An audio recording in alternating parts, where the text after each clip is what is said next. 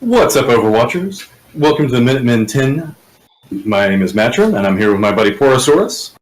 What's up, guys? How's it going tonight? We got some great teams ready to start playing some fantastic rounds of Overwatch. What do you think about these new team names we got here, Matrim? Oh my god, dude. Okay, start off with Bill Nye's Science guy, or Bill Nye's Science Team is what we're going to start following.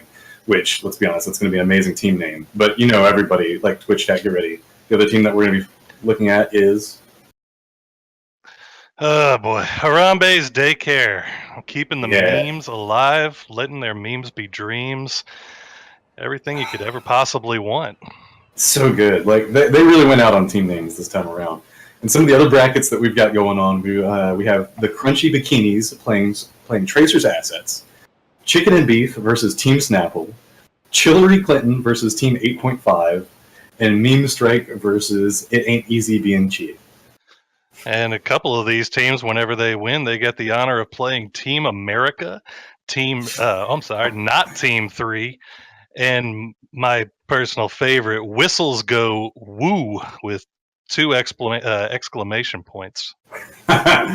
So, just to give you guys a heads up, we have actually, one of our partners is Matcherino, so always feel free to hit that exclamation point Matcherino to get a link, so that way you can donate $1 using the password COW8. But we also have a special agreement that we're doing with Matcherino to where you get rewards. So for every minute you're watching a Cow League event, you get 1 point, and whenever you donate, you get 5 times the amount of points. That means that you're getting 5 points per minute, and you can use these points to get special rewards through Matcherino and Cow League.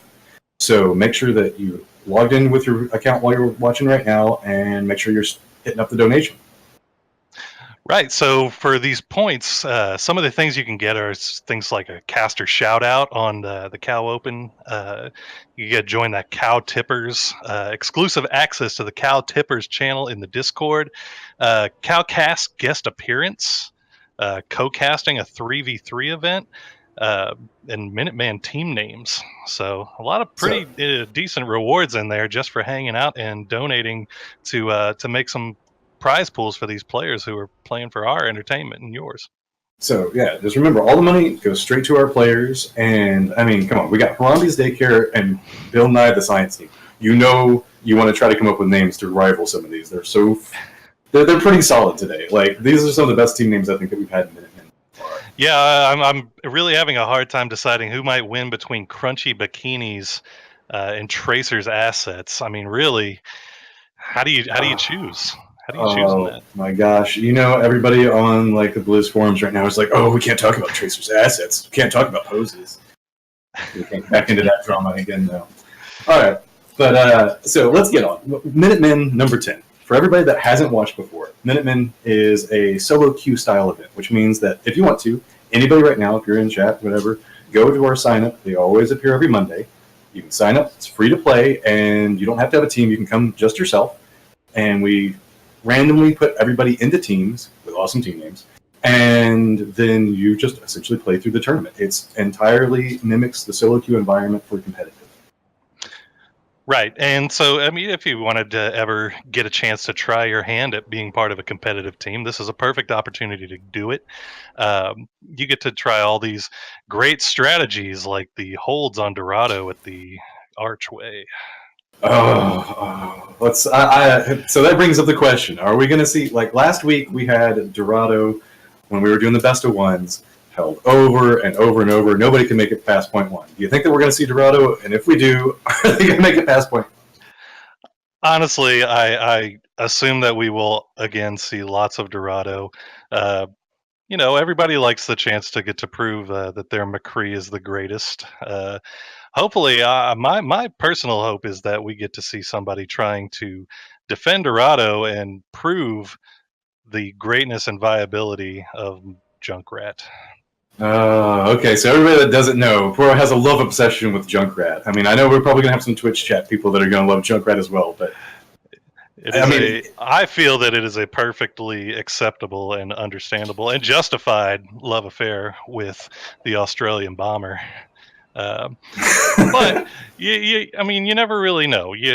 Metas shift and change, and as this is Minutemen, we work with what we know, and what we know is what we typically are the most comfortable with, and who knows what we'll see. We might see 3 Trobjorns. I doubt it, but we might. You never know. Well, we got to remember we are still running the 1 hero limit for this. So last note, 3 Trobjorns. 3 Trobjorns. Well, I can still hold out hope for my Junkrat then. Well, I mean, if they run Dorado, I mean, Junkrat is by far the best choice for Dorado. Point choke 1, I will say nothing bad about it. But what do you think? Do you think that we might see some other heroes? We haven't seen. I don't think we saw Anna last week, did we? Not that I recall, but it's beginning to be pretty standard where you have your Reinhardts, you have your McCrees, you have your Zenyattes, you have your Mercies, and then at that point you fill out with what?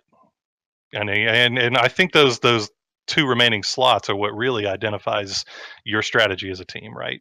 So it seems as though those 4 are always locked in. Well, I don't know. It seems to me like Mercy's been struggling a lot lately, especially with the changes when they're bringing Zenyatta in, and naturally the fact that unlocks Tracer, and then the increase in Diva. It seems like if you try to play Mercy these days, from my personal experience anyway, what seems like to be in somewhat competitive, you play Mercy and you just get run over roughshod. Like, you have Genjis flying at you right as soon as you get Discord placed on you.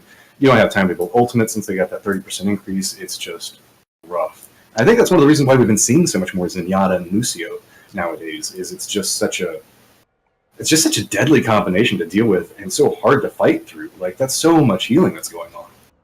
It's true, and then I mean, if you think about it from the standpoint of you have your Reinhardt and you have your DPS standing behind your Reinhardt, doing damage through the shield or damage to the opposing Reinhardt shield, and then you have your Genjis or Tracers coming around from the backside doing and creating all kinds of havoc. What do teams do to stop that Genji, stop that Tracer? How do you counter that essentially in some of these maps that have limited access choke points like Dorado? I think that's kind of how the meta is formed right now. I mean, in my opinion, I think we're still kind of loose, but with the way that Genji and McCree have come back in so hard, and the fall off of Pharah, that's kind of made it really hard to play any of these super mobile supports. And it really is coming down to just trying to bash through each other's Reinhardt shit as fast as you possibly can. That's why Junkrat is great on Dorado. And I don't know. It seems like it's almost coming down to who can focus down the Genji fastest, or who has the best mini-game skill between McCree and the Genji. Because, there's always the mini-game where can McCree stun Genji, or can Genji time the reflect perfectly? And that seems to be the defining factor that comes down is, can your McCree shut down the Genji, or does Genji just go crazy? And then at the same time, is your Genji going crazy on the other team? I mean, we've seen a couple of times that it's just been a Genji ulting one way and a Genji, they kind of like pass each other as they're flying by ulting, and then both teams kind of fall down, and then turn around and look at each other, and then one wins, and then that one hops on the cart and rides it along. I mean, that's Genji life right now, it seems. Right. So I mean, I think it puts a lot of pressure on these Zenyattes, right? So if you have to make sure you're discording the proper champion. So do you discord the Genji, or do you discord the McCree who's running through? I mean, I don't know. It looks like we're about to find out. So with that said, we've got Harambe's Daycare versus Bill Nye. And so we're going to pass it over to our casters. That's going to be Aaron, and that's got to be Kane. Hitting it over to you guys.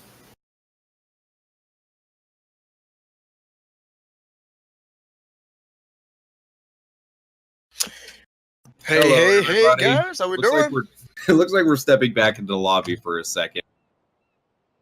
We are going to be spawning here on Hollywood, folks. Again, I want to thank you guys for coming out another Thursday night here with the competitive Overwatch League. My name is Aaron LOL. I'll be casting the games for you tonight, and I am joined by That's Gotta Be Kane. Kane, talk to me, man. Oh, man, I'm talking. Oh, man, I'm feeling good right now. I'm feeling real good tonight. Again, happy to be casting number 11. And I got to say, with branching in now to the double digits, these team names, man. Oh, I know. The double digits hit the big change, really, for the double digits, the team names and everything.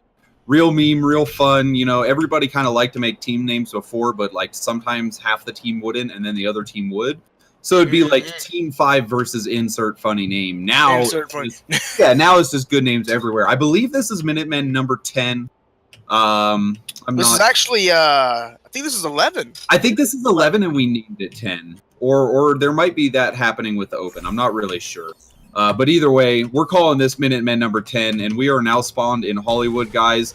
The two teams are going to be Harambe's Daycare, or actually, I like to say Harambe. Everybody likes to say it somehow else. Harambe's Daycare spawned as the attackers in red, and the defending team is the Bill Nye Science team in blue. All right, so we got Harambe's Daycare versus, that's how I'm forever going to pronounce it, Harambe. And then you have the Bill Nye Science. Bill Nye guys. Let's see if they can, the Bill Nye guys can make Harambe into a naked mole rat. You know, I really wish you could just use science to describe their team, but people really love hearing about Bill Nye. And like when you say Bill Nye, everybody gets that hype like intro music in their ears. Bill. Right. I mean, that's actually a reference that I just said with the naked mole rat. That was an episode that was something else. But here we go. We're starting right now with Bill and the boys on defense in the blue, and Team Harambe running. Nope, I don't see Harambe. I don't see him. So it looks like they're going to be going through the back alley attack path, the red team here, Harambe's Daycare, and pushing through the stairs here with their tank in front. Their McCree and their Zenyatta doing a lot of poking right now, and it looks like they're using their Genji to engage the blue team, having the blue team have to come down and engage their Genji Kane. This is actually a pretty interesting instance. You see Tristan actually being able to having caught Roshorar, having split up a nice good amount of the team, but of course Wingman with the Reaper is going to go ahead and bust down the first ever Reinhardt. So there you go. That's going to really be first blood. So I like the engagement with the Genji. This has been a very slow happening team fight though, and the teams are kind of doing that non-aggressive poking. This team fight is definitely going to be cleaned up by the blue team. They're definitely going to push the red team back here, no problem. And again, it was kind of because of defensive posturing. It was a lot of footsying, I guess you could say. A lot of footsying, positioning, but nobody really hopped on each other's case very aggressively. That is true. Not way too much. It was a pretty good offense, though, I would say, with them all moving in through the back. It definitely allowed for a lot more posturing to be had, so a lot of teams were able to kind of sum up what they wanted to do. But, of course, when you posture more, of course, that always gives the advantage to the defense. And as we were able to see it, it's still going to force them back to square one, and they're going to have to try something else. So Tristan's working on very little shield, but he goes in with the Earth Shatter right away, and Dragon Blade is being popped at the same time. Earth Shatter, Dragon Blade, and Deadeye all coming out for the red team. So Harambe, using their Transcendence to keep all the teammates alive as well, they're going to spend 4 ultimates to capture this point A. They only have their Diva self-destruct at the moment, and it looks like they have a huge frag advantage in this, but a lot of ultimates were spent right there. So I want to know what you think about the next phase, because they are realistically working on a huge ultimate disadvantage, and they're going into the next phase, which has a lot of verticality to deal with. Definitely. There's going to be a lot of verticality, but at the same time, that also is going to put in a lot of skirmishes, as you tell. With this map, you don't have a lot of people always together, so a lot of people are going to get picked off a lot more, and at the same time, it's going to force people to really show their individual skills. Great play by the Diva here. She gets nothing done with her ultimate, but she completely clears the bank. The high ground on the bank was taken by the blue team. Bill Nye had their entire team, including the Reinhardt, on the top of the bank. Diva just used her ult as a zoning ult to clear it, so they are both at a standstill in the main choke here. Exactly, there you have it. Alright, so Torbnasuk comes down from the blue Zarya. Doesn't really accomplish anything, though. Dox gets 2 kills out of it, and it's actually going to force the red team back, but it was nowhere near as big an engagement as I thought it was going to be. The Genji is still alive for the red team, along with his Diva, and they're just holding the high ground right now, and looks like they're going to go for an assassination of some sort. Yeah, Dox, again, amazing play there. You know, Diva cleared the point really well, as you were saying before, but gotta give it to the team Bill Nye. You know, they got down, they regrouped effectively, and they're able to counterpush with only just a single ultimate. They're still sitting on, they're still sitting pretty with 4 going on 5. Yeah, you know what? I really thought that Torbnus deal was pretty poorly placed because I didn't see any DPS classes around Zarya when it happened, but it seemed to be enough, and we have a forced engagement from the red team. Tristan decides to spend the Earth Shatter on some sort of forced engagement. The red Deadeye comes out from the red team's McCree, but it looks like it's going to be all for naught. The blue team sound barrier, Bill Nye's sound barrier goes down. Looks like just as a sound barrier goes down there's a Dragon Blade coming out from the red team. So this is a full-out team fight. And as the frags finally unfold, 4 to, looks like about 5-0 actually in Team Red's favor. Yeah, not a lot was actually done over on the blue team. What happened there, Kane? It was like a team fight engaged and then it was disengaged. Yeah, Bill Nye, they actually threw out a lot of their ultimates not really entirely in sync. Wingman went ahead and popped his ultimate, but it didn't get anybody at all. It was actually in the middle. I'm not sure if he was knocked back at all, but not a lot was actually done there. And so I'm just guessing there was a lot of misplaced ultimates. Okay, so the failed Death Blossom with a story of last team fight. This team fight happening right now was started by the Earth Shatter of Tristan on the red team, but it looks like it's going to be ended by the Red Diva's self-destruct there. She cleared a lot of space, let her team pick up some frags along with herself, and this was all just started off of the really impromptu Earth Shatter from Tristan on Team Harambe. Definitely. We saw there that, once again, really great placement with the self-destruct. It cleared up a lot of the team and allowed for a whole lot of Team Harambe to actually move in. Of course, they were getting cleaned up a lot due to the flanking. There wasn't a lot of presence on payload at the time, but it definitely did what was needed. And it just shows how much they're able to put out. And even though they put out a lot of ultimates to try to clear that point, they're regrouping. They already have 3 ultimates coming up right now, going on 4. And as you can tell, they are ahead of the curve. They've expended more ultimates than Team Harambe, or rather Team Bill Nye. Team Bill Nye have thrown out, but they've always been able to reciprocate and come out with more by the time they've gotten back. Yeah, I'm glad you brought that up. We have another Earth Shatter coming down, but it wasn't from Tristan this time. This engagement started off of a Dragon Blade, and we have the Transcendence on the Harambe team coming down, trying to keep things moving, but the DPS classes and the Reinhardt are kind of stuck together in the saloon right now. The red team finally is allowed to flourish, though, and they actually cleaned this engagement up. I wanted to bring up that I think Tristan is hard carrying this game. Not really hard carrying in eliminations and damage, but that has been 4 Earth Shatters from this Reinhardt. He's doing a great job of collecting his ultimate and using it when he sees fit, and every time Tristan has followed with an Earth Shatter, his team has followed with Fred. Exactly, it's exactly what I was talking about. All of Team Harambe, they have had so many ultimates. Tristan building up so much ult, he's been able to expend them. He doesn't hold on to them very long. He simply throws it down, and the team capitalizes, and they follow through. And that's exactly what we've been seeing. Every team uses their ultimate with a lot of precision, with a lot of use of finesse, and they're able to get it out, and they're able to start replenishing really quickly. Here's another ultimate being used like you talk. This is the second time Diva's ultimate has picked up no frags, but it did a very good job zoning. The Reaper on the blue team tries to come in to start something with the Zarya, but he's completely shut down. That means there's no DPS on the Bill Nye team to follow up with their Zarya's Torment Steel, and they're actually getting punished for using that Torment Steel right now. They're at a 3-frag disadvantage. The Dragon Blade comes down for the red team and is just going to seal up this push here. It was a very interesting last phase there, Kane. It happened relatively quickly, and the whole phase took like one team fight.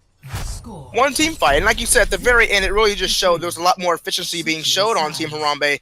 The Torment Suck went out, not a single bit of capitalization. As a matter of fact, you saw a lot of Team Bill Nye, they were holding back.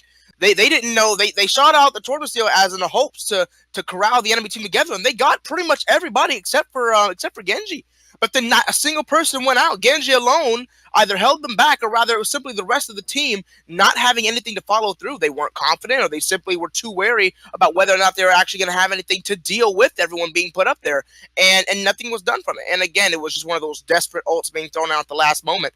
And it was just Team Harambe was just outplaying most of the team, or out most of Bill Nye. And those, I have to give it, again, you give it to Tristan, and I agree with you, but second ways, I'm going to have to really give it to the Diva, because those ultimates were being used so well. A lot of people have been using their ultimates as a way to try and get frags, to try to get pickoffs, and pickoffs are great, but with the changes made to the ultimate, a lot of people are simply using it now, as we saw before, as zoning pressure. Such strong zoning pressure. You're splitting up entire teams with great pressure. With the great placement you have, entire teams are splitting off. Entire teams are moving from the high ground. They're moving from their clustered areas, and they're getting spread out, allowing for you guys to capitalize and to pick off anyone, especially those DPS like McCree and Genji, that get out of place. And so great play from both Tristan and, of course, the Diva player. And just amazing play from Team Harambe. I'm really interested to see if they can bring that back to defense, and if Team Bill Nye can show on offense if they can still reciprocate the exact play style that Team Harambe had. I like what you said, Kane. A good D.Va player can essentially push the enemy team in any direction they want. They can force them to move in a direction just with their ultimate, even if they don't get frags off of it. What happened in that last team fight with the Torbna Steel we talked about, I think their Reaper was taken out, therefore meaning no DPS was with the Zarya at the moment. And we have the start of a push here. It looks like the blue team, Bill Nye, is going to push in the direction of the back alleyway here along the stair. But they're actually getting flushed out by McCree and D.Va right now. The red McCree has been staying with the red D.Va quite a lot. Definitely, there you have it. Tristan once again taking out Dissent. That's going to be first blood for that right now. Already, Team Harambe starting to show that very efficient, calculated, and precise offense. Tristan not afraid to get very offensive with that hammer, having taken out the tank buster. Yeah, he just dealt with his character's counter like it was nothing. With a Discord orb on him, nonetheless. That's a confident play. Yeah, that was a very confident play. So, very normal positioning looking from here. There's Zenyatta on the red team, Team Harambe. I'm sorry, Team Bill Nye is just spamming at the moment. D.Va on top, and their Reaper is in the position where he is forced to get engaged on to do any damage. Looks like the blue team is fully pushing. They've speed boosted into the alley, and they're on the balcony now. So they're going to be choosing when they do their push here. Looks like they're waiting for their Lucio speed boost to come up, though, because they are really not engaging at the moment. And so far, what we've seen already, there you have it right now. Team Harambe just starting to really clean up the rest of them already. That's already 4 out of 6. It's going to force them to regroup. Yeah, very easily done. I mean, it was just really 3 characters, D.Va, the Reaper, and the Reinhardt for Team Harambe just kind of pushed out with their D.Va zoning. So this was an ultimate that was spent by Tristan, kind of like a D.Va ultimate, a zoning ultimate. It really just scared the team away for a second. They are really down that ultimate right now, and with their change to Soldier 76, Team Harambe is going to have to make sure that the Reinhardt on the blue team gets taken out in order to have a successful team fight here. That tack visor is not going to be very useful against the Reinhardt shield. Definitely not. And another thing, I'm not sure, it makes me start to question a little bit on whether or not Team Bill Nye is having a whole lot of communication going on, because as we've seen before already, the Tristan with a tank buster of Reaper on him with a Discord orb should not be surviving. Whether that be simply the Reaper or whether that be a whole lot of other people focusing on him, a Discord orb target should have a lot of communication brought up. The targets need to be brought down, and that's what I've been noticing is Discord orbs are going everywhere, but not a lot of people are going down.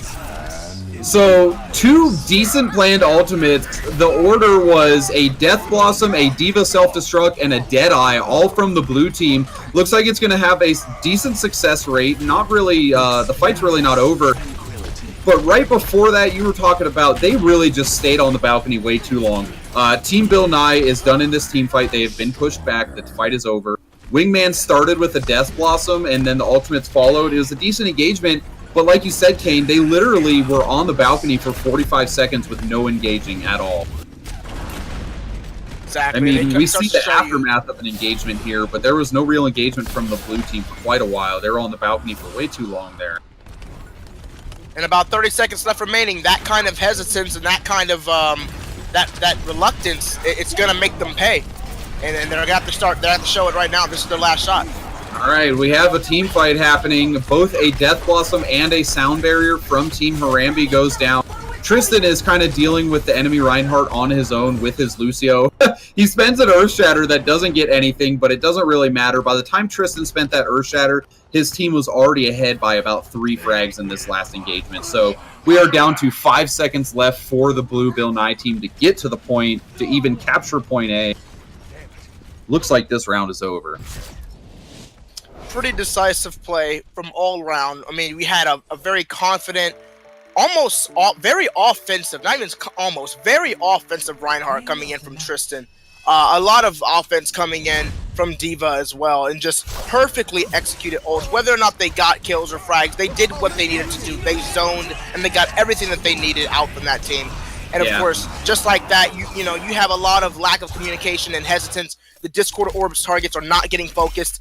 You know, when a Reaper, a tank buster, is falling to the tank with a Discord orb on, it starts to show either way it goes. There's a lot of work that needs to be done, and what we saw here was simply complete and utter outplaying. Team Harambe, like you said, outplaying. Team Harambe looking very strong. This is Team Harambe's Daycare they're being called.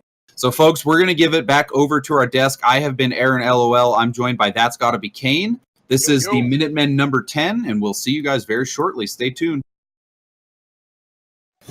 Oh, Poro. Harambe wins in the end. I mean, I have to admit, I had a preference for the team name. It was pretty strong. Yeah, but I mean, how do you name yourself Harambe's Daycare and just don't even pick Winston? I mean, come on. Like that's a rookie mistake. I mean, that hurts my soul on so many levels. Like you had the chance. You had the chance for vengeance, and you just let it go. Well, I will say they more than made up for it with some spectacular diva play. And actually, it brings up something that I wanted to ask you about. We were talking earlier. You know, we saw the same stuff we were kind of expecting. You know, with a Reinhardt and a Zenyatta McCree. But in the first round, they had the second tank that each team went with a different one.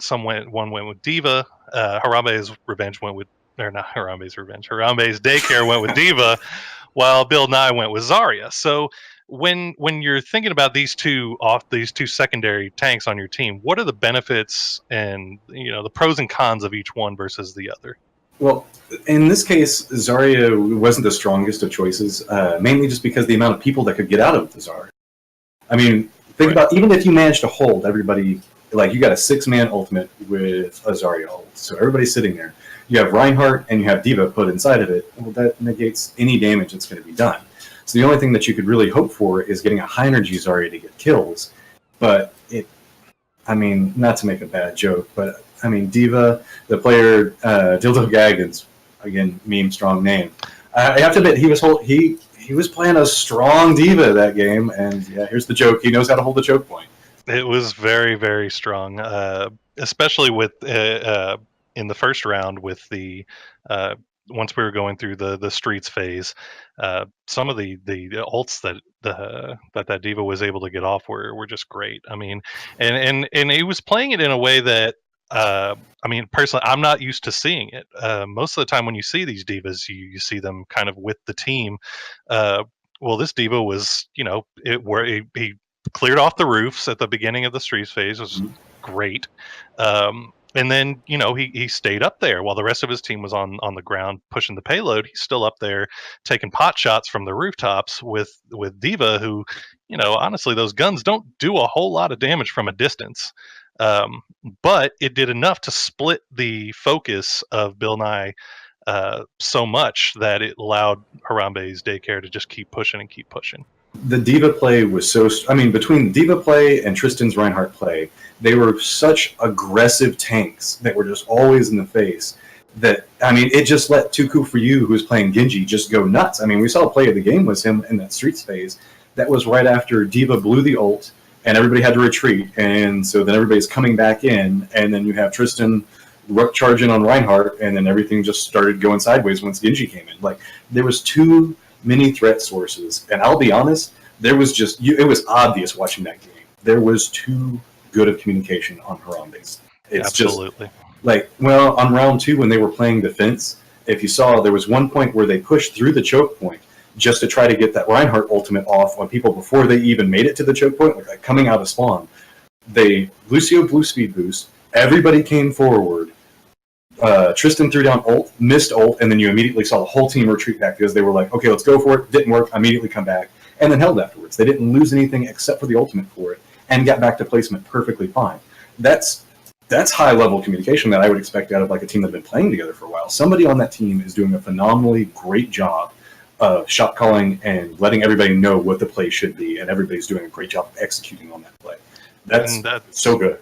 Yeah, that's the biggest thing. Is you can have a great shot caller, and that's awesome. That helps make things way easier, but it becomes completely moot if nobody's willing to listen, or if there's multiple shot callers. So there was a couple of times in the Bill Nye attack round where, you know, it seemed like for a second they were grouping up and they were pushing when they decided to push behind the building and try to go through the top. That looked like that they actually were kind of together and had an idea of what to do, and then it just kind of fell apart. It seems some of them wanted to stay up top and some wanted to go a different way, and from that point, Harambe's Daycare just were able to take them out one by one.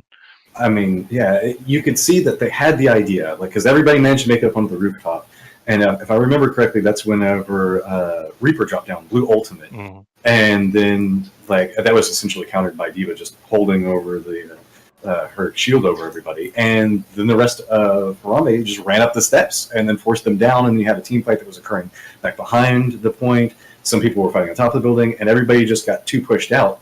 And with the way that essentially Tristan on his Reinhardt and DildoGaqqins were playing on D.Va, they were so aggressive, they didn't have a problem fighting by themselves. They would just go wherever they wanted, and the rest, they would assume that the rest of the team was killing whoever they needed to, while they were off killing somebody else. It was almost like they had 4 DPS and 2 support.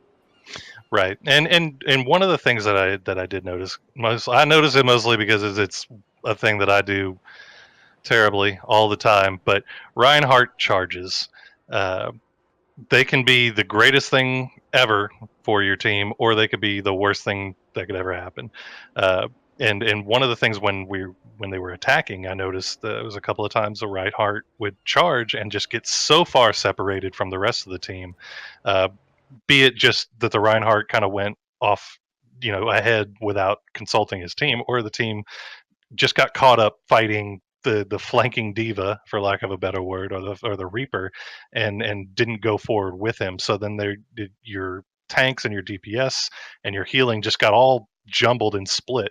One of the things that Harambe's Daycare did really, really well was with their attacking and aggressive tanks, the rest of the team still managed to stay together. The DPS stayed by the healing. You know, the Reaper did go off and flank a couple of times, but never went too far ahead. And I think that really helped them out a lot. And it proved to be the difference. I wholly agree. I'm curious about if that separation with Reinhardt, though, might have just been too cool for you. On his, like, he was doing a great job of separating. I think in the second round he played Reaper, and he was living up on top of the building right next to the point with D.Va. And it seemed like every single time the Reinhardt would try to come in, they would just drop down or they distract. And for some reason, the 4 people couldn't kill the 2 people on top of the building. I don't know if it was just line of sight or whatever, but you could always see that they were getting straggled. And I don't know if that was just a communication point that they might have been having a problem with, or if it was just Tuku just all over keeping them distracted. Now, one thing we do have to mention is the fact that, you know, how we were talking about those Maturino points. We are getting close to the $50 goal, everybody. So, I mean, hit exclamation point, Maturino, go and do a donation. Whenever we get to the $50 goal, that means the fact that you guys can bet your points and try to get a caster shout out from us or from the other side. Either team that you want. So just make sure that everybody's helping get up there. Hey, actually, apparently you guys are on it. New record is achieved. We just hit the new award is active, so we just hit the $50. Great job, guys. Remember, all this money is going to players. So at that point, let's get back to the game real quick. So now that we've seen a little bit of Harambe, other than seeing them play Winston, which actually I guess I don't even know if we would. I don't know if I actually want to see DildoGaqqins not play D.Va anymore. But it's a nice transition. D.Va is very strong. But it would be nice to see Harambe embrace the spirit and play it at least once. Maybe if they go to a control map. Well, and that's what I was going to ask you. You know, when you're playing these payload maps, is there ever a time when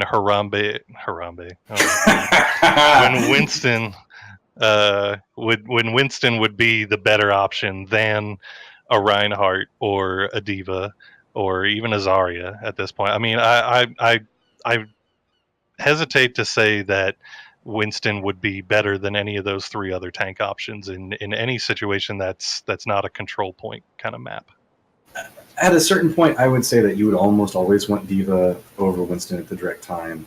But that being said, you can play a super hyper aggressive comp where mainly it's just go in, get there as fast as possible. It's pretty common with usually whenever somebody tries to run the one support and like 3 DPS and 2 tanks style. So you have like a Genji, a Tracer, a McCree, maybe Diva, Winston, and then a Lucio or a Zenyatta. Something like that. That happens where somebody tries to get their first point real quick, and if it fails, then they switch to a more standard comp. And we all know that the most fun thing to do in Overwatch is to be a Winston chasing down a Widowmaker or a Hanzo.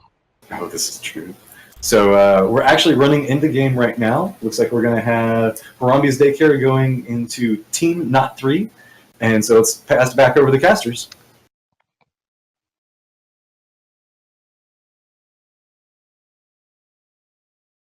Alrighty, again, guys, folks. here we are. Thank you again for showing up this Thursday night. This is the competitive Overwatch League Minutemen number 10. My name is Aaron LOL, and I'm joined by That's Gotta Be Kane. We are spawned here on Route 66, and the blue team is going to be Harambe's Daycare versus Team 4, also known as Team Not 3. So good luck with that one, Kane. Oh man, let's see. I'm tempted to just say Team 2. I'm just gonna call him Team 3. Team 3, you know, okay, there you go. Deny them this. Just call them Team 3. All right, so it's gonna be Team 2 or Team 3. God damn it, Team 3 versus Team Harambe's Daycare.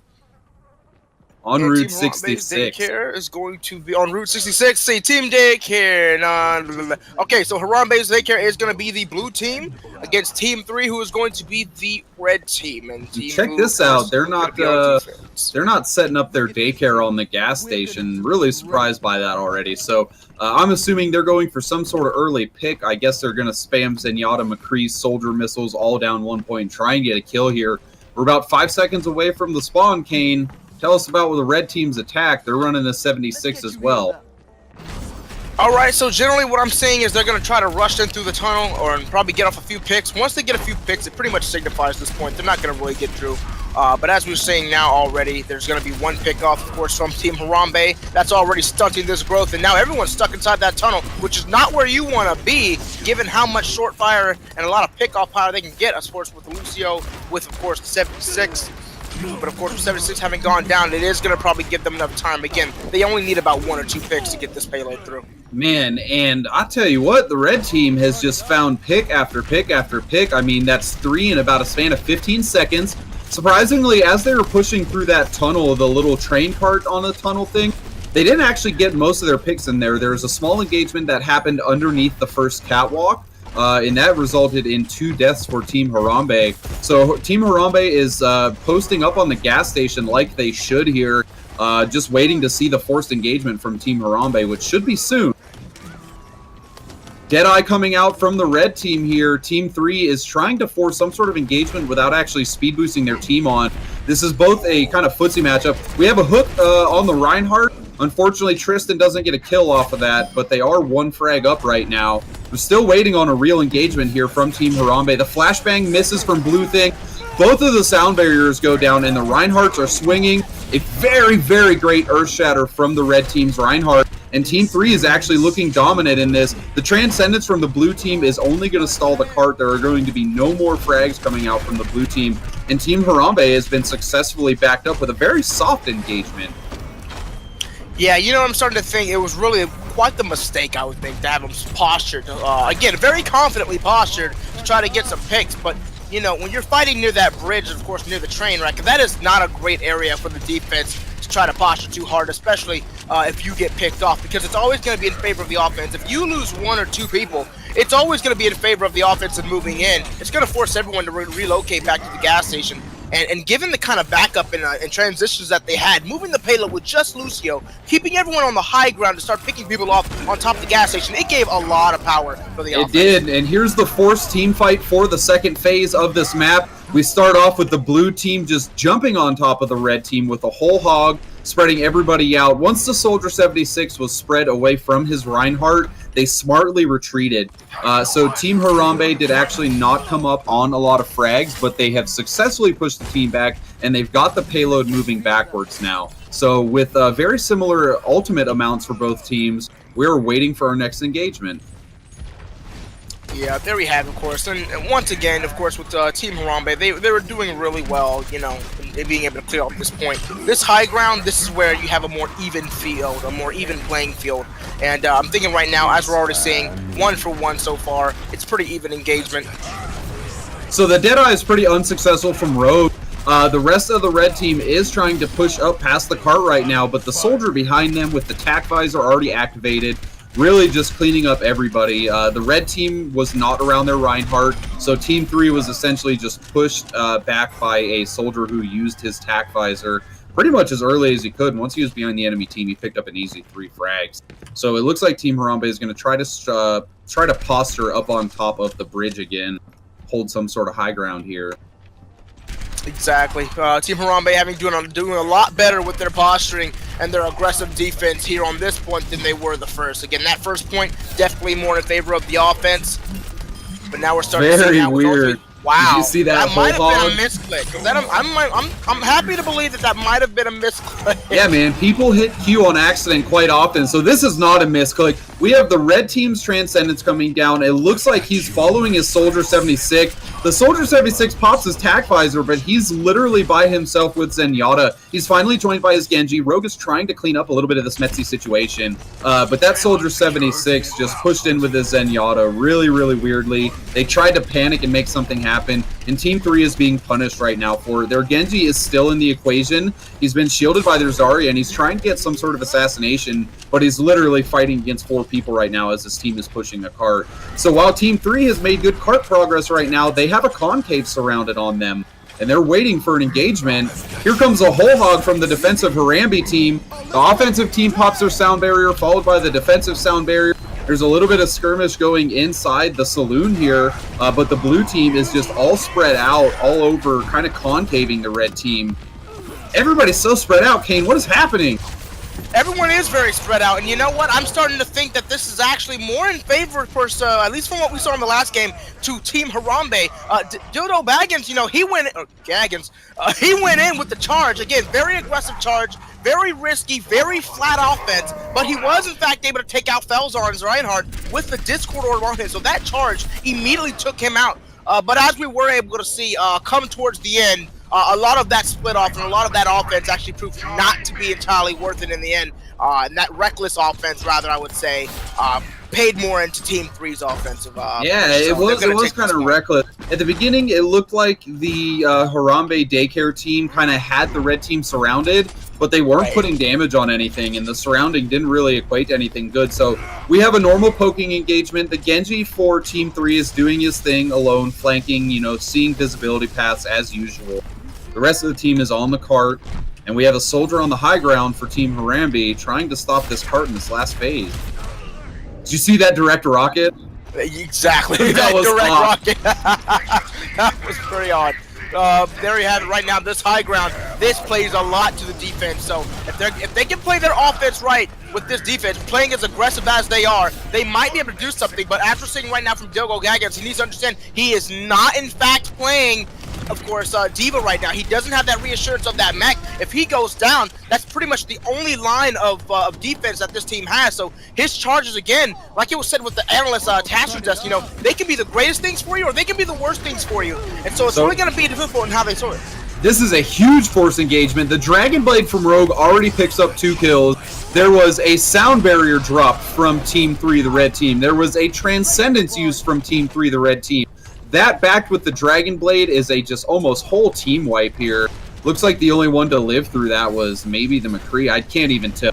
The red team is all over the cart at the moment. This is the final skirmish in this map right now. Little less than a minute right now, and Tristan, of course, now playing Harambe, but I'm not sure if he's going to get a lot right now as he gets gunned down. The irony, and right there, it looks like with that triple kill to solidify it, Team 3 red team, they're going to take... All right, I know exactly what happened here, Kane. It was really weird. So they switched to Harambe. Winston, sorry out there, Twitch crowd, having a little fun with it. So Team Harambe switched to Winston in the last phase. Their Reinhardt spent his Earth Shatter, and he was with Winston. We all know Winston doesn't put out a lot of damage, and when the Reinhardt Earth Shattered, so that would be, it wasn't Tristan actually. Tristan was the one playing Winston. But the story of that last fight in the beginning phase of the last phase was they spent an Earth Shatter with their Winston. They didn't get any frags off of it because all their DPS classes were back towards their spawns. So essentially they just got their tank killed and spent an Earth Shatter for no reason. The fight after that was a complete tragedy because they had already spent their Reinhardt's ultimate. So a little bit of shakiness here in the ultimate coordination from Team Harambe. Hopefully they'll look a little bit better on attack because they looked really good last game.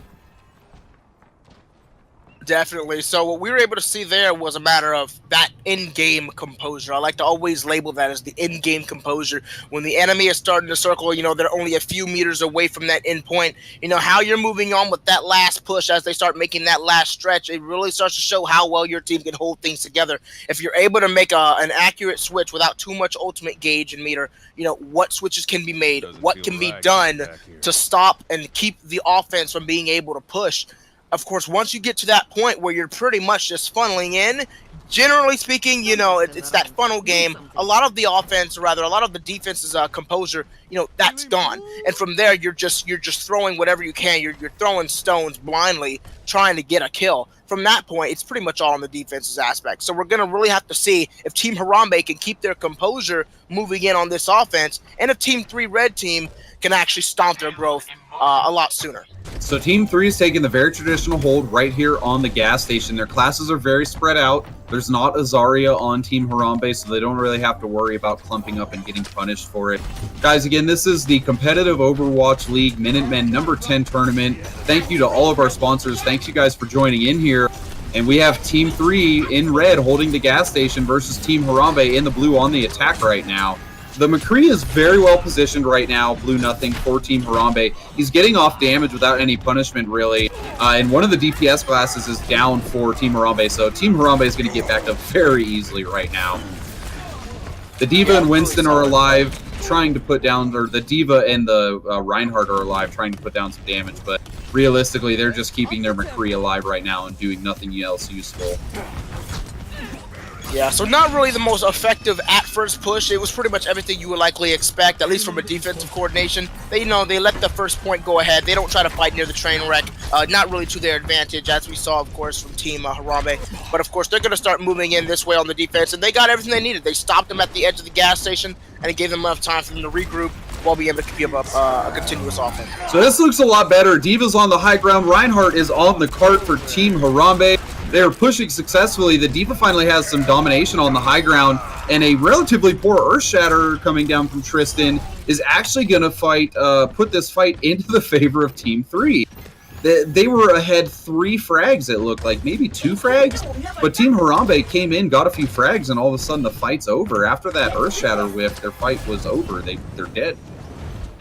There you have it, yeah, and even still, you know, they're down, and with 5 ultimates up, of course, right now, a Team 3 Red Team, they're coming in with a huge advantage. So they're able to stunt this card growth with so much, and if they can use them conservatively, like they've been able to show in the past, this is going to be one of those games like with Team Harambe where they have a huge ultimate deficit.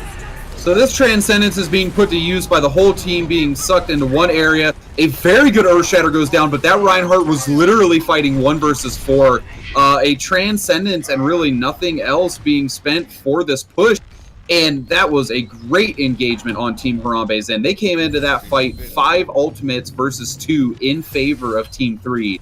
And just spending their Transcendence alone, it looks like, got them this push. They have secured the first checkpoint. We have a desperate Transcendence trying to keep this. Both support ultimates coming down for Team Red. Team 3 is really trying to hold on to this checkpoint for some reason. But I think Team Harambe's already pushed too far up. Definitely. You know, what we're seeing right now, of course, is just, again, a bit of a funnel game, but not one that they don't believe that they could possibly win, as we're seeing now. That's now 3 frags gone down. They're using the ultimates like I personally believe they should have done when they had the chance. They were being a little way too conservative, as we're seeing right now. All of Team Harambe has just been wiped out, and they're still going to keep this with just a minute left. And as you can see, had they done this earlier, now with just a minute so remaining, they can still win this now with this point. Of course, no one really has their ult. It's 1 ultimate on Team Harambe. It's 1 ultimate right now on Team Red. And as we're seeing right now, they still have the chance. If they can win this next team fight and they play precisely and not too conservatively, and they win this team fight, they can take it. and they can take it Kane, to him. it's going to be all up to the sound barrier in Transcendence. It looks like 14 blue.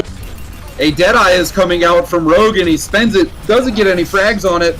A red team Transcendence is the counter to the blue team sound barrier, and it looks like we're finally getting some frags on the blue end. D.Va is on the cart doing what she can, but she's been by herself for the past 10 seconds, spending her ultimate here and actually picking up a few kills with it.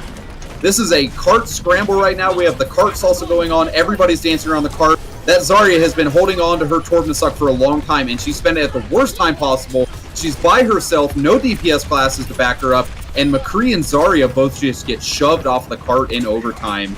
That was a very nice recollection there by Team Harambe. I cannot believe they took that first point, because it And was play really of the bad. game, I would definitely have to say for that would go to DildoGaqqins. I mean, that D.Va play, coming from when, of course, Rogue tried to use the High Noon and, of course, try to get that Deadeye off. No, the harassment, I don't know if you saw it. DildoGaqqins' harassment of course, of that Deadeye kept him from getting anything. He was just trying to run off the edge of the gas station. Second, she went ahead and used that self-destruct, and, of course, the payload was keeping Felzarn from being able to accurately use his shield, and they were able to pick up a double kill. The clipping allowed for them to get that third kill, and then finally, of course, after Rogue came back, Dildo was able to just continuously put down a barrage to keep them from getting wiped up. So out of that entire last-ditch effort, there was 3 kills picked up from DildoGaqqins, and that Team right there just Harambe. shows just how strong they are. Team Harambe really needs to be careful right now, because they are down 1 DPS class, and they are choosing to fight right now. Death Blossom comes down and is basically nullified by the sound barrier, but after that Death Blossom took away everybody's sound barrier they were granted, they were left in what looked to be like a 5 versus 4 fight in favor of Team 3. And Team 3 is making this look relatively seamless. Definitely, though, they do have to keep in mind, though, is they still only have, again, less than a minute. Time is not on their side. One mess up with this kind of time left, and it's pretty much over. They need to keep themselves that composure. This is what I was talking about, that in-game composure. How well they keep it composed and how well they're able to execute. We saw it at the first point, the first checkpoint. So that was a support assassination by the blue team's Genji, which is very good.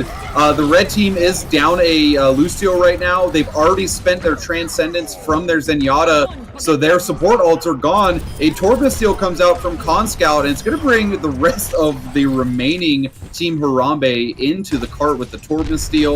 Looks like that's going to be it, because we are now doing the desperate cart dance. A lonely Dragon Blade is popped, and a lonely Genji dies alone trying to touch the cart. The GG's already called. GG already called, and they're on the point. They're desperately just trying to scramble around, trying to get all they can. But it is still 1-1 with the ultimates, though I'm not sure if there's enough coordination to get a Deadeye off in the midst of all this chaos right now. Yep, there's another Dragon Blade coming out. I mean, Twoke for you built that ultimate so fast. That is going to be the end of the game. Rogue there saying goodbye Wake me to up the enemy inside. team. Can't wake up. Save me. Oh man, let's not get into that. Although I have a feeling that's going to be the theme of tonight. Team 3 looking really strong here tonight. Team Harambe was our previous victor of the previous game on stream, and they have just been dethroned right now by Team 3. So Team 3 will be advancing in the bracket. They'll probably be playing a little bit later on stream. Guys, I'm Aaron LOL. I'm joined by That's Gotta Be Kane. We're going to go back to our desk in a second here, the analyst desk. You're watching the Minutemen number 10 solo queue tournament here on the Competitive Overwatch League. We will see you guys here in a moment.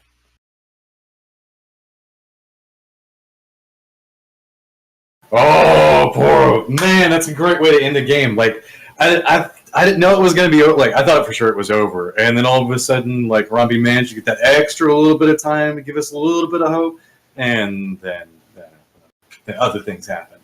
So, where to start on this?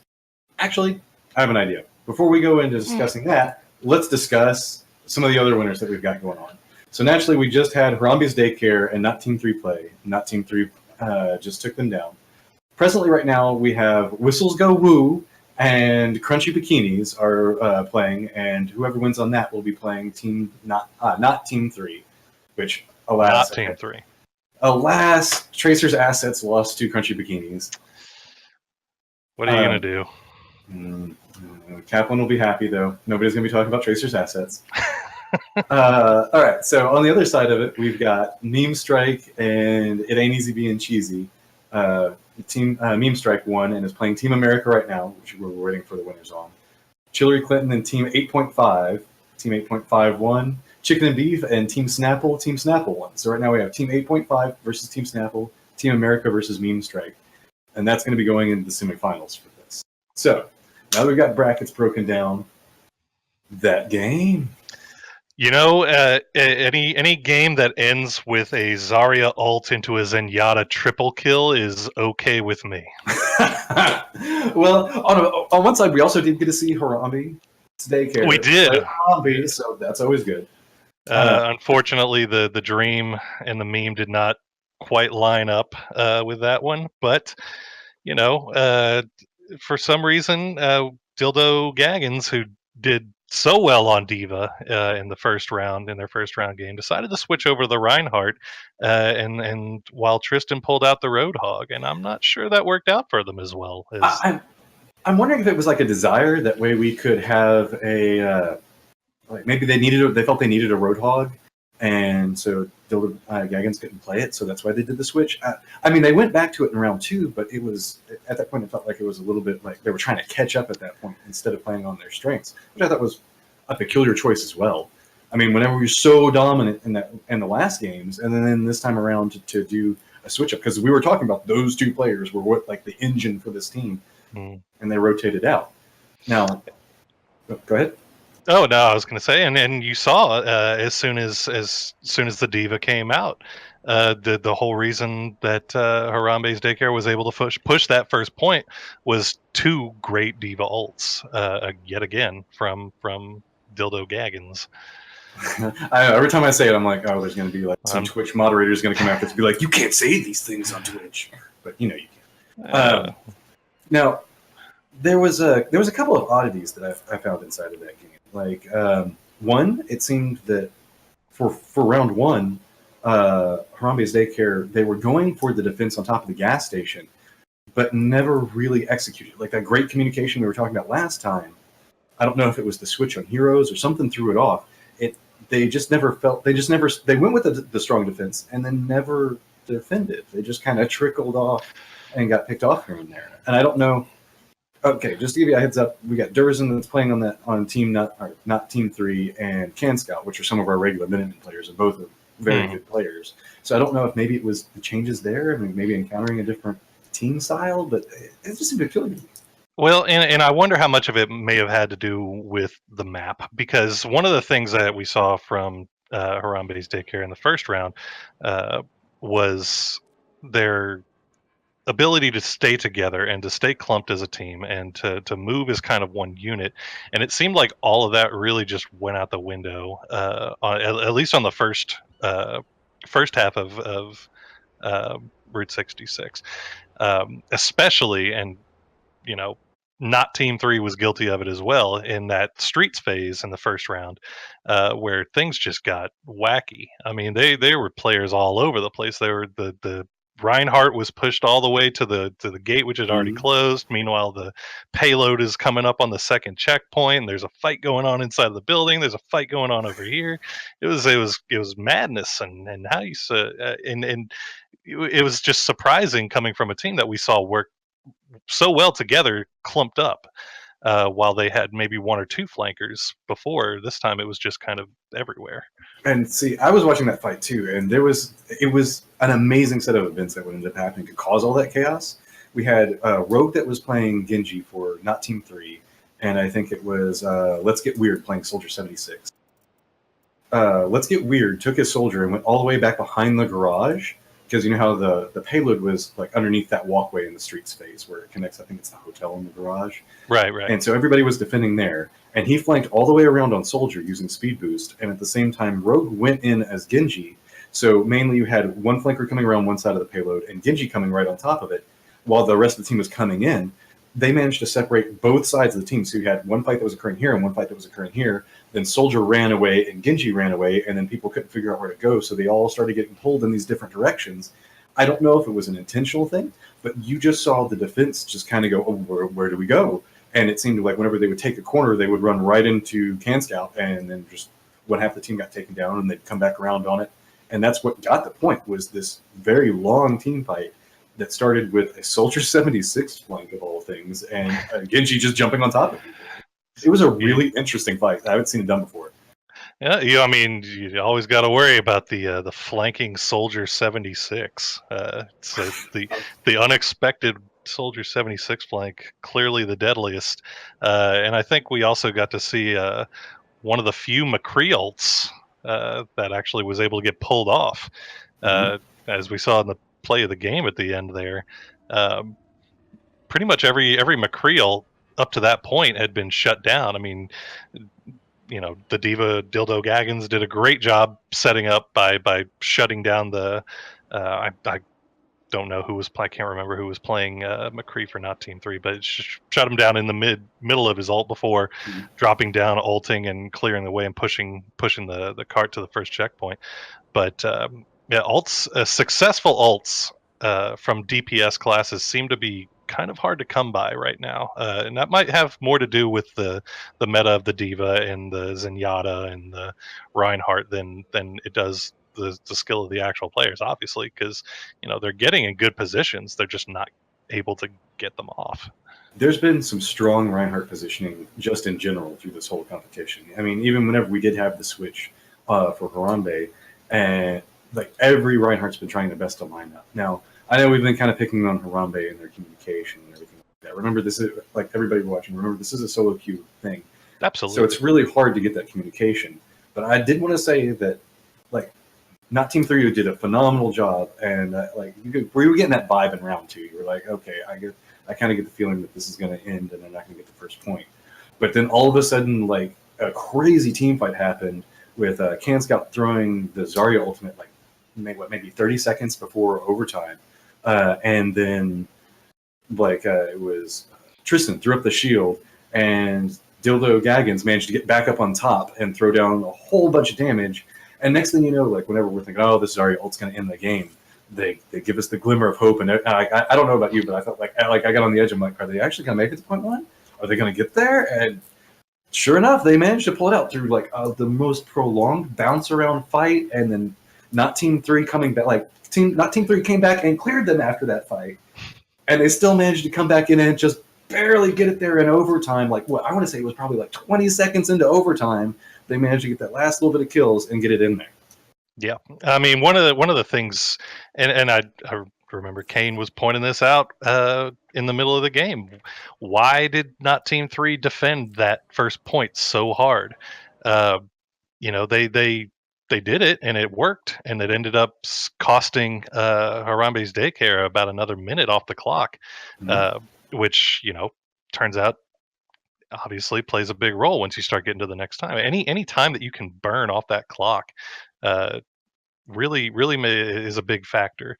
But I mean, I loved, again, I keep picking on, and it's not because I love to say it, because I really hate saying it, but I got to keep going back to DildoGaqqins and the D.Va. That waiting, the ult timings were just so great, especially with that last push to that first point, like you were talking about. She waited for the Zenyatta ult to go down, and then once that was down, she was just hanging out up on top like she's been doing this whole time, just kind of flanking from the side and waiting for the most opportune moment to go in. And honestly, while I was watching it, I kind of thought it was a panic ult, because if you remember, she got Reinhardt ulted and stunned right before she was able to get that ult off, and the Reinhardt was standing right next to her with the shield up, but it was just a pixel off, and didn't back up enough, was stuck between the point and the ulting mech, and was taken out, and thus taken out, and it took out the Lucio behind him. So, while that last ult I think might have been a little bit of a panic ult, but it worked out great. So you can't really complain.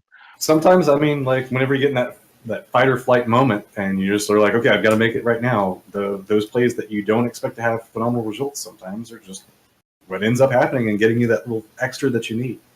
As a heads up to everybody watching, alas, Team America, we didn't get a chance to see you no matter how much I wanted to. Memestrike has taken you down. So on the flip side of the bracket we're on right now, Memestrike has made it in. We're still waiting on Whistles Go Woo and Crunchy Bikinis to finish off. So this is a good point to talk about since we're starting to get into the major brackets. We're probably going to start getting some ties come up here. Minutemen does not function off of stopwatch. It functions off of competitive rule set, which means that we let everything run all the way until the end. And if there's a tie and both teams make it to the end, we let the coin flip happen. And whoever wins the coin flip gets to pick a King of the Hill map. And then we play one round of King of the Hill. So, I mean, we're starting to sneak up on those semifinals area. So I would expect that we're probably going to start seeing a couple of ties start happening here soon. So I just want to let everybody know. Now then, I think that here in just a few minutes, we're probably going to be stepping to a break while we're letting all the teams start to get organized. Should be very short because I think that we're starting to get to a closing point on Whistles Go Woo. But, I mean, Harambe's Daycare, it was nice following you, but now it's time to follow Team 3. Not Team 3, sorry. Can't say not Team 3. Team 3. Not Team 3. And I just got to say, part of me really hopes Whistles Go Woo comes down and follow it through. But like Kane said earlier, not only did Winston get gunned down, but Harambe got gunned down. Feels bad, man. It appears that you're going to get your wish because it looks like Whistles Go Woo have taken out Oh, yeah, they have. Crunchy Bikinis. So we have now set up not Team 3 and Whistles Go Woo for the semis. All right. So we're going to go to a break for a few minutes while we're letting all the teams get set up. We will be back very, very shortly. And remember, get exclamation point Matcherino and get yourself some Matcherino points by donating and naturally just staying with us. See you in just a second. Hola, Twitch viewers. We are spawned on Dorado. My name is Aaron LOL, and I am joined by That's Gotta Be Kane tonight. Yo, yo, Kane, yo. we're back on Dorado. It's time for that freaking bridge choke point. What are we calling it? The underpass? Oh, man. We're calling the The curse arch. of El Dorado. That's the right, arch, the arch. The arch of doom. The All right. impassable arch, my man. We're actually willing to see if that curse can be broken. Are people going to get through the marketplace? Because the marketplace has been, I guess you could say, crowded. And people have not been allowed to get through. Yeah, it seems to be it. So our teams are going to be, we're getting trolled by these numbers again. So team 8.5 in the blue will be defending first, and they will be defending against team Snapple. Has a few names like Thick and Cameron, who are Minutemen regulars, regular competitors, usually playing the game quite often, always in competitive queue and all that. And it looks like we have a very, very normal looking roster for the blue team right now. Alrighty, and of course, Team Snapple, I believe, is going to be the blue team. Is that correct? No, Team Snapple is in red on attack, and their colors will stay via the way the Overwatch system works now, or the spectator system. So it's Team 8.5 on defense versus Team Snapple on attack. Alright, so Team Snapple is going to be the red. Team Snapple in red. They're sending their Genji up very quick, and I'm assuming this Genji is kind of just scouting out what classes are going to be fighting against right now. Yep, so of course, the standard usual procedure. Of course, you got teams being, of course, on the balcony with Team 8.5, chilling, sitting pretty, but already that payload's moving in towards that doom way of the arch, and it'll be interesting to see what 8.5 goes ahead and does. And of course, they haven't missed it. The Zenyatta picking off Ruek, which is going to be first blood, and it's going to take out a lot of offensive prowess. It's actually going to force them to go freely through the arch. Here we are with the marketplace. Yeah, we are in the marketplace. The fight has kind of started. This is really a soft engagement, though. The blue team is down a few frags right now, and they're really just getting pushed back. The Genji constantly staying on top of them. Whether the Genji goes down or he gets kills or not, when there's a Genji constantly on your team and the enemy team is pushing the cart, you have to choose whether you push the enemies off the cart. The curse is broken! Yeah, seriously, I can't believe they're already to the market phase. Team Snapple's looking really good right now. But that Genji from the red team just staying on top of the blue team, really being relentless on Team 8.5, really made that push a lot easier right now.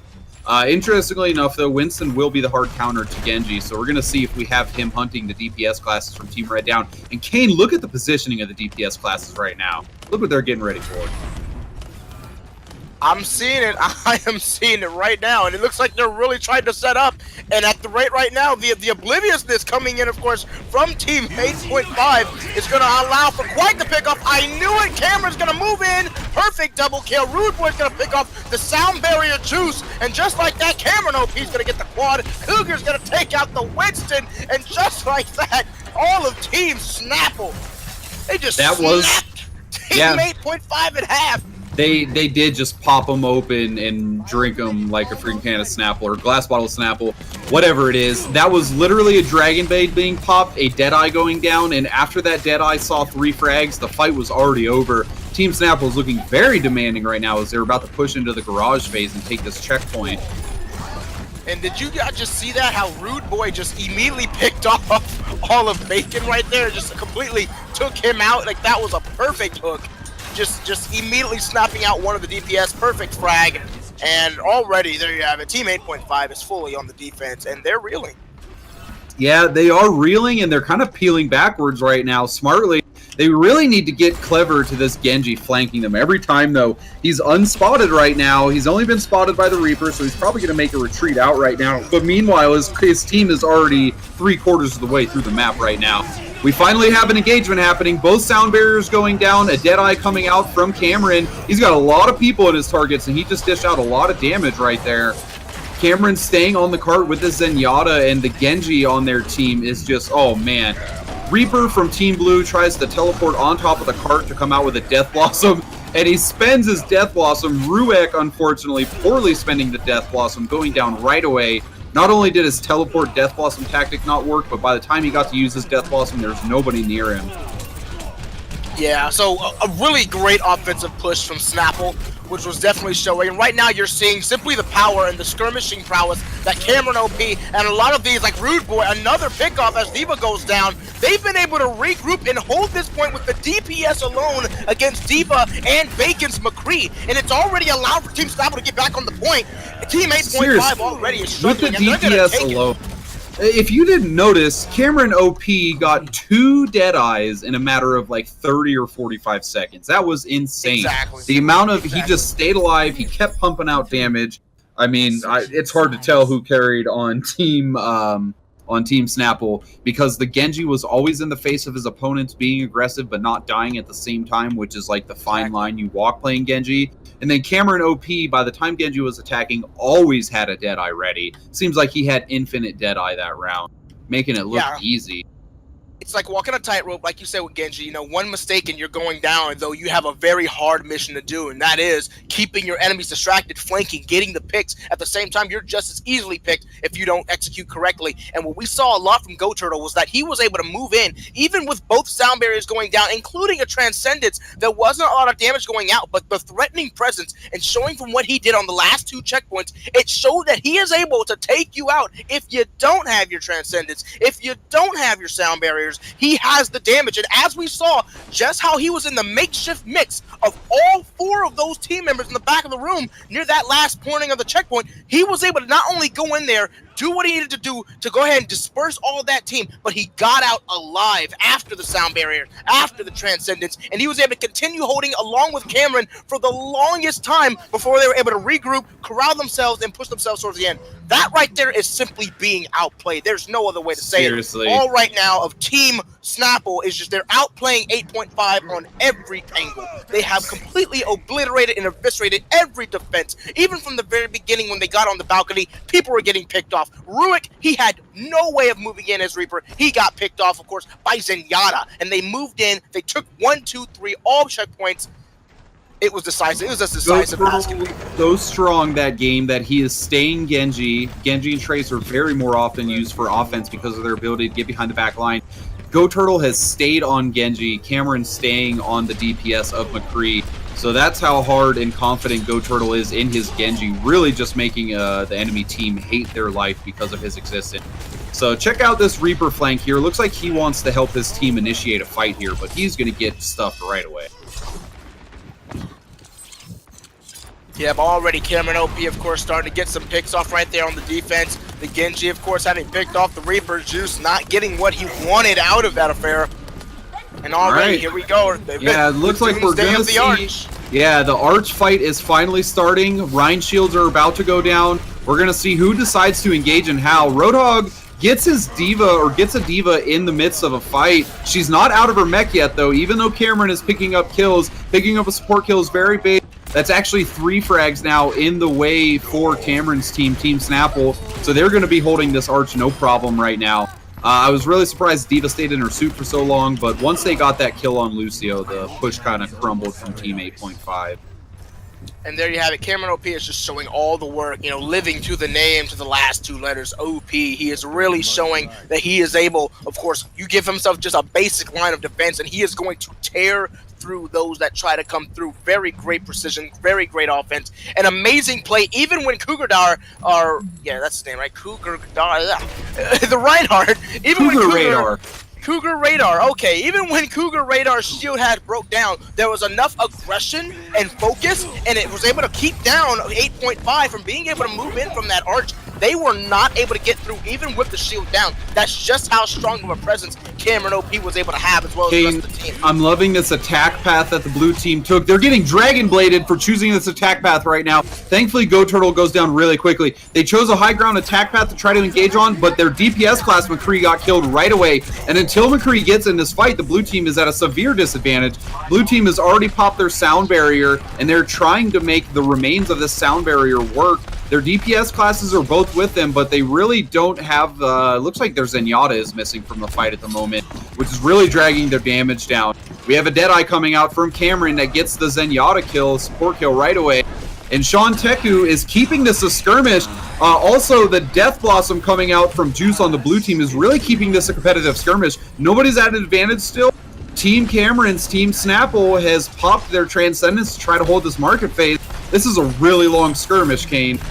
Yeah, it's a very long skirmish. As a matter of fact, it's actually starting to pay right now in the matter of Team 8.5, because right now you have is a lot of people getting picked off. You have a lot of people going down. Jooce right now finally able to get the kill off on Rudeboy, and that allows for, of course, for a lot of the team to regroup. But just like that, it was very risky. You had a Rudeboy. You had a lot of people, a lot of the DPS was moving around, of course, through the apartments, moving and trying to get over towards the fountain and get that pick off on Rudeboy. It didn't go exactly as planned, and of course, that's why you had this huge fight out in the market, and it was spreading all over this the place. Cute little McCree duel has turned into Genji joining Cameron in the cute little McCree duel.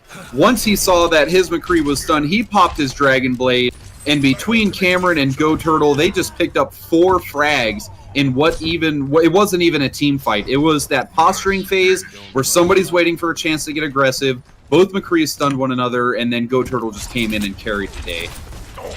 Yep, it was a very huge, large posturing phase. And like I was saying before, that market phase was very messy. It didn't really allow for a lot of precise precision making. Of course, it did happen to come out on top of 8.5, getting what they needed, but not enough to keep all of Team Red out indefinitely. Man, and Team Red accidentally put themselves at a disadvantage here. Cameron is behind activating the Deadeye. He's probably going to get something out of it, but Cameron, the McCree and the Roadhog for Team Snapple were outflanking when they should have been on the cart, and now their team is suffering for it a little bit. Team 8.5 is actually looking like they have a chance to capture the market phase, and this is all because Cameronop and his Roadhog were too far behind the enemy team, and it actually did not pay for them. So 2 DPS classes, kind of, Roadhog being the highest damaging tank in the game right now. Those 2 guys were too far out, and they actually cost their team that market phase. Yeah, the curse has been broken, like you said. Their curse has been broken, and they were too far out. The intent of what they were going for was great, but of course, with the sound barrier having been dropped, that was way too much defense and health for Cameronop's Deadeye to really get anything other than the Lucio, who already has spent his ult. So his job was essentially done there, which allowed, of course, for the team to go on. Rudeboy and Cameronop are not new. They're not oblivious to flanking. Their flanking games are usually pretty on point, but a lot of the other teams had gotten picked off at that point. All right, Kane, this is our 2nd or 3rd fight that has actually been engaged by Team Snapple's Genji. He pops his Dragon Blade, and he goes down right away. Jooce, the Reaper on the blue team, spends his Death Blossom at the very beginning of that Dragon Blade going off, and thanks to the Death Blossom of Team Blue, Team 8.5 is actually going to capture the 2nd point. These are just small mistakes that are happening on Team Snapple's point, and it's resulting in huge, huge deficit. Look at the ultimate advantage, Kane.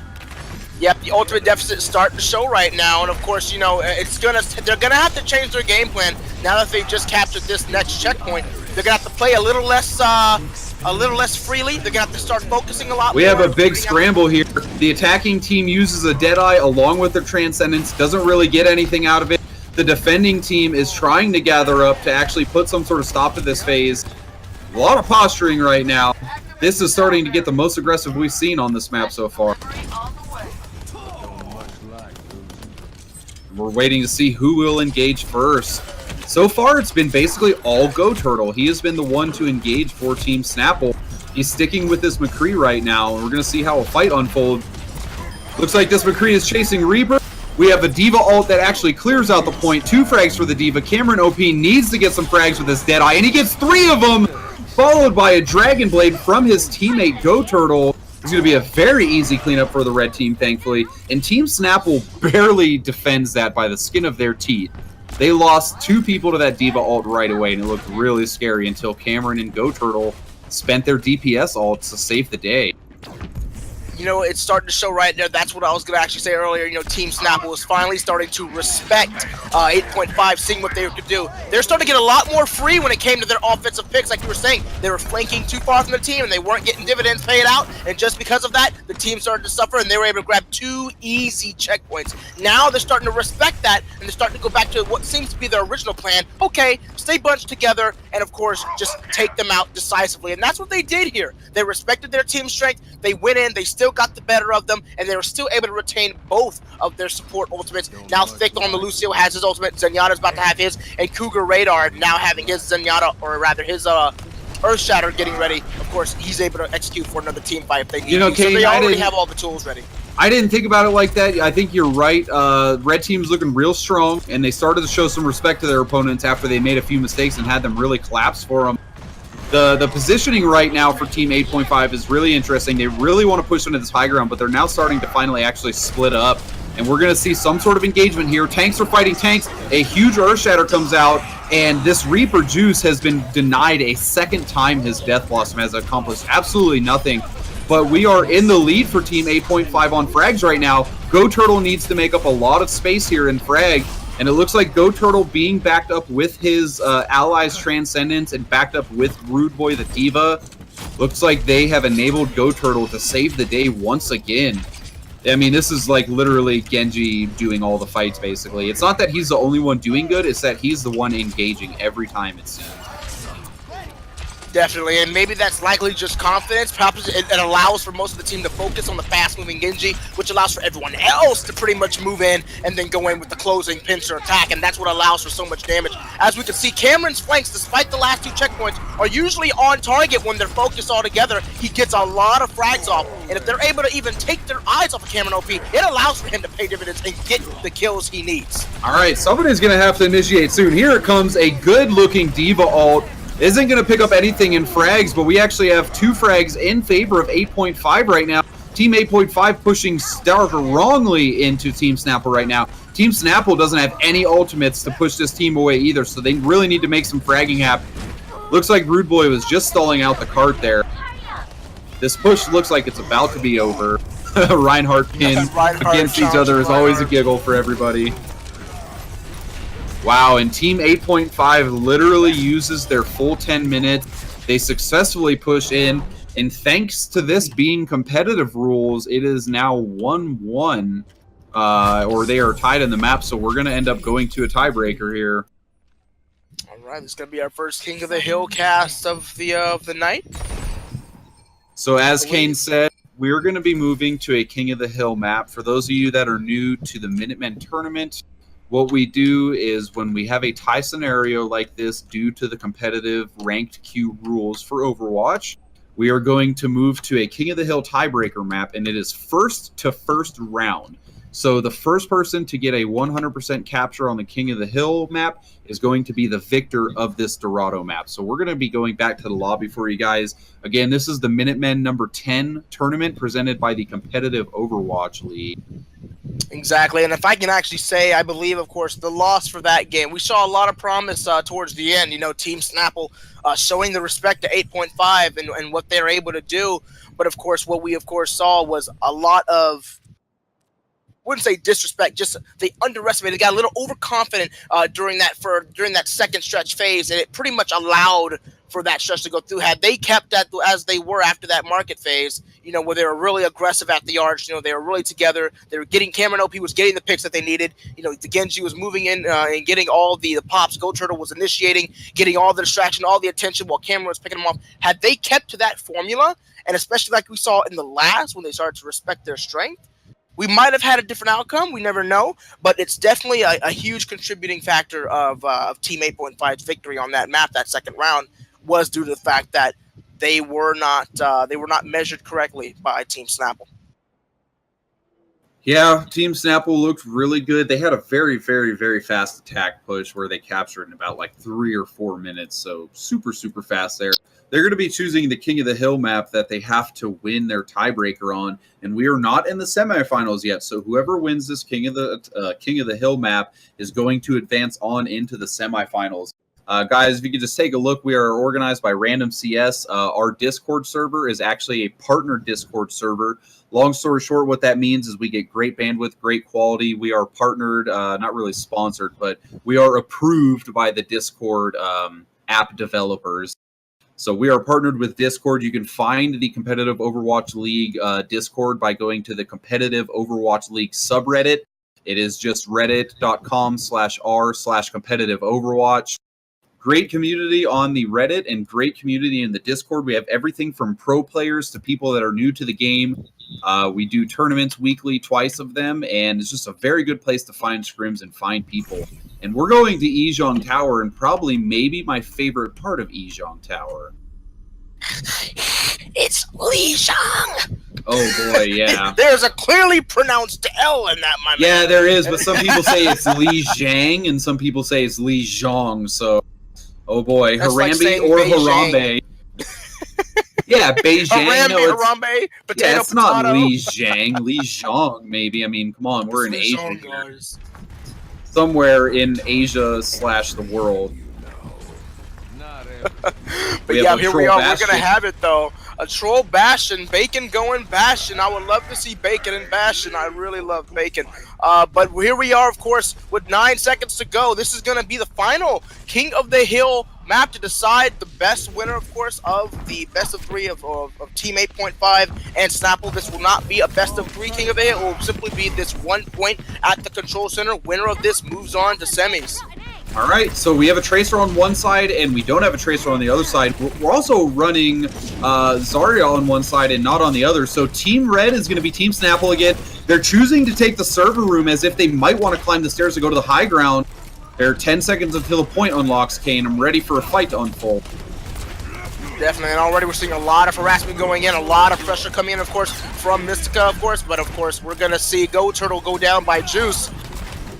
And the frags are pretty even right now. Cameronop has been completely uncontested this whole time. He's very separated from his team at the moment, but his support, both of his supports, are kind of hanging around Zarya and McCree. So the supports for Team Red staying completely safe in that fight. They have their Winston back on the point now as well. So the Winston is going to act almost as a third DPS class / a hunter. You know, he's going to chase down squishies here. I'm liking this team comp from Team Snapple right now. Really love Tracer Winston on King of the Hill.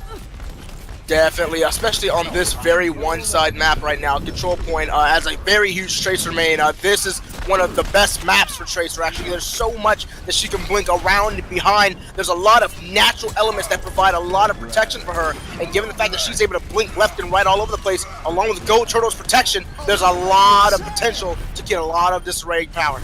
So the DPS classes for the blue team 8.5 have gotten 2 frags now. They are going to force an engagement based off of that. Discord Orb is on the Team Snapple Harambe. He has been destroyed yet again.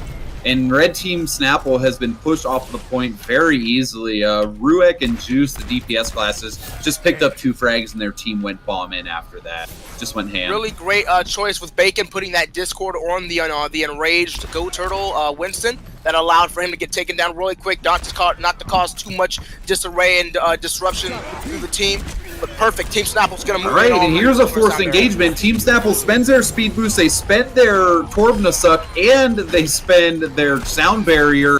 But it looks like it's working. They're up 3 frags right now. Diva only gets 2 frags off of her ultimate, so the fight's kind of even right now. This Zarya needs support, though. Zarya gets pinned instead of getting support from her team, and he actually makes it out alive. That Zarya making it out of alive is going to win this team fight for Team Snapple. They look like they're in control of the point right now. As long as Cameronop lives, they should have this point again. Winston patrolling, and Cameron, along with his Zarya, patrolling the other side. Very nice point lockdown from Team Snapple. I really like how Goturtle was able to pretty much solo patrol that stairway near the server room by just putting down that shield. Just again goes to show just how strong Winston is on this map. That shield alone is allowed to pretty much stop a lot of hard engages, because anyone who goes through it, tries to put offense through it, they're gonna have to go through that shield. And I like where he's positioned right now to drop down, especially now that he's going near. He's looking for prime targets. He's got to make sure not to get stunned by that McCree, but he smartly jumps down in time. Nice Zarya bubble to force the McCree out of there. Smart play. And Ruek looks like he's in the wrong neighborhood right now. Looks like we're going to have an engagement of some sort. So Harambe jumps right on top of McCree and knocks him out of his Deadeye. Cameronop's Deadeye has not been interrupted right now, though. He only gets a Reinhardt kill out of it, but the red team Snapple is in control of the point with 95% right now. It is currently 5 versus 2 on the point in the favor of Team Snapple. A very desperate sound barrier comes out from Whatatumor, which is Team 8.5's Lucio. And it looks like Team 8.5 is doing the point salsa. They're dancing on the point right now. Dancing and dying. And there you have it. It's the funnel dance. Ults are coming out in droves, but they're coming out. And just to add some insult to injury, Cougarradar actually going to pop his as well. And Cameronop already in the span of less than a minute. The ultimate comes out from Cameronop again with the Deadeye, and that's going to be it. Team Snapple is going to take this best of 3, rather, I guess you could say. And they're going to move on to the semis. Team Snapple takes it over 8.5. All right. Team Snapple moves on in their tiebreaker, guys. We're going to go back to the lobby, and we're going to get back to our analyst desk here. So I have been Aaron LOL casting these games tonight for you. I'm joined by That's Gotta Be Kane. We're going to go back to Matrim, I'm sorry, and Porosaurus. Guys, this is the competitive Overwatch League. We appreciate you joining us on Twitch tonight. Hit up our Discord. Hit up the competitive Overwatch subreddit. Thank you for your help, Kane. I look forward to seeing you here in a few minutes, because when we come back to you guys, we're going to be in the semifinals, so stay tuned. See ya.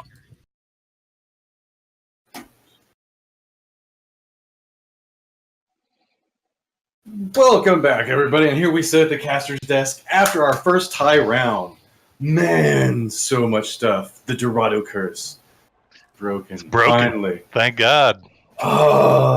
So I guess do you want to start off? Let's just start talking about choke point. That is the ultimate of choke points. And we can talk about how it went down both times. Well, that first time there really isn't much to talk about, man. Snapple just blew through them. I mean, when you got Cameronop and Goturtle on the same team, that's pretty rough. That's pretty rough. It was really weird, because 8.5 decided that they wanted to hold the top, which is pretty common there. But somehow they got delayed in getting back over to hold the actual choke point. And by the time they managed to get positioned, the cart was already kind of through the choke point. And I didn't see anything that directly stalled them. Like in round 2, whenever it was Snapple that was defending, they had Jooce on Reaper that tried to go back there and stall Team 8.5 from moving down. And that didn't even stop. They just went right through it and pushed in and held it. Yeah. They in the first round, we had Ruek on Reaper, and in the early second round, you had Jooce on Reaper, and in both of them were just they just weren't having as much of an impact as I think they were wanting to. Especially Ruek, trying to get around on the Reaper, I mean, he had the right idea. He was doing what he wanted to be doing, but for whatever reason, somebody was always there. He couldn't get that flank. He couldn't get around and get to that back line uninterrupted. And I don't know if that was planned for by Snapple or if it just ended up that way. But they were having some trouble on that. I think a big part of it is Rudeboy. Like Rudeboy playing Roadhog through those rounds. I mean, it was just hooked to death. I don't think that he could. I think he hooked a squishy target every time he hooked. I don't think I ever saw him catch a tank. He just kept like whittling them down until finally. Well, we'll stick on round 1 for right now. But I mean, that last fight at the end of it, where it was just essentially sound barrier into sound barrier, and then Goturtle with Genji just going ham there to push it. Oh, man. I mean, 8.5 just didn't have an answer at the beginning in the first round. When Snapple was on attack, 8.5 just didn't have an answer for the Genji.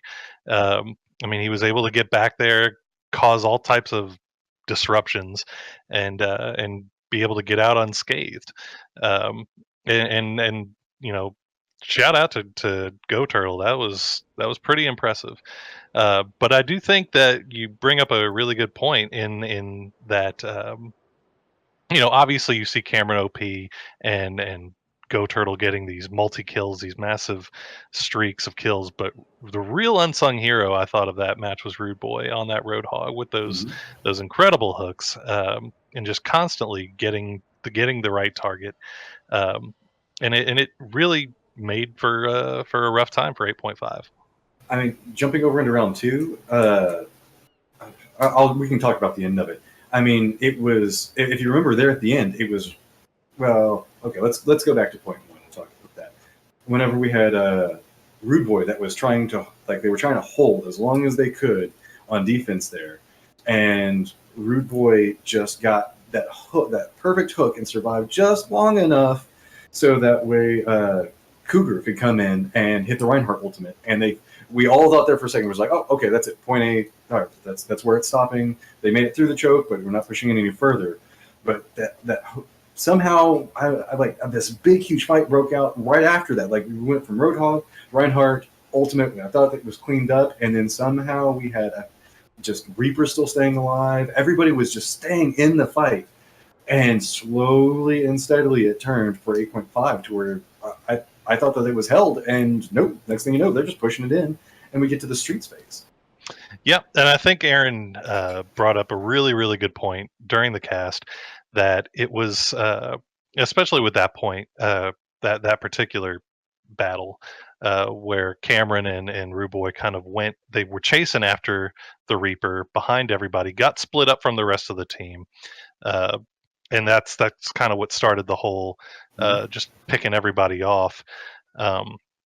But I think it was a little bit of, I don't want to say arrogance, but it was a little bit of like, they're really feeling themselves right now. Snapple was going in there and trying to go for all the kills.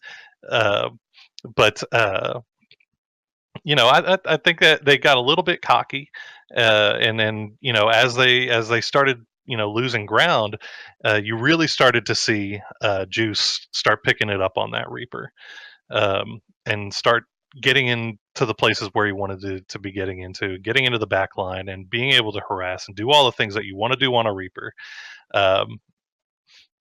So yeah, I mean, I think whereas on Snapple it was more of a, you know, we have this many threats and they're all, you know, coming at you from different directions.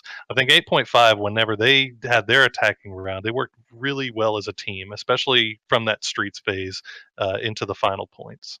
I mean, it almost seemed like the streets phase was just almost non-existent in both rounds. I guess that's how we managed to take King of the Hill so fast. But I know right now it looks like we're going to be headed over to King's Row here in just a second. Now, at this point, what are you expecting? I mean, we're moving into the semifinals. Is there anything that we think that we haven't seen yet that we should see? You know, on King's Row, and I'll go back to the top of the broadcast. I want to see Junkrat. I love Junkrat. I think Junkrat is great on King's Row in defense, and I'm a strong proponent for attack Junkrat. Everybody else looks at me and talks to me like I'm nuts, but I don't care. I love my Australian bomber. Well, I'm surprised we didn't see Mondorado. Maybe that's why everybody made it to the Jooce. I don't know. Like with King's Row, maybe we might see Pharah. We haven't seen a lot of Pharah, and that might bring us back some Mercy. I haven't seen any Pharah. I would like to see if maybe King's Row on attack, on defense, maybe we might see a Symmetra. You never know. That's been a while. I mean, it gets kind of weird once we start getting into the semis. People feel a little bit more liberal, and they don't have to stay quite as meta, and they want to try to throw a couple of curveballs. Like we've seen May pop up here and there. Well, that's when you start really, when you get into the semis, while things start getting a little bit more more pressure. The pressure, I feel like it makes you want to fall back to your comfort picks, and your comfort picks are the champions that meta. It doesn't matter if they're in the meta or not. You love that champion. You feel great with that champion. You feel comfortable on them. Now you're in something where there's actual pressure. You want to go to the thing that you feel best on. How that fits in, it remains to be seen. I think that's why you get to see stuff like May and Symmetra and all these champions that you don't generally see early on, but towards the later rounds, yeah, you might start seeing them. Yeah, I'm willing to bet that we're probably going to see some more Rudeboy Roadhog. Cameronop, he tends to flex around a whole bunch. I wouldn't be surprised if we see him on McCree. We might see. He seems to favor the soldier quite a bit. I don't know if that's just a map preference or if that's just with the hero that he plays the most. But he's one of the people that you very regularly see trying to keep soldier alive, even though everybody's just like, oh, McCree's the best ever. I mean, Cameronop has a little bit different things to say. I mean, he still played amazing on McCree this round, so he's got both of them in his pocket. But if it's not broke, why would you try to fix it now? Yeah, at this point, I think that it's all. We're kind of at that stage where team synergies are starting to come together. Everybody's starting to trust each other a little bit more, and I think that's going to be one of the prime factors: is who melded the best and who understands how each one of their players play. Now that we're getting into the semi space, because now we're into the best of threes, we're going to be getting a little bit more play. We're going to get a little bit more finesse that people are going to try to pull. I mean, once you start getting here, you know that the teams are established to some degree. It's a matter of what tricks can you pull out of the hat? What can you do that maybe is unexpected or that you think is strong? Right. So I believe that we are now getting all pushed together. So we're going to send it back over to the casters, and everybody get ready for best of three semifinals. Get hype. Passing it over to you, Kane. Passing it over to you, Aaron. Thank you very much, Matrim. My name is Aaron LOL. I am back here again with That's Gotta Be Kane. Guys, we're watching the Overwatch, competitive Overwatch League Minutemen tournament number 10. And we are spawned here on Kings Row, everybody's favorite competitive Overwatch map. It is it's like we've said before, it is the Dust 2 of Overwatch, and I use that term loosely because I do not play Counter-Strike, but that is the best way to kind of put it for those who do. It is the most familiar, it is the bread and butter map. When you're being told you're being brought to your Overwatch boot camps and you need to learn payload divisions, you need to capture the points, this will be the first map brought to you in your Overwatch team composition 101 Kings Row. All right, so we are joined with Team Snapple again, and they are staying in their red color to keep it easy for all of us, including the viewers. So they're going to be on attack first. And yeah, that Symmetra is not going to be attacking. I wanted to say something, but they're doing that crap again to us. We see ourselves a Bastion once again with the Goturtle having fun with the clipboard. Yeah, he's blasting that clipboard. But here we are. This is going to be a best of three semifinals, and once again, it is of course going to be Team Snapple versus Team Meme Team. Correct. Memestrike. Meme yeah, Strike. We're just calling them the Meme Team. They are in blue, and they have spawned their classes. Everybody has just spawned on Kings Row, and we are starting the attack now for the red team. Goturtle's still on Genji, by the way. Here we are. This is going to be the very first, the basic setup. It's going to be at the choke point near the hotel and the statue. Both teams shelling out whatever they can to get each other's shields broken, but great shield management going to come out from both sides, from both Cougar and Mrkillboy. Yeah, I kind of like the double shield composition. Everybody runs Reinhardt and Diva these days, and sometimes Reinhardt wins and does the same thing. Goturtle, again, without an ultimate, is kind of starting the engagements here. He gets a frag really quickly. The frags are pretty even at the moment. Tetrix picks up some easy frags, and here comes that Dragon Blade that seems to always carry Team Snapple right now. Goturtle has gotten a lot done, and I mean, the red team, Team Snapple, is literally capping right now because Goturtle went in face first again, picked himself up a frag without his Dragon Blade, and then got so much damage done. He got his Dragon Blade in the first push, and now Team Snapple has captured the payload. All because it really of makes you think, too, what exactly and how accurate is Goturtle's play being if he so quickly, within like almost the first minute, grabs his ultimate and is able to go in so hard, so fast even, and completely dismantle the rest of their team. Kane, I'm going to let you continue, but I don't even think it's his deathmatching skills. I think it's his timing. Like, I think he doesn't use his shift, and he doesn't attack until he knows he's going to see success. Check out this cute little flank, by the way, from the Reaper and Winston here. They're coming down. They want to force some sort of engagement, but I think they're by themselves. They're literally fighting 2 versus 6 right now. The Reinhardt for the blue team joins. Memestrike is finally getting a decent hold here, and actually that Reaper and Winston drop down was a very, very, very good hold. Hala and his Winston just jumped down from below, right on top of Team Snapple, and the rest of the team pushed in very slowly. It was a really good flank. It was bread and butter. It was smooth. It did what it needed. It halted the payload. You got a couple frags. You do enough to get the force of the team to have to regroup, and that's what you need. They're doing the same crap. They have dropped down right now, forcing another engagement. Death Blossom comes out with the Winston shield. This is another immense cleanup. That is a 5-frag cleanup. All it was just Death Blossom and Winston shield. That's it.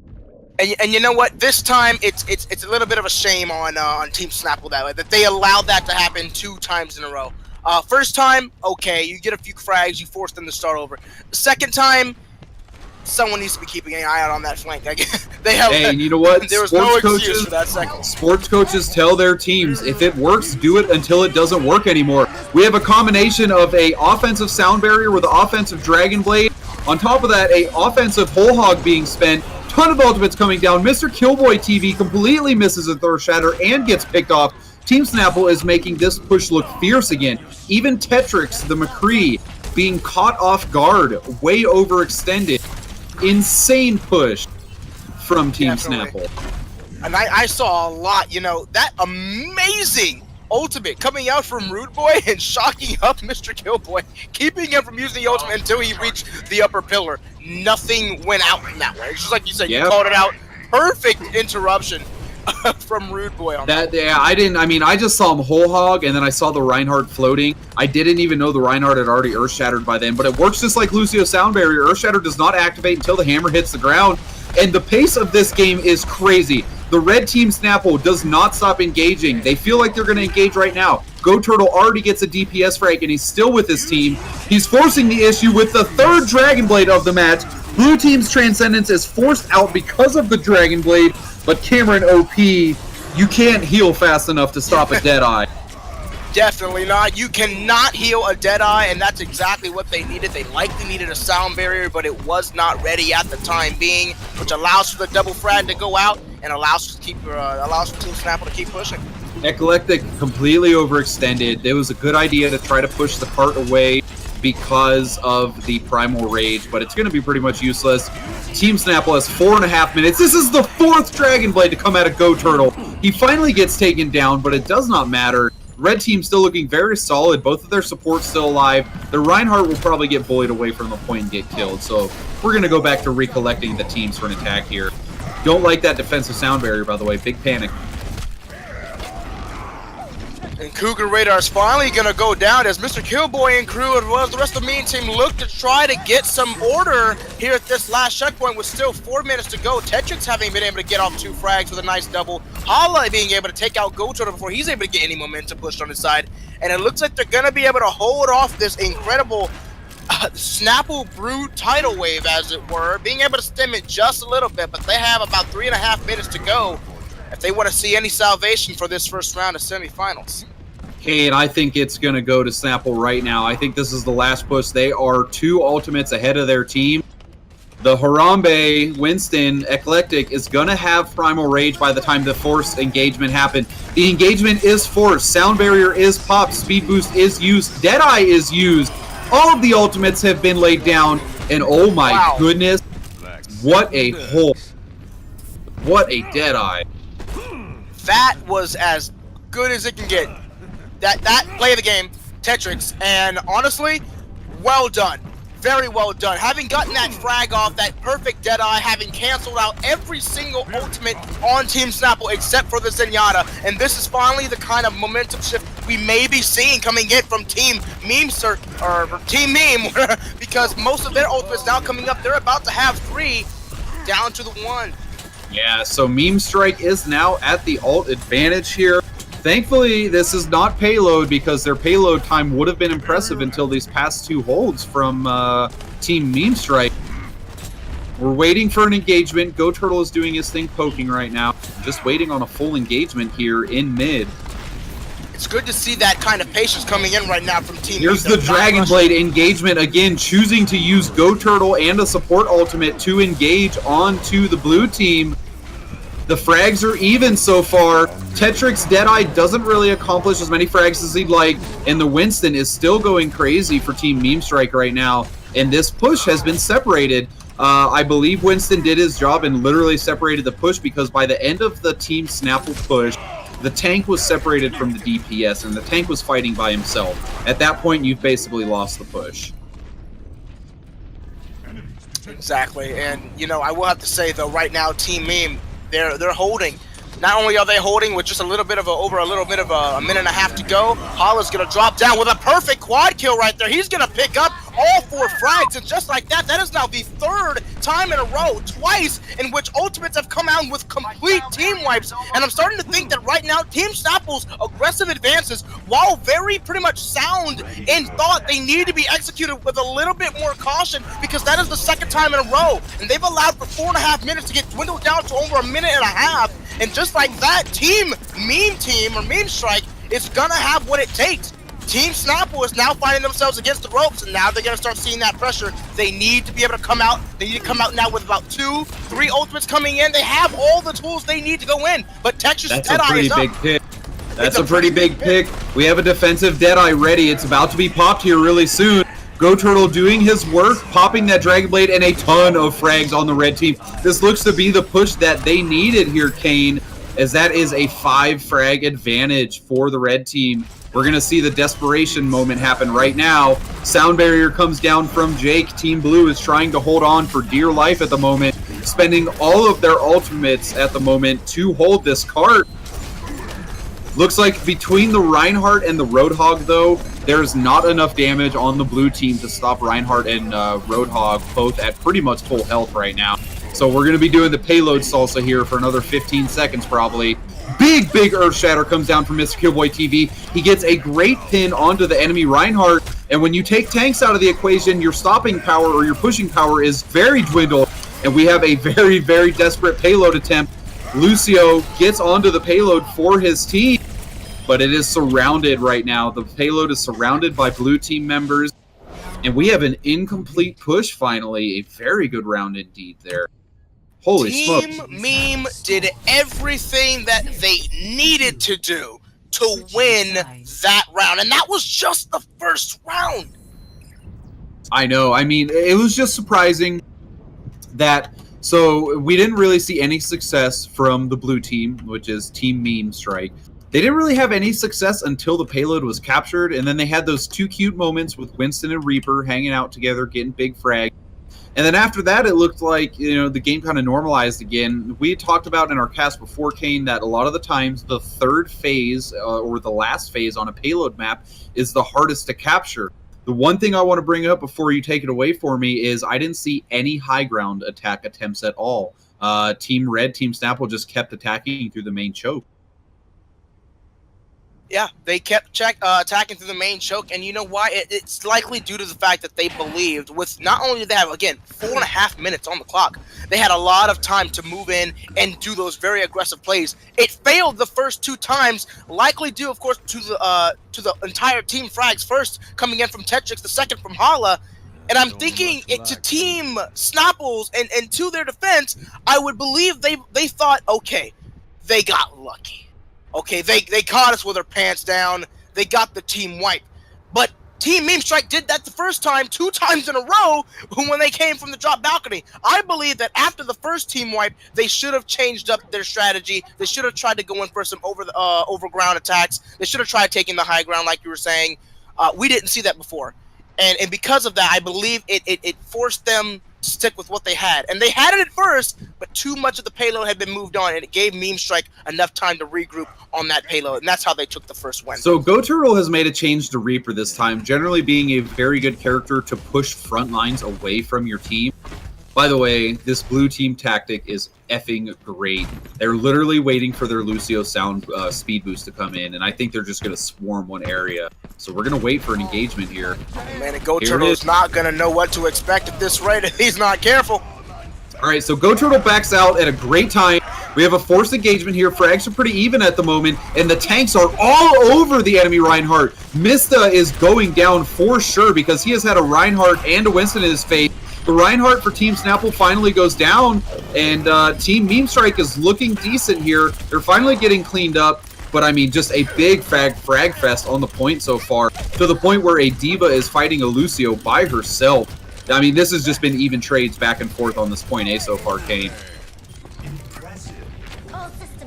That's exactly what we saw. Tetrix having taken out Thick, and that's just like that. A lot of the team, they're likely debating if they're going to move in again, but I'm starting to think they're going to take their chances and not keep going out. And an amazing Goturtle, right? Tetrix taking out Goturtle, and that's going to be a long runway back all the way to the team. And I'm starting to think that Memestrike is going to take full advantage of this as they likely are going to push the offense as they start moving on 3, going on 4 ultimates. All right, I'm really looking for some sort of hold outside of this mid section. They like to call this mid where the road is leading in the streets phase. I do like how passive Team Snapple is being right now, though, Kane. We're waiting on an engagement. Who do you think is going to engage and how? Starting to think that, again, you're going to likely keep it safe, so I'm thinking we're going to see ourselves a nice supporting gauge with a nice sound barrier. If not sound barrier, likely both, likely the sound barrier, or of course just another Earth Shatter. Something very standard, like you would see here. You have a very strong choke point, and a lot of AoE damage from an Earth Shatter can do a whole lot to wipe a team. Okay, this is big. Cameron is undetected right now. Winston jumps onto him, thankfully, to interrupt that Deadeye, and that interrupted Deadeye is going to be a big deal, but Goturtle shows up to support his McCree at the perfect time. Very nice hold there. Cameronop was way behind the enemy team, and I thought he wasn't going to be back in time to help his team. So his Deadeye was actually stuffed by Winston, but once Winston jumped in, that was the cue for Goturtle to come in and press Q, and that ended up in a very good hold. And I'm not sure if you're looking at this right now. We have 3 going on 2 DPS, including Rudeboy, looking about to try to flank and distract, at least holding back. And look like that. They actually sucker Winston in to using his leap to try to move on 3. He doesn't get that down. It's not going to be too much of a setback, but definitely something to keep their eyes on. That gives you a nice bit of awareness that Team Memestrike is having as they're moving in. They're not trying to fall to the strategy that they used against Team Snapple with those drop-down flanks. So Winston is trying to jump onto the DPS classes as they're alone just to get them out of the equation, but he jumped onto the wrong person. We do have a DPS class going down for Team Snapple. Team Snapple decides to use their Diva's ultimate to clear the area, and it does work, but this is going to force a team fight of some sort. A relatively decent Earth Shatter comes out, and it's followed by the Deadeye from Tetrix.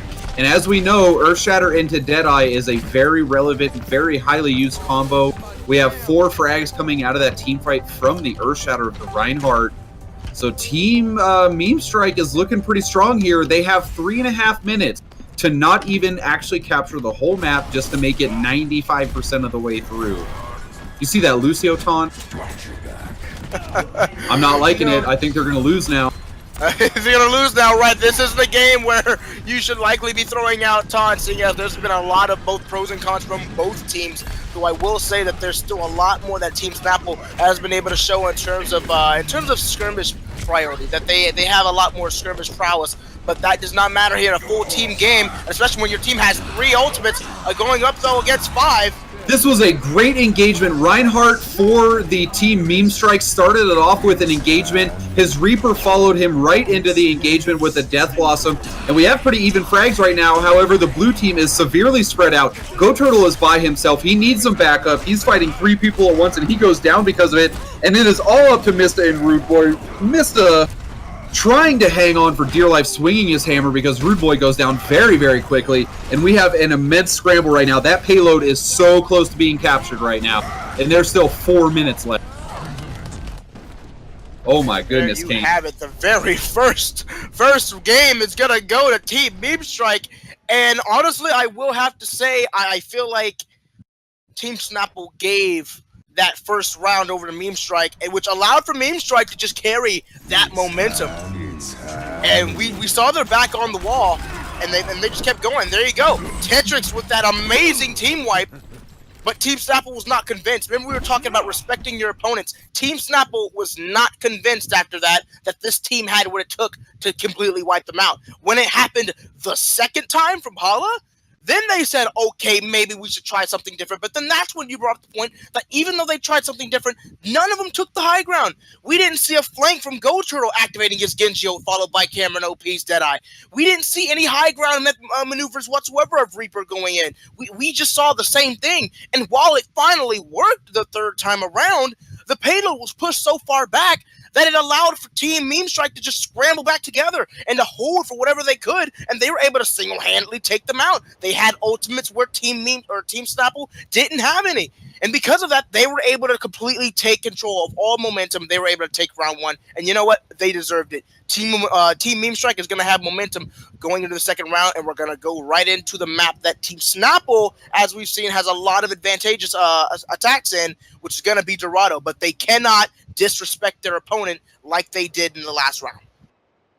Yeah, Team Snapple playing very, very confidently, looking pretty strong in their attack phase, kind of struggling to get the point captured. I mean, they're literally over 95% to the capture point, you know, at the end of the map. But I mean, 95% is not enough for 100%. So they were stubbed a little bit short there by Team Memestrike. And I'm hoping that it's really just either a thing of communication or maybe not changing classes. I haven't seen Cameronop play anything but McCree tonight because of his other DPS class choosing something else, because everybody kind of always wants McCree. And Cameronop has a lot of hours on Soldier 76. So I'm hoping to maybe either see a DPS class change or maybe, you know, switch off of Diva, something like that. I'm not sure if it's characters or communication at this point. But I fully believe that Team Snapple can kind of pull it together and come out with 2 victories in a row. I do too. I believe Team Snapple holds it together. As a matter of fact, my gripe hasn't necessarily been Team Snapple's champion or hero picks. I believe they're pretty solid. Cameronop still showing he can put out a lot of damage and get a lot of power out. We've seen his power with 76 in past games. We've seen his power already in this tournament and past tournaments with 76. All of Team Snapple has what it takes. I believe they're not giving enough, like I said before, respect to the enemy team. When they are pushed into a corner, they need to adapt. They need to go, okay, that didn't work. We need to show more in our arsenal rather than a full-on offensive push because we've just been wiped twice in a row. Let's try a different approach. And I believe they're not taking different approaches, so it's definitely more of a communication thing because they have what it takes to move through. They're simply... I believe they're stubborn with what works, but if it gets stopped once or twice, then maybe on the third time they want to switch. But then by that time, you only have about a minute left. If you fail this second adaptation, you have nothing left, and you're gonna forfeit the round. Yeah, I would like to see some more adaptation earlier on from Team Snapple, so that if something doesn't work, if they try it a second time and it doesn't work, and they go for it a third time, I would like to see more second time switches. If something that doesn't work the first time and you're starting to run low on the clock, switch it up a lot quicker. Yeah, their attack path really didn't change much, which was surprising. You know, it's a big thing in Overwatch. If you push through their main, try pushing through the back, try pushing through here, blah, blah, blah. I did see class changes, though, from both teams, which I'm happy to see. Obviously, your Reinhardt, Zenyatta, Lucio are pretty much bread and butters. They pretty much never change. But on Dorado, I have this weird feeling that Team Snapple is going to run like a certain 6 or 7 classes with very little changing. Hopefully, though, you said they know this map so well and they usually play so well on it, even though they're not a team of 6, that they will be able to coordinate defenses and coordinate attacks a little better. This is pretty much what you would call a barn burner. You know, this has been a close game on both sides. Team Memestrike showing a little bit more strength in that map alone. We're going to see how it looks on Dorado. Again, guys, this is the competitive Overwatch League Minutemen number 10 tournament, a solo queue style tournament. My name is Aaron LOL. I'm joined by That's Gotta Be Kane, and we'd appreciate if you could check out our sponsors just like everybody. We are a Discord partner. It would be very advantageous to you more than us if you're to check out the competitive Overwatch League Discord server, and you can get there by going to the competitive Overwatch subreddit on reddit.com. Something we're all pretty familiar with, whether we partake in it or not. Definitely, if you, of course, want to join in with the subreddit, want to join in with the Discord, this is the community to be in. If you are looking for any kind of amateur competitive Overwatch gameplay, tourneys, if you want to start dipping your toe into what it feels like, a more competitive sense of Overwatch, if you really love the competitive scene, this is the place for you to start. We are all friendly. We have all sorts of staff members and just the players and community in general, all ready to help you, all ready to give you all sorts of tips and ideas. And, of course, the Minutemen tourney is the place to start if you're, of course, wanting to get into that tournament style play. The rules are very simple, the community is very helpful, and of course you are always going to get more experience the more you play. We're going to get started with game 2. Team Snapple is in the blue now. We're 3 seconds away from spawning on Dorado. So Team Snapple will be defending first in the blue versus Team Memestrike on the attack in the red. And Team Memestrike is doing something really interesting. There's a Reaper and a Winston in the basement ready to make this attack happen. So I'm ready to see when the Winston and Reaper engage because the enemies need to engage together. Oh, and this Winston and Reaper are about to get swarmed on. It's 6 versus 2 right now. Accidental engagement there from Winston and Reaper. Yeah, they definitely had the right idea going in. Honestly, I would have liked to see more of a teleport coming in from the Reaper, followed by a perfect leap with shield protection for the Reaper. Perhaps it could have went a lot better, but yeah, it was definitely a great idea. But now they're gonna have to get through this arch, and they have to wait for their other two, the Winston and Reaper, before Team Memestrike can try pushing in. Push through the Arch of Doom, the competitive Overwatch League Dorado curse. Looks like Memestrike is going to finally get back to the cart. Everybody on the blue team, Team Snapple, is getting healed back up to their proper health values and getting in their proper positions. And I like that this Winston and Reaper are sticking together on Snapple team. Seems like a lot of pressure to them, and with, of course, Rudeboy being on the point along with Cameronop, there's a lot of power that can be coming out to dismantle the both of them. The Discord wars, the hooks we've been skirmishing at the arch again for about 30 seconds now. It was so long of a skirmish that we have an attacking sound barrier coming out, and that attacking sound barrier has been completely stuffed. I'm going to say that was an impatient play by Jake. Maybe the team asked him to sound barrier, maybe they didn't. But that was literally the red team, Team Memestrike, getting a little impatient, a little frustrated, trying to force their way through the arch, and it did not work at all. It did not work at all. They didn't even have the rest of their team present. There wasn't a lot of follow-up, just all around not the best decision. You know, I'm not going to give credit. Hey, maybe it was a misclick, but there was definitely the signs of not a lot going in. Yeah, so we're going to look for a better engagement is really the way that Team Memestrike needs to get through here. So the Roadhog has been patrolling these stairs over here, and just denying those stairs makes them push through the archway, and I think denying those stairs is what's causing the good fights for Team Snapple. We have a forced engagement here. The red team's Harambe jumps right in, gets fragged right away. A forced transcendence is coming out here, and this is just a Reaper combating a whole team by himself with his Zenyatta at the moment. He's finally joined by Tetrix, but it's all up to Hala and Tetrix right now, and they both go down, stunting this push again. So I'm really seeing a lot of team separation in these fights from Team Memestrike. Yeah, Memestrike is, again, it's like I was saying before, this applies not only to Team Snapple, but of course, Team Memestrike. If something doesn't work, don't keep doing it, especially when you're getting low on that clock, and with only just a little bit over a minute to go, they have to keep going right now. They have to likely push through. They now have 3 of, going on 4 ultimates. They have what it takes to move in, but they They haven't tried going into the apartments to attack. Like, they just keep pushing straight into the market, which is not working. Finally, Hala picks up somebody on the stairs. We actually have a few frags here for Team Memestrike. Goturtle certainly is ready to Death Blossom right now, though. Looks like he just got denied that opportunity to do that. Doesn't quite have his Death Blossom. We have not only a Primal Rage, but a Sound Barrier coming out for the red team as well. So this is what they needed to actually secure their market phase. There you go, and that finally puts 3.5 minutes on the clock, and it's going to force Team Snapple to fall back. Now, hopefully they learned their lesson from their former games that were going up against 8.5. Hopefully they're actually able to hold this point and not get not try to add too much finesse here. Hopefully they can just get to the point and holding what they need to hold, dismantling what they need, and of course, keeping control of the high ground. That is so important. So this church right now is being highly contested. Almost all of Team Snapple is up on the church right now. Lucio is going to join his team on the church right now, and that's it. Team Snapple is on the church. They're waiting for the red team to force an engagement on them. At this point, the red team is just running away, trying to recollect. Tetrix is out by himself, so maybe Tetrix will get a frag. But until we see a vertical engagement, I don't think they're going to engage. Smartly placing some damage onto the Rhine shield. That's about it, though. Pretty much, and of course you got to keep in mind, even though the buffs to Tetrix and the McCree have worked off, of course there's a lot of fall off when you're going off too far. And look at this position with Tetrix and the guys, they're coming in completely unseen. As the high ground starts to get contested, it goes down, and now the three of them are likely going to get pounced right then and there by Team Memestrike. Oh, there you go, Team Snapple, and they're going to get exactly everything that they need. Did you see that flying Zenyatta? That looked pretty cool. I was actually a little worried that I wasn't sure if people were getting healed by that, but the radius was still there. So Cougarradar laid down an Earth Shatter. I don't agree with. It was unfortunate. They were already up 3 versus 6 at the moment, so they really didn't need to spend that. I did not see why Cougarradar spent that Earth Shatter.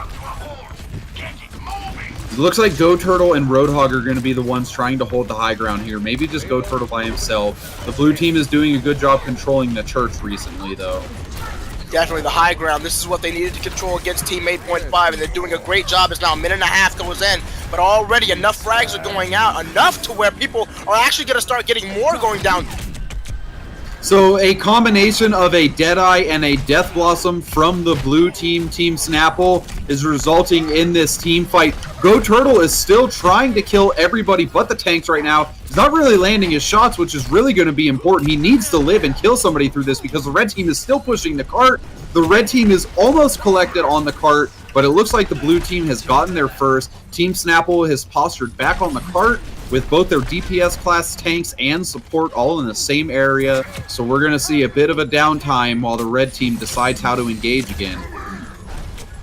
Tetrix all by himself still. Very effective hold, though, by Team Snapple, as they were, in fact, able to stunt it. And, of course, they're doing what they need to do. Just less than a minute now before the goal and this game hits. Oh, check out Goturtle exposing Tetrix. Tetrix actually gets the frag on Goturtle, though, which is going to allow him to spot a Deadeye very soon. The Roadhog is going to investigate because he knows that McCree is going to try to Deadeye his team. The whole time this Roadhog has been chasing this McCree, the ult from Ecleptic picks up 2 frags.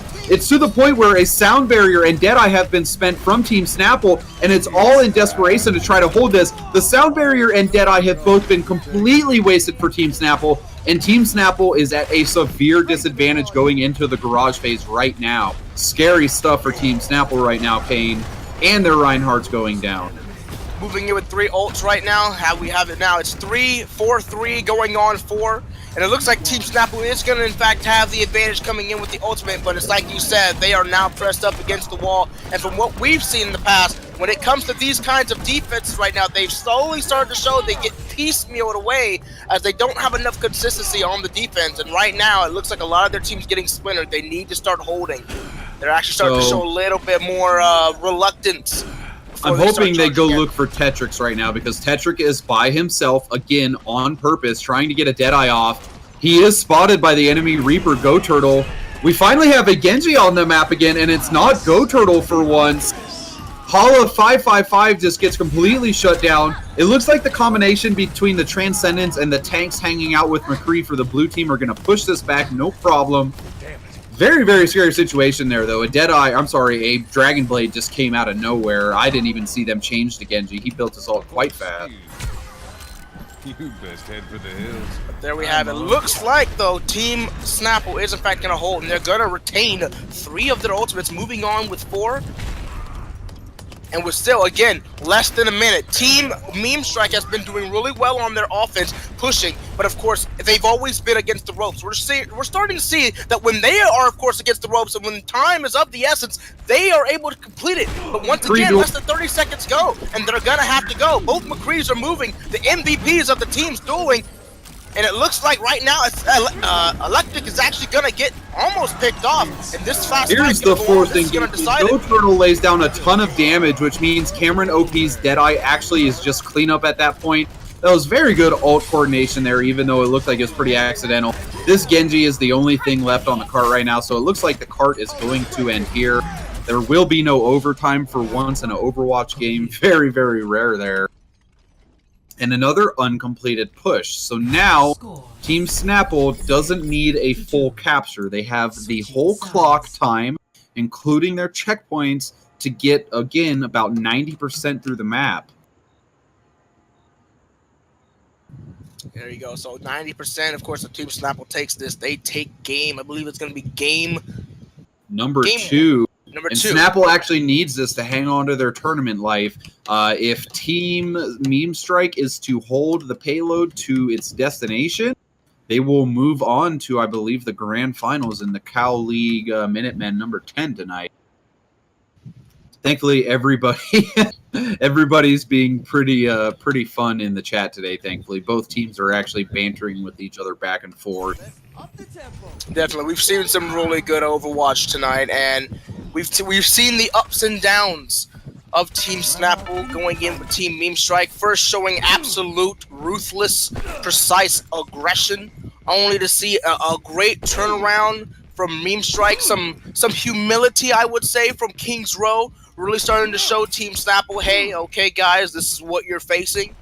Understand that, and now go in. You know, Team Memestrike, of course, showing absolute relentless pressure, as even when the clock is stacked against them, you know, first it was 40 seconds, you know, then it was 30 seconds, and then finally 20 seconds. They all showed that even with, say, 1 or 2 ultimates, they were able to go up against 4, sometimes 5. But in the end, Team Snapple was, in fact, able to hold on, and now we need to see Team Snapple hold on again if they want to keep themselves in this tournament to move on to a best of 3. We are about to spawn on Dorado again here, folks. I am Aaron LL, joined by That's Gotta Be Kane, and we are looking at the defensive structure of Team Memestrike right now. I want to bring back up, Goturtle is on Genji again instead of Reaper.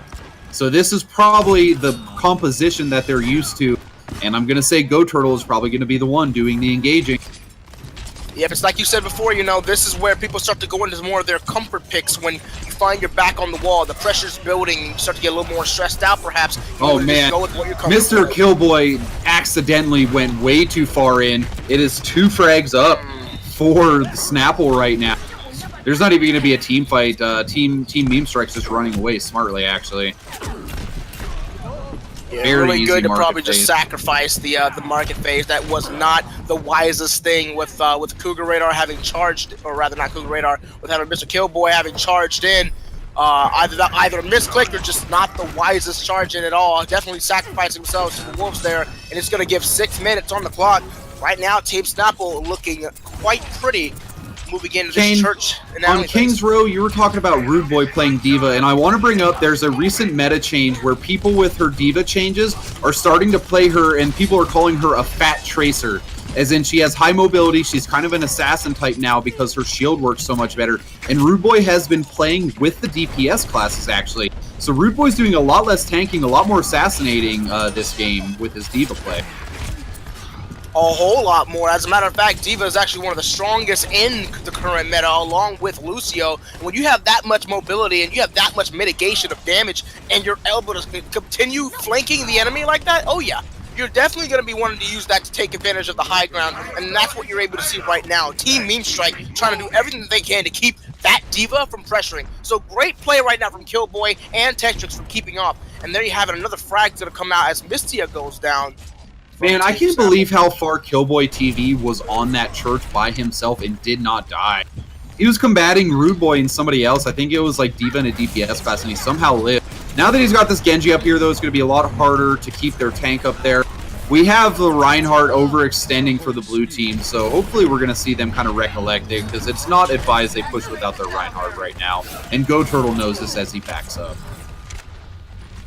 There you go. So again, that's what I was talking about, showing respect for your enemy, not getting too cocky, even though, of course, you do have, in fact, all 6 ultimates up, as Ecleptic is starting to work towards 3/4 of his. And we have 6 ultimates ready. That's something you don't see in an Overwatch match very often. All 6 ultimates ready for the attacking team, and it looks like they're gathering up at what we call the back garden. Yeah, this is going to be really interesting to see how they engage, and I bet Goturtle is just going to go right in and go ham. There you go, 5 ultimates to their disposal, no time to waste. Okay, it looks like Diva's going to be the one engaging. D.Va from the attacking team engages with her ultimate, pushing the red team away. A very nice Earth Shatter follows the D.Va ultimate, followed by a Transcendence. That is a full team kill coming from Team Snapple there. Holy smokes, they're looking much more like the winning team now. Looking a lot more like what we were seeing way before with the first fight against Team 8. That's exactly what we needed to see. That kind of aggression, that precise aggression. Looks like they're finally starting to gather up their wits, momentum shifting in their favor, and with 5.5 minutes on the clock, they are looking really good now with a lot of time to be a lot more flexible. Let's just hope they do not throw it like they did again in King's Row. They need to show that they can adapt if things do not work.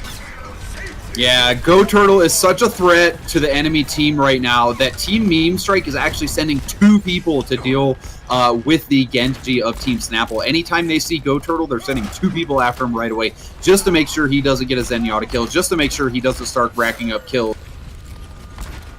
Good positioning from not Memestrike, but from Team Snapple right now, and we're just waiting on an engagement.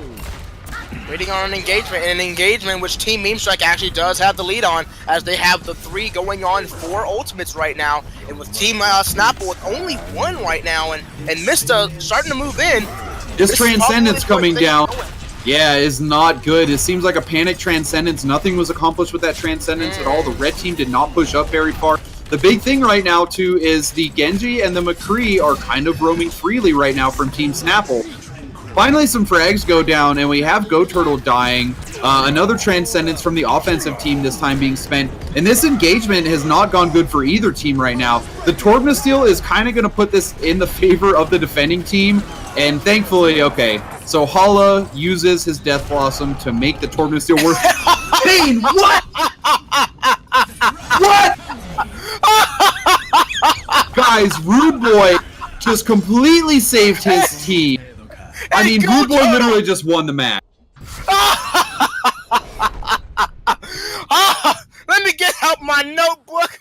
Let me go down to my check and write down that Rudeboy paid all kinds of dividends for his team. I mean, paid dividends to no end. I want to walk you guys through this team fight really quick, okay? There was a bunch of footing and a bunch of poking.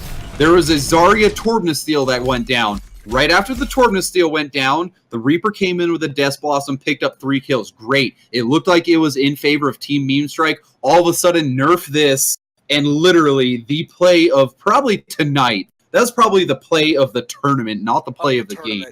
Definitely. Yeah, look at that. Tetrix saying I was spinning around thinking we won the team fight, and then we got D.Va ulted. Oh my goodness, I'm going to Twitch chat. I hope they were blowing up about that.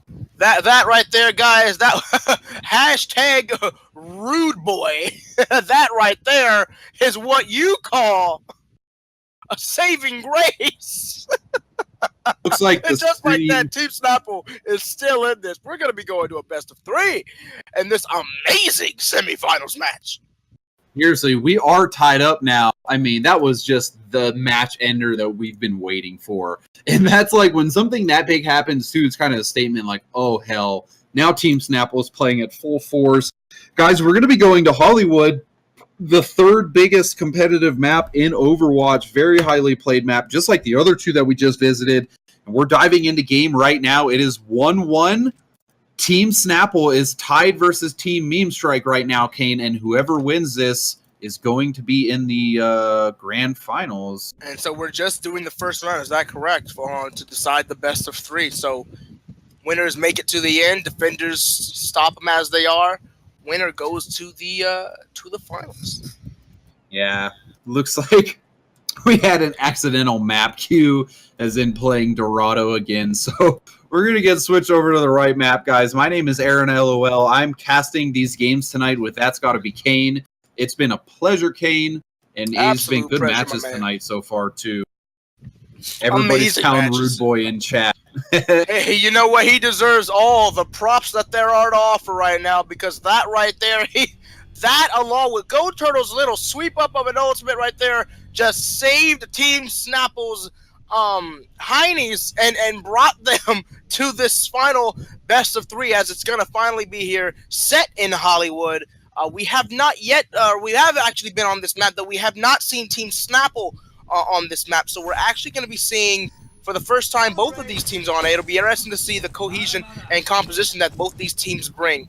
I likely don't expect to see too many things different. For instance, Goturtle again with the comfortable pick of Genji. Cameronop not gonna fix what isn't broke, or not fixing what isn't broken. Gonna stick to the McCree, and not sure if this is a troll pick of a May, but yeah, they are on attack, so that may be a switch. Yeah, they're already switching it up like crazy. Looks like the defensive team, Memestrike, has picked their team, though. A defensive Winston is a relatively interesting choice. I'm going to say they picked that Winston just for the streets phase, though, or the second phase, where they're going to have to deal with verticality issues, since nobody really runs Pharah because of McCree anymore, all that stuff. Guys, we're about 12 seconds away from spawning here on Hollywood, Kane. best of 3. I already want to just say both teams have put up quite the amazing fight. Both teams very much deserving of a grand final spot. If we could throw you both in there, we would, but we all know it's a matter of which team wants it the most. And here we go, guys. If we can get some hype in the Twitch chat, semi-finals hype. Team Snap versus Memestrike.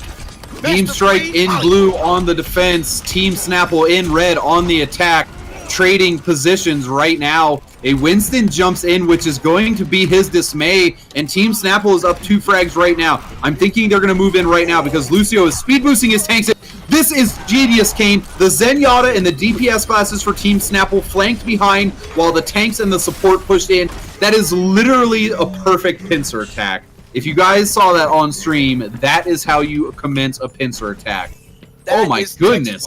A textbook pincer attack, might I add, to well perfection. It is something that is so very simple in book style, but very difficult to put out in practice. But this team, which have definitely had some seasoned veterans in it, as well as a lot of time to work up their cohesion, executed it to perfection. And with just under 6 minutes, they're going to have a lot of time. So this is Memestrike's chance to put up a gold hold. They have Winston and Reaper both on the roof right now. We're going to see how the red team decides to engage these two because they only have one vertical hero at the moment. And Genji cannot fight Winston. Goturtle discovers there's a Winston now, so we're going to see if they change their team composition based on this. But right now, here we have Cougarradar starting to back up with that Discord order on him. A lot of the high ground still being held by the two that can cause the most disarray and power. But right now, Hala seems to be falling back to get some of those heals. And Ecleptic on the Winston gets taken off. This is their time. Team Snapple needs to push and make something happen. Oh, and just as you say they need to push, the way they have engaged every time, Genji's Dragon Blade is popped, a Transcendence is popped, a Deadeye is popped, all from the red team. Even Rudeboy using the whole hog. That's 4 ultimates pop. This better go in the red team's favor because they pushed with immense aggression. And Kane, this is literally like the 1000th time. They just keep engaging with Genji, and it amazes me every time. Harambe, aka Ecleptic, playing Winston, is desperately trying to save his team some time. 6v1ing the team with Primal Rage. Never a good idea, Kane. Never a good idea, but I think it might have done what they needed. Hala has the high ground. No, he just forfeited by falling down, and I'm not sure what happened there, but he went numb and just stood still, sacrificing himself to Cameronop's attack as Goturtle goes ahead and moves on, and without really using much of any of their ults, they're going to completely just piecemeal most of their attacks, and it looks like we're seeing from the chat right there, Hala actually did, in fact, either AFK or disconnect, because I was actually going to say, you know, that Winston, now that he actually did die in vain, it wasn't the worst thing. It kept them all back, and Hala actually had the high ground with no one actually seeing him going in. He could have dealt a lot of damage, but unfortunately, at a time in which it is most crucial for them to get those plays off, it did not pan out, and now they're going to be moving into this final checkpoint with just over 5.5 minutes. Team Snapple. Team Snapple looking very good. Nobody is up at the security right now, so there's nobody on the high ground, but it doesn't really look like they need it. They're pushing through the main, and this is another engagement that started by the Dragon Blade of Goturtle. He finally goes down, but as Goturtle goes down, Rudeboy was in the face of about 2 or 3 people using Whole Hog. So this is another fight just going in Team Snapple's favor, Kane. Another in Team Snapple's favor, and not sure if Hala is yet back into the fight right now. No, it seems like he is, in fact, back. But oh my gosh, Cougarradar is going to cancel Jake's sound barrier, and that's just going to allow for Tetrix to be the only one on the point. And right there you have it right now. Rudeboy is going to move in. Bryth is going to get taken down. Ecleptic is desperately once again popping his primal rage to try to knock everybody off the point. But the sound barrier finally having getting off. It's going to bite a little bit more time. Both takes on the team as they try to take them out right now. But Ecleptic is not going to have enough. The defense is going to get all kinds of damage mitigation from drawn present as Tetrix does everything he can to get back on the point. Bryth trying not to get picked off, applying all sorts of Discord Orb and prowess. Everybody on team Memestrike right now is trying to struggle on the point, but it's not going to be enough, but they're funneling in again. But the ultimates are coming out. Rudeboy is in there. He's popping out the knockbacks. Cougarradar drops down the hammer strike. Everyone's gonna go down, and the funnel finale, the Fanatics go down, and it's over. Grand Finals. Moving on. Snap. We're not quite over yet. We do need an attack still from Team Memestrike. However, I gotta say, okay, that was another instance where I swear to goodness that Genji had 2 Dragon Blades in 30 seconds. And if that doesn't tell you guys what's happening, that means the Genji is using his Dragon Blade, he's living in the team fight, and he's dishing out enough damage to build another whole Dragon Blade and use that Dragon Blade. I mean, that was the longest life that Genji had in this match, and I mean, it was 2 Dragon Blades right in a row, so he's being totally useful. Goturtle just looking like the hero of Team Snapple. Definitely. Oh my gosh, there is so... Whew, there was so much. Oh man, I got turned up and got high. I thought that was the finals. I am sorry, ladies and gentlemen. Let me go ahead and close up the hype bottle just for a little bit. We still have one more shot. No, open that bottle. Just remember to breathe when you're taking drinks of the hype. Drinks of the hype, yeah, breathing. Who needs breathing when you've got hype? But there we go. So we're going to see one more attack going out. One last stand, one last hurrah. Cougarradar and the rest of Team Snapple are going to have to show that exact kind of precision, that exact kind of aggression and move forward, but they're going to have to hold a very stalwart defense. Right now, Team Memestrike, this is their last hurrah. This is their last gasp. They need to bring it in. They need to win it in order to bring it to a final best-of-3 King of the Hill map. All right, so the good thing about this rule set, competitive/ranked queue rule set right now. Team Memestrike attacking in blue has as much time as the map allows to capture. All they have to do is get the payload to the very end, whether it's overtime, whether it takes them 15 seconds, whether it takes them as many minutes as the map allows. They just have to capture. However, Team Snapple is looking very good. They're playing classes that they're good at. Goturtle is back onto Reaper instead of Genji. Anytime that Snapple has lost, it's been when Goturtle has not been playing Genji. Take us away, Kane. You have it right now. Team Memestrike is starting to move in as they start to posture themselves over towards the back, going up through the stairway as they try to go up towards the office. But of course, here we have it. Hala is actually going to get in some movement. He's just trying to get Rudeboy off their back, forcing him to pop an E. Goturtle just deciding to run himself into 5 people right now. Look at the damage he is putting out. Even if he dies right now, which he still has not, he has put out so much damage. His Roadhog decided to come up the stairs and engage with him, and I mean, this is going to be a team wipe, if not damn near.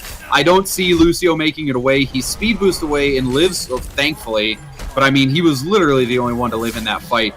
Very, very clever play. I don't know if Goturtle did it on purpose, but it was literally just Goturtle and his Roadhog fighting on the balcony by themselves with a little bit of support, and they wiped 5 people doing it. Wiping 5 people doing it. It's going to definitely force all of them to move back in towards the car right now as they start to move in from towards the office. But Rudeboy with a perfect flank along with Cougarradar's Earth Shatter. It's going to do a definite double kill. Mysta's going to pick off Jake. That's going to allow for Bryth and the rest of the team of Team Memestrike to get picked off. Right now, Team Snapple showing absolute reckless abandon, but that recklessness is turning into actual aggression, and it's moving in. It scatters the rest of Team Memestrike, and there you have it. They're going to wipe them down. It's going to force them to regroup. 2 minutes on the clock. Team Memestrike on the offense. They need to get the first checkpoint taken if they want to have any hopes of moving on and keeping this semifinals dream alive. So the McCree has stayed super safe. Cameron OP has literally been out of sight, out of mind every team fight. It's hard to kill something you can't see, even though he can see you and deal damage to you still. This is the time for Team Memestrike to go in. Hala has already spent his Dragon Blade. He doesn't quite have it yet. He's got a long way to go. And we have what looks to be a defensive not sound barrier, a defensive Diva ult that actually doesn't accomplish anything. This should be point A very easily. Very sloppy team fight there. It looked like the defensive Diva ult actually spread the offensive team out in a way that, I mean, they all stayed alive. Nobody died from it. But it looks like them spreading out is actually what won them that team fight here. Hala is very overextended at the moment, by the way, trying to make his escape away from the bank here. Death. It looks like Bryth actually got a little overconfident. Now she looks a little trapped, and there you have it. He's going to get taken down. And I've noticed, of course, Mrkillboy having actually switched to the Zenyatta. Bryth now, of course, on Diva. It's going to be interesting to see how the playstyle has changed. The first point is, in fact, taken, so that's going to be just under 4 minutes remaining. Team Memestrike being very, I would say, aggressive as the point goes in. But Goturtle looks like he's going to try to keep off the, there you go, trying to keep Tetrix. I think he's going to get this McCree kill. Yeah, very, very smart play from Goturtle, not letting himself be revealed. I'm looking at Hala right now to start making some sort of play because he has a Dragon Blade, and Earthshatter comes out from Cougarradar to start a fight for his team, but it might be a fight he did not want to start, actually. Thankfully, Cameron is there with his Roadhog to clean up the rest of the kills. There is a lonely McCree hanging out, throwing his flashbang, trying to retreat, but he's going to run into a big fat Roadhog. This is the duel of the century. Cameronop versus Tetrix, which McCree is, and Rudeboy is the best McCree. Yeah, right. Roadhog turns out to be McCree, apparently. I am ready to activate the sound barrier. All right, Just Kane, under take 3 us minutes. away. What are they doing just right now? 3 minutes right now. I'm starting to think right now Team Memestrike is just trying to regroup themselves, corralling as best as they can, trying to figure out a different strategy. It looks like they're going to go ahead and go off through the back of of the bank right now, trying to get what they can just to try to get some high ground. That's exactly what I thought. They wanted to get some high ground before they move on. They have Tetrix, they have Hala's ultimate as well, but of course it is 3 against 4 going on 5 right now, so they have to be really precise with their push. They have to get a lot of spread out. They can't get kills, they have to at least get spread out with the Diva. Oh, Diva, of course, having to be very careful with how much she harasses with the Discord orb on her right now. We have Genji from Team Blue trying to make some sort of play here. Goturtle pops a Death Blossom just to try to engage a fight, but no fight has really been started yet or fully engaged it. Here comes the Dragon Blade, and Cameron just gets wiped out by the Dragon Blade right away, trying to Deadeye to help his team out, but it looks like Memestrike is going to get the push they need. It is just Lucio and Roadhog running away right now. I cannot believe it wasn't Goturtle, it's the other Genji. Hala 555 going off a Reaper to switch to Genji, and it seems like the attacking team's Genji has been the success story so far, whether it's Hala or Goturtle. And that's what I was talking about. You know, it's the pressure's on. It's the last minute second. That's why a lot of these switches and picks are what's going to change right now. Weird engagement from Cougarradar coming out, spending an Earthshatter, but he knew his team was with him. They're going to get a few picks based off of it. Diva ult kind of just clearing the mid there, not really accomplishing anything else, but with that mid being cleared, like I said, they have a whole 3 minutes to get the payload to the checkpoint here, or to the final checkpoint. Honestly, I have to really give it to Memestrike. Again, the kills aren't entirely what matter when it comes to things like these. You're trying to move this payload through an area, a choke point as it were, that's really unbeneficial to your team moving. You wanted to get it out of that as much as possible. You want to get out to that trailer right there as soon as you can so you're not in that choke point. And they're doing enough to clear people out so they can get through it, then they're doing their job. This Genji really needs to die. Hala has had a Discord on him for about 15 seconds, and he still has not died. The Zenyatta from Team Snapple must be very frustrated. Look at this payload capture. There's not even going to be a team fight. There's not even going to get... Well, okay, let me close up the hype bottle. I thought we were going to see going ourselves to King of the Hill. a nice little team fight, but yeah, there was a lot of hesitation. I'm actually starting to see, having seen a few games now, Snapple on defense, from what we've seen, when they're pushed up against the wall, haven't actually shown the same amount of aggression that we've seen, say, from Team Memestrike. I noticed there was way too much payload movement. There wasn't enough pressure on that payload. They allowed for that payload to move far too much. Team Snapple having done a lot of regrouping, which is great in the beginning phases, but once you start reaching that, second and a half, going on third phase, third checkpoint, you got to be a little quicker. You got to be quicker. You got to be a little faster. You got to be a little more aggressive, and that's where the challenge comes in. Being faster and being more aggressive to stall the payload, while at the same time not being too reckless to where you're getting picked off. And, of course, this is a pug tourney. We're not expecting, these people have been playing with each other forever, though at the same time, it does start to show their strengths as well as their weaknesses. They're a lot more revealed, I would say, when it comes to the semifinal, final, best-of-3 matches. And so now, out there in the data, we don't have to worry about a defensive team or an offensive team. Both teams are going to be fighting King of the Hill. Okay, guys, we're going to step into a very short break. What we are doing is we're going to go into a King of the Hill map to decide the tiebreaker on Hollywood. Whoever wins the first to one capture on the King of the Hill map of Team Memestrike's choice will be going into the grand finals here. My name is Aaron LOL. I'm joined by That's Gotta Be Kane. We are taking a very, very short break to get into our match that will lead us into the grand finals. You guys are watching the competitive Overwatch League Minutemen number 10 tournament. Kane, I appreciate your time, man. I'll see you here in a few minutes, all right? Sure thing to you too, my man Aaron. What's up, everybody? We're having a little bit of a technical difficulty with one of the players, so it comes back to us to come back and talk to you guys about the matches while we're waiting for them to get back online. Dude, Poro, where do we even start? It's just like so much Rudeboy, so much Genji. I guess let's start it off at Dorado? Is that where you want to go? Kings Row? Kings Row first round? We can go Kings Row first round. They went through 3 rounds. There's definitely lots to talk about in each one.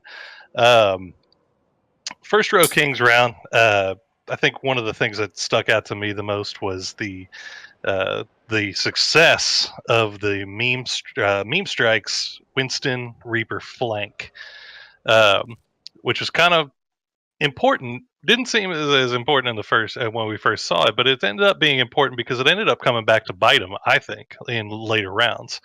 It was very successful when they pulled it off in Kings Row.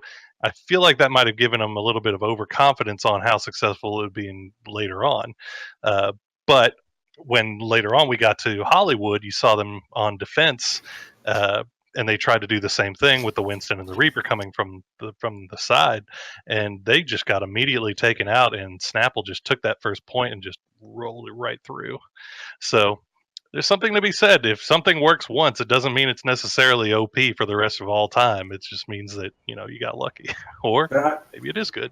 That's the ruminant of Overwatch. I mean, the ability to do hero swaps, it's all about adaptation. And so whenever you get with something that doesn't work, or you get hit with something that just wrecks you, try your best to figure out what it is that you can overcome with. And I think that's kind of, there's been a lot of back and forth in this, up until we got, look at it this way. We had one round that was extremely decisive one way, another round that was extremely decisive another way, and now we're at a tie, waiting on a King of the Hill tiebreaker, so that way we can come back in and figure everything out on who's going to be the winner and move on. We're not even to the finals yet, man. We're still just at the semifinals. That's true, and it's somewhat of a blessing that we get this little break before we get to the final deciding factor. But obviously everybody's watching. You see Tetrix on the McCree. You see Cameronop on the McCree. It's just this battle between these two dynamic DPS. But I want to bring a little bit of attention to who I think is two of the unsung heroes, Mysta and Mysta and Thick. So Thick on the Lucio, Mysta on the Zenyatta, and those guys have been just killing it for Team Snapple. The Zenyatta ults have been perfectly timed with the McCree ults. He's opening up all types of opportunities for these DPS to get these massive ults off. That's really turned the tides for Team Snapple in a couple of their wins. Oh, yeah. Where do we even, there's so many strong support plays that have been coming through here. I know everybody's seeing all of the Genji play and all the McCree kill feed that's going through, and the great Reaper ultimates that we've been getting on top of that. But the sports have been doing such a great job of being a backbone, and it's just almost, you can't help but hear one Lucio ult without the other one almost immediately going down. You're seeing Zenyatta ultimates come through that are completely negating amazing plays that have been happening by like there's been several Death Blossoms that have gone off by Reaper that have just been entirely negated by Zenyatta play. Absolutely. Now, if we're talking unsung heroes, though, I got to go on the flip side of it. And I mean, there is right now somebody I think that's competing for MVP of this. If we were to give MVP of matches, and dude, that's Rudeboy. Rudeboy has just been going insane. Like, okay, we saw the play of the game. Yeah, okay, that's good, but it's just Roadhog pick after pick after pick, and it's just going so. He's just everywhere. It feels like there was the like when we were just playing on Hollywood a second ago, and we had Tetrix and Cameronop having their little McCree duel, and then like Tetrix was like, okay, I'm gonna get away, I'm gonna roll out, and then what does he turn around to? There's a Roadhog standing in between him and his spawn point for some reason. Rudeboy's and they're like, nah, bro, you're coming, you're dead, and I want to go stroll back over here. Rudeboy has definitely been having some great positioning on every champion he's played tonight, and I think it's interesting to note that in this last round, I thought it kind of weird that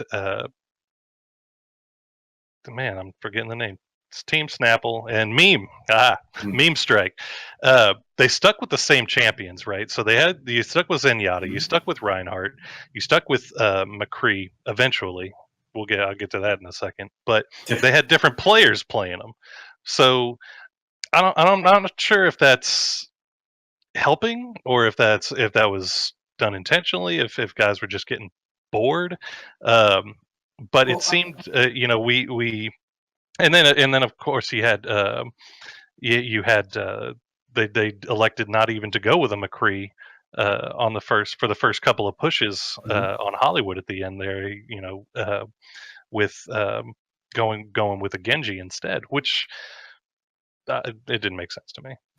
Well, I mean, Goturtle's been doing a phenomenally good job on Genji, and then we've had like Hala doing some Reaper and going back and forth. Like the damage dealer seems to be going toe to toe pretty well.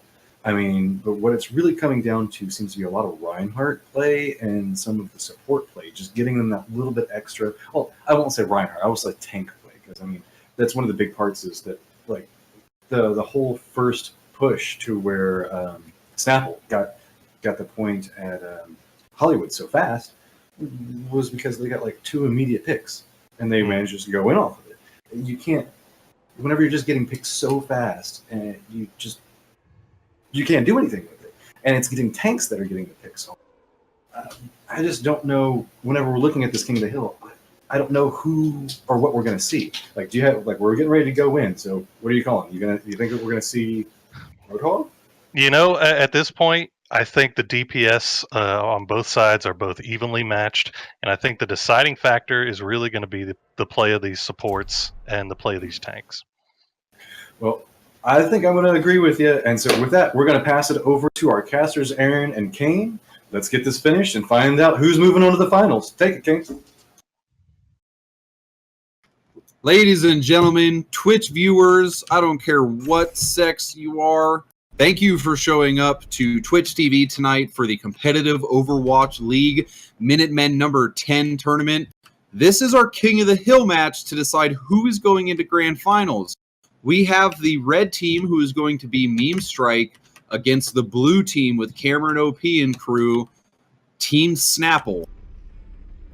And we are on Ejong Tower, Kane. We're about to spawn here very soon. The Lijong Tower it is, and we are going to be, of course, playing once again on the same map as we were last time on Lijong.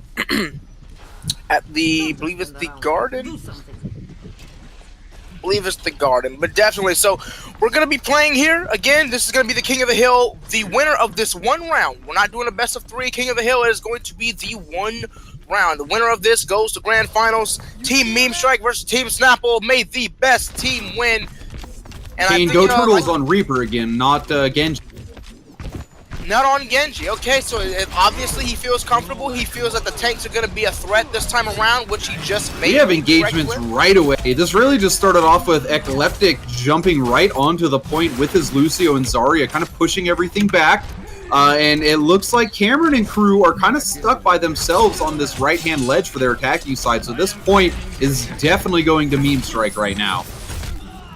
Right now, definitely going to Memestrike. Memestrike doing quite the work right now as Aurum takes out Hala, and Cameronop is going to pick off the last of the support. Cougarradar, Zenyatta taking out Drake. Wow. Goturtle and Aurum cleaning up, and there you have it.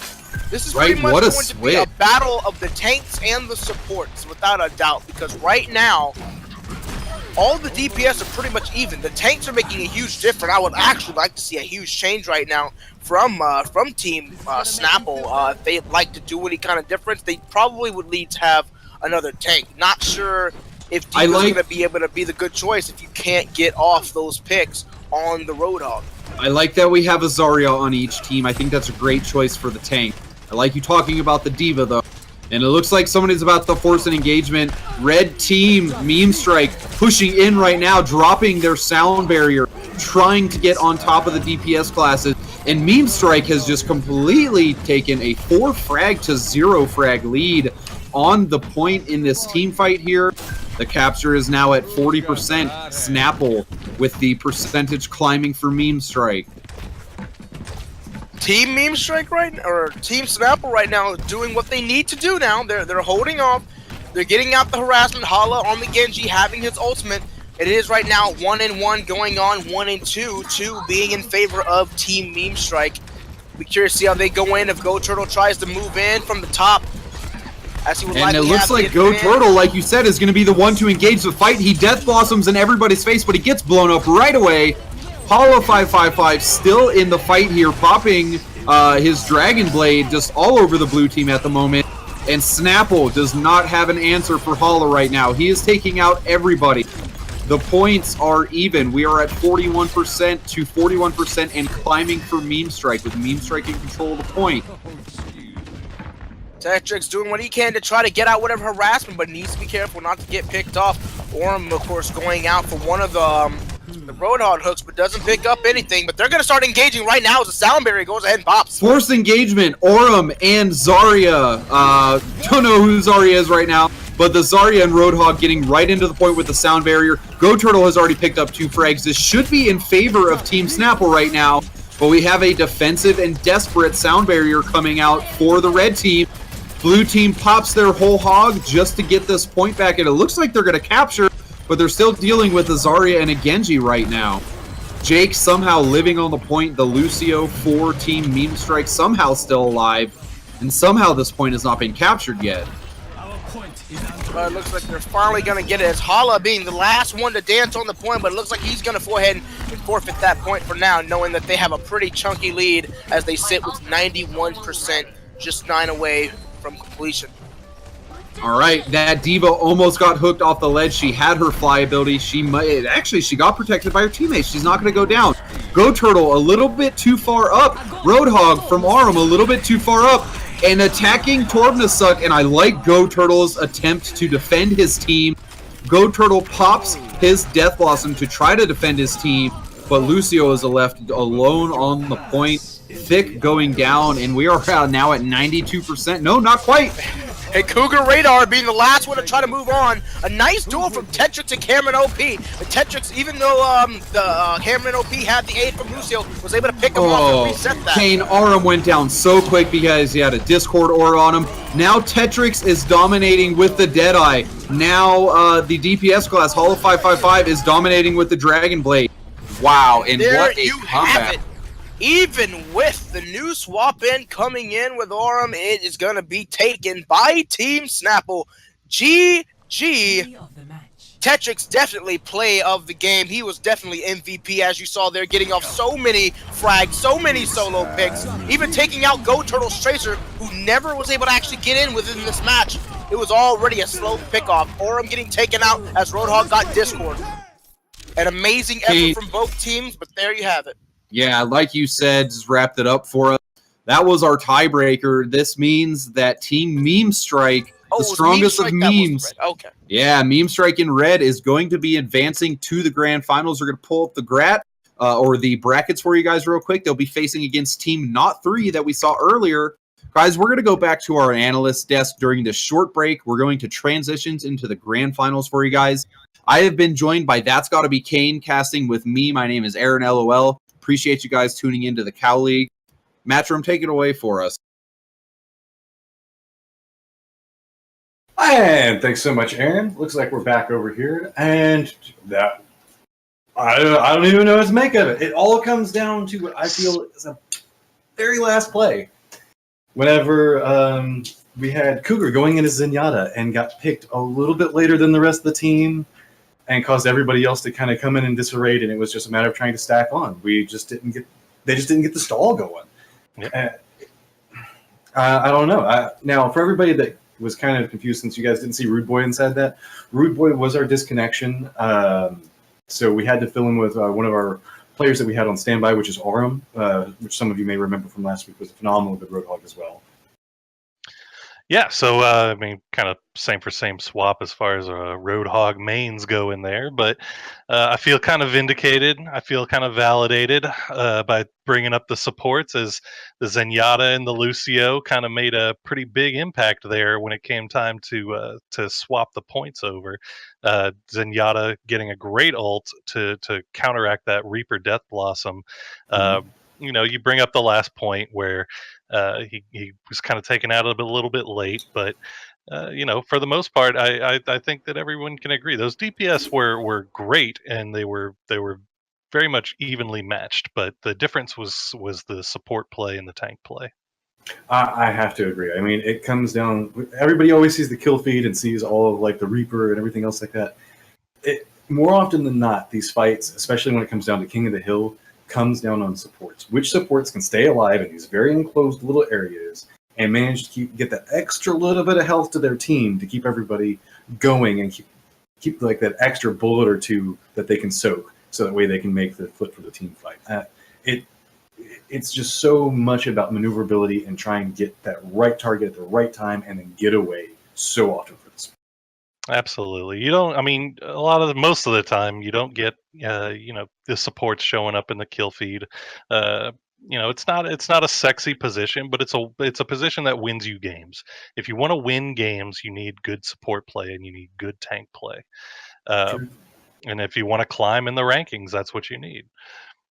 I mean, it's hands down the best way. I mean, there is the standard 2-2-2 meta, which is 2 tanks, 2 DPS, 2 supports, and yes, that means like strong supports. So don't come in and being like, oh, well, we're running like we're gonna run Anna by herself, and then that's all it's gonna take. No, it's not. And you don't need one Reinhardt and one Anna, and everybody else will be DPS. I promise you, doesn't matter.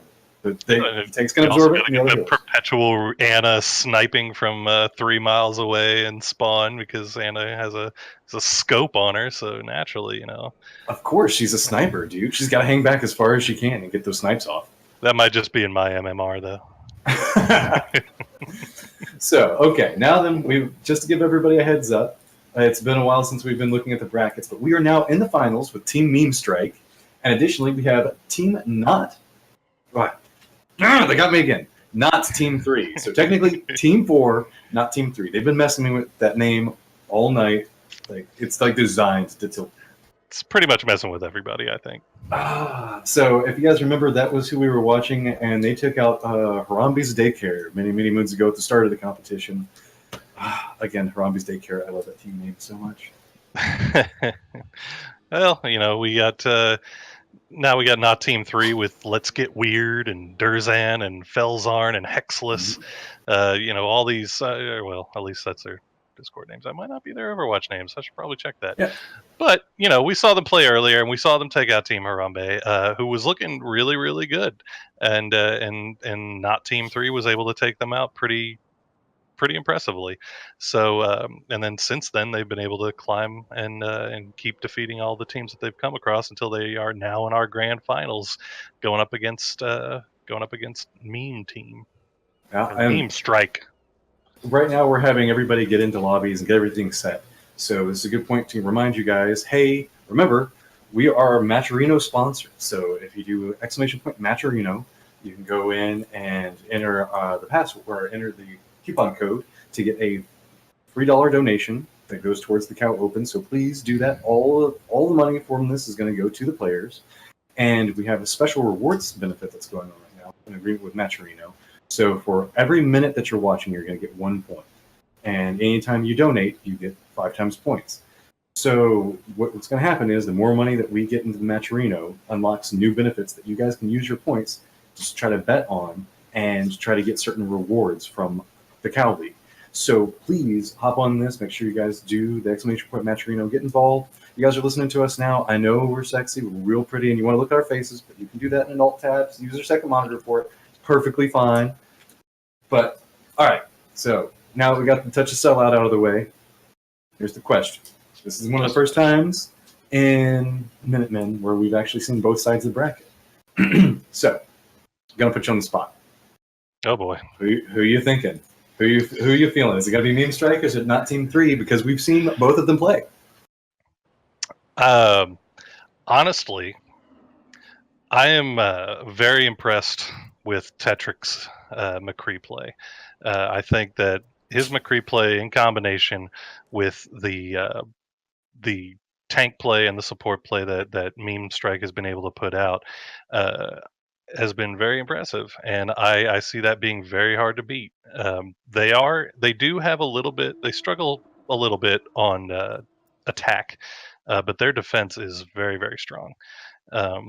And you could see that against Team Snapple, who was very strong on attack.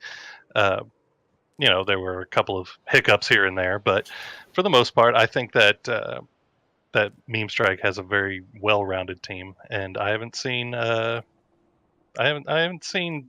Team Not 3 since a couple of rounds ago. So hopefully they've started to kind of pick up and started to gel a little bit more as a team, and could find a way to just attack this impregnable defense from Memestrike that we've been seeing. Yeah. All right. So actually, we are all set, guys. So we're getting ready to move into the finals. Everybody get hyped. Let us know who you think is going to win in Twitch chat down there. I'm going to pass it back over to Kane and Aaron. You guys get underway. Let's get this started. Thank you very much, Matrim.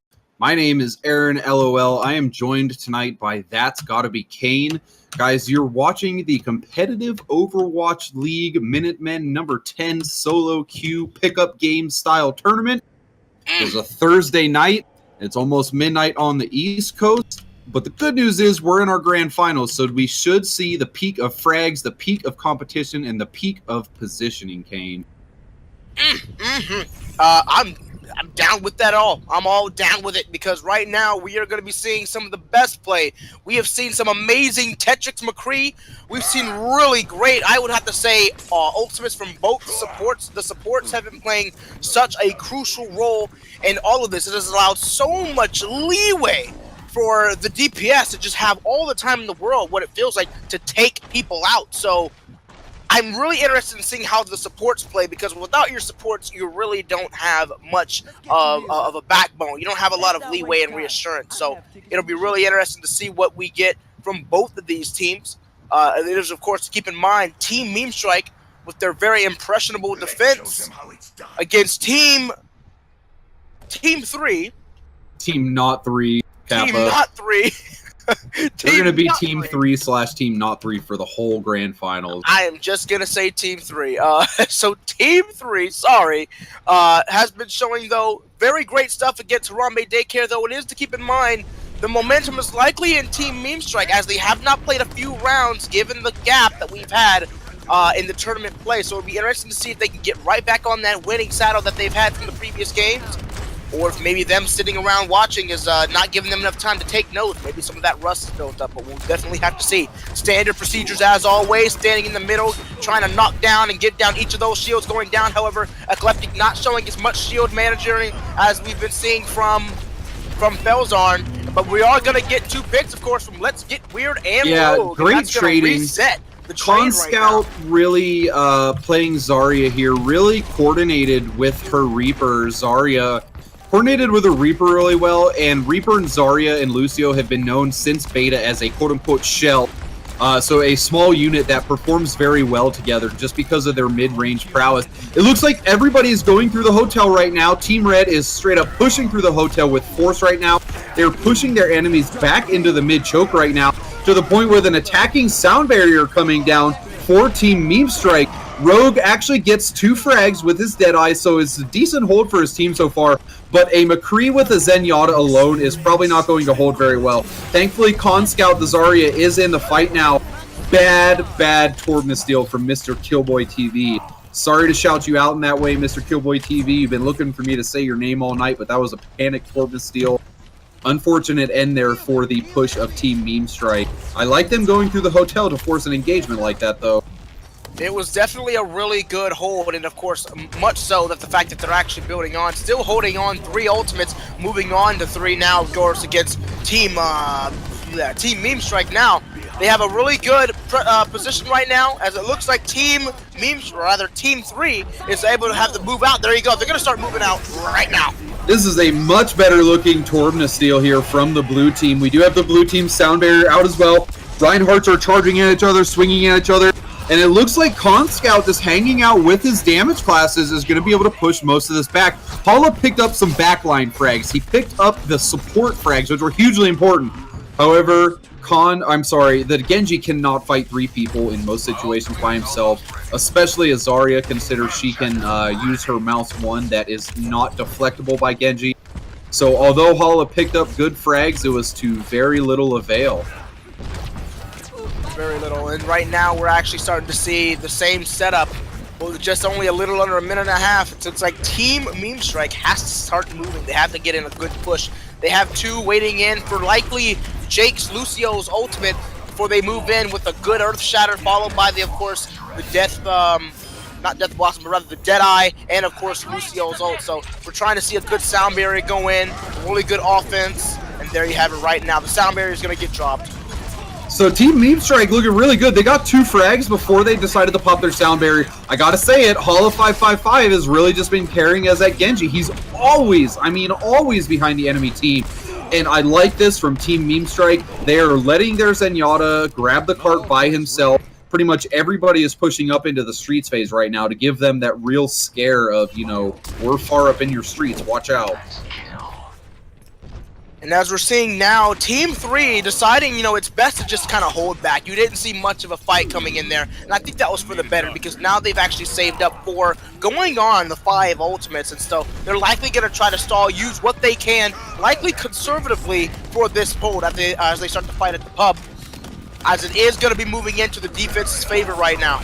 Kane, we're looking at the position of this Reaper right now, hopefully. Canscout accidentally gets launched. We have both Torbna steals going down. We have the Dragon Blade pop from Hala. It is a frag fest on the cart right now. Letsgetweird tries to pick up some frags and is denied by only getting 1. The Reinhardt is still in the equation for both teams. Ecleptic and Felzarn are just swinging their hammers right now. Still a complete frag fest. Hala has not been contested yet, but he is the only DPS class alive with his Lucio right now. Team Memestrike successfully is pushed back by Team Not 3 right now. That was a very good team fight from both teams, and the cart literally did not move. And can you see that, actually? Team Memestrike not only held, or rather, Team 3 not only held that really well, but Felzarn is actually still holding his Earth Shatter, so they have an entire team ultimate that they can pretty much shift for a second fight right now. So really great managerial content, and that actually shows that you have to have a lot of faith and execution with your team to not use something as crucial as an Earth Shatter to try to wipe up an entire team, having relied entirely on Canscout's Torbna suck, and this gives them leeway with just under 2 minutes to break and keep them from getting to the second checkpoint, as they try to posture without initiating entirely too hard. I'm keeping an eye on Hala. I'm keeping an eye on Letsgetweird. They're both in really weird flanking positions at almost all times. The Torbna steal was not very good from Canscout because of the Reinhardt shield on the red team. Team Memestrike is pushing in now. Team Memestrike, I'm sorry. Team Memestrike has just been, they just obliterated that push. That happened really way fast. I got really tongue-tied there because that happened in a matter of like 2 seconds. A matter of 2 seconds, really. Amazing play that actually came out right there from Hala. A really great Torbjorn suck to pay pretty much to make up for the last one. That was pretty much of a panic. A really nice cleanup and really simple execution, which again, it keeps Ecleptic's Earth Shatter all nice and neat. Tetrix still has his Deadeye ready, and they're pretty much in the position where if they play their cards right, they can get a nice kill. They can get a nice team wipe if things are played. If they can get Hex down to keep the sound barrier from going out, they could wipe this team going in. Check out the positioning for Letsgetweird. He gets spotted by Genji right away and taken down as the primary DPS class. You were talking about that Earth Shatter. That Earth Shatter was saved for a great time. It gave Rogue a free 3 kills on his Deadeye. Kane, you really called that one 2 minutes before it happened. He had that Earth Shatter for a long time, and he let it rip at the perfect time. And I was actually really glad that Felzarn didn't try to contest the second checkpoint, rather the first checkpoint with that ultimate. It would not have likely been in the best of interest, given the fact that the positioning was so off, and they also had a few people down. So that was a perfect execution and time to use that. Another great thing is that they have a now Canscout. I've noticed that they've been rotating between team ults. If they can help it, Canscout uses his, and they try to wipe him. Once they get to another position, Felzarn uses his, and they try to wipe him. Great ultimate usage. They have been conserving their ultimates and executing perfection right now, and they've been able to stall all of Memestrike right now to pretty much at this Kane last Hall of point. 555 is almost to his Dragon Blade. We have a defensive sound barrier. I'm sorry, a defensive transition, a transcendent, a offensive sound barrier. Torbjorn Steel goes down, and the Dragon Blade is about to come out for Hall of 555 if he doesn't die first. Oh my goodness, what a hole. That Transcendence really just caused Team Not 3 to get super aggressive. It looks like the Zenyatta picked up all the kills. Really, he was just finishing off what his Reaper did. The Death Blossom came out, it softened up everybody, and Derzan picked up the kills. And once again, here we are, Felzarn holding his ultimate. They have a whole nother thing. Rogue's ult just came up, Hex ult is coming up. Great conservatism of those ultimates with great execution, and he's gonna pop it! Hall of 555 comes out with a great Dragon Blade. He waited for his team to get Earth Shattered before he Dragon Blade. The Transcendence comes out from Bryth here to really keep his team in the fight. The Transcendence is over now, though, for Team Memestrike, and they are getting pushed back by Team 3. Team Not 3 is reacting to the ultimates of Team Memestrike and positioning themselves greatly. When the Dragon Blade came out, the team backed up, they killed Genji, and basically the fight was over after that.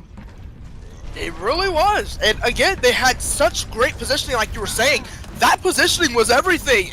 And they executed such a great hammer down as they were able to actually get the Earth Shatter off and knock that entire team down. They're actually starting to move in with Derzan, so it's going to be relying mostly or so on the Zenyatta to try to get any kind of hold now. As Tetrix got 2 huge picks, a tank going down and a support going down. Almost always spells certain doom. A decent Deadeye comes out from Tetrix here. Gets a kill on the enemy McCree. A Torbjorn Steel comes down from the defending Canscout. We're on overtime now. Team 3 is all over the cart. I'm in disbelief because this was not a full push. This is another 90%. It's one of those pushes that was stalled and held in the last phase. These teams are looking very competitive right now. Very, very closely balanced in our grand finals, which is really what you're asking for in watching competitive footage. What we saw there was perfect Overwatch.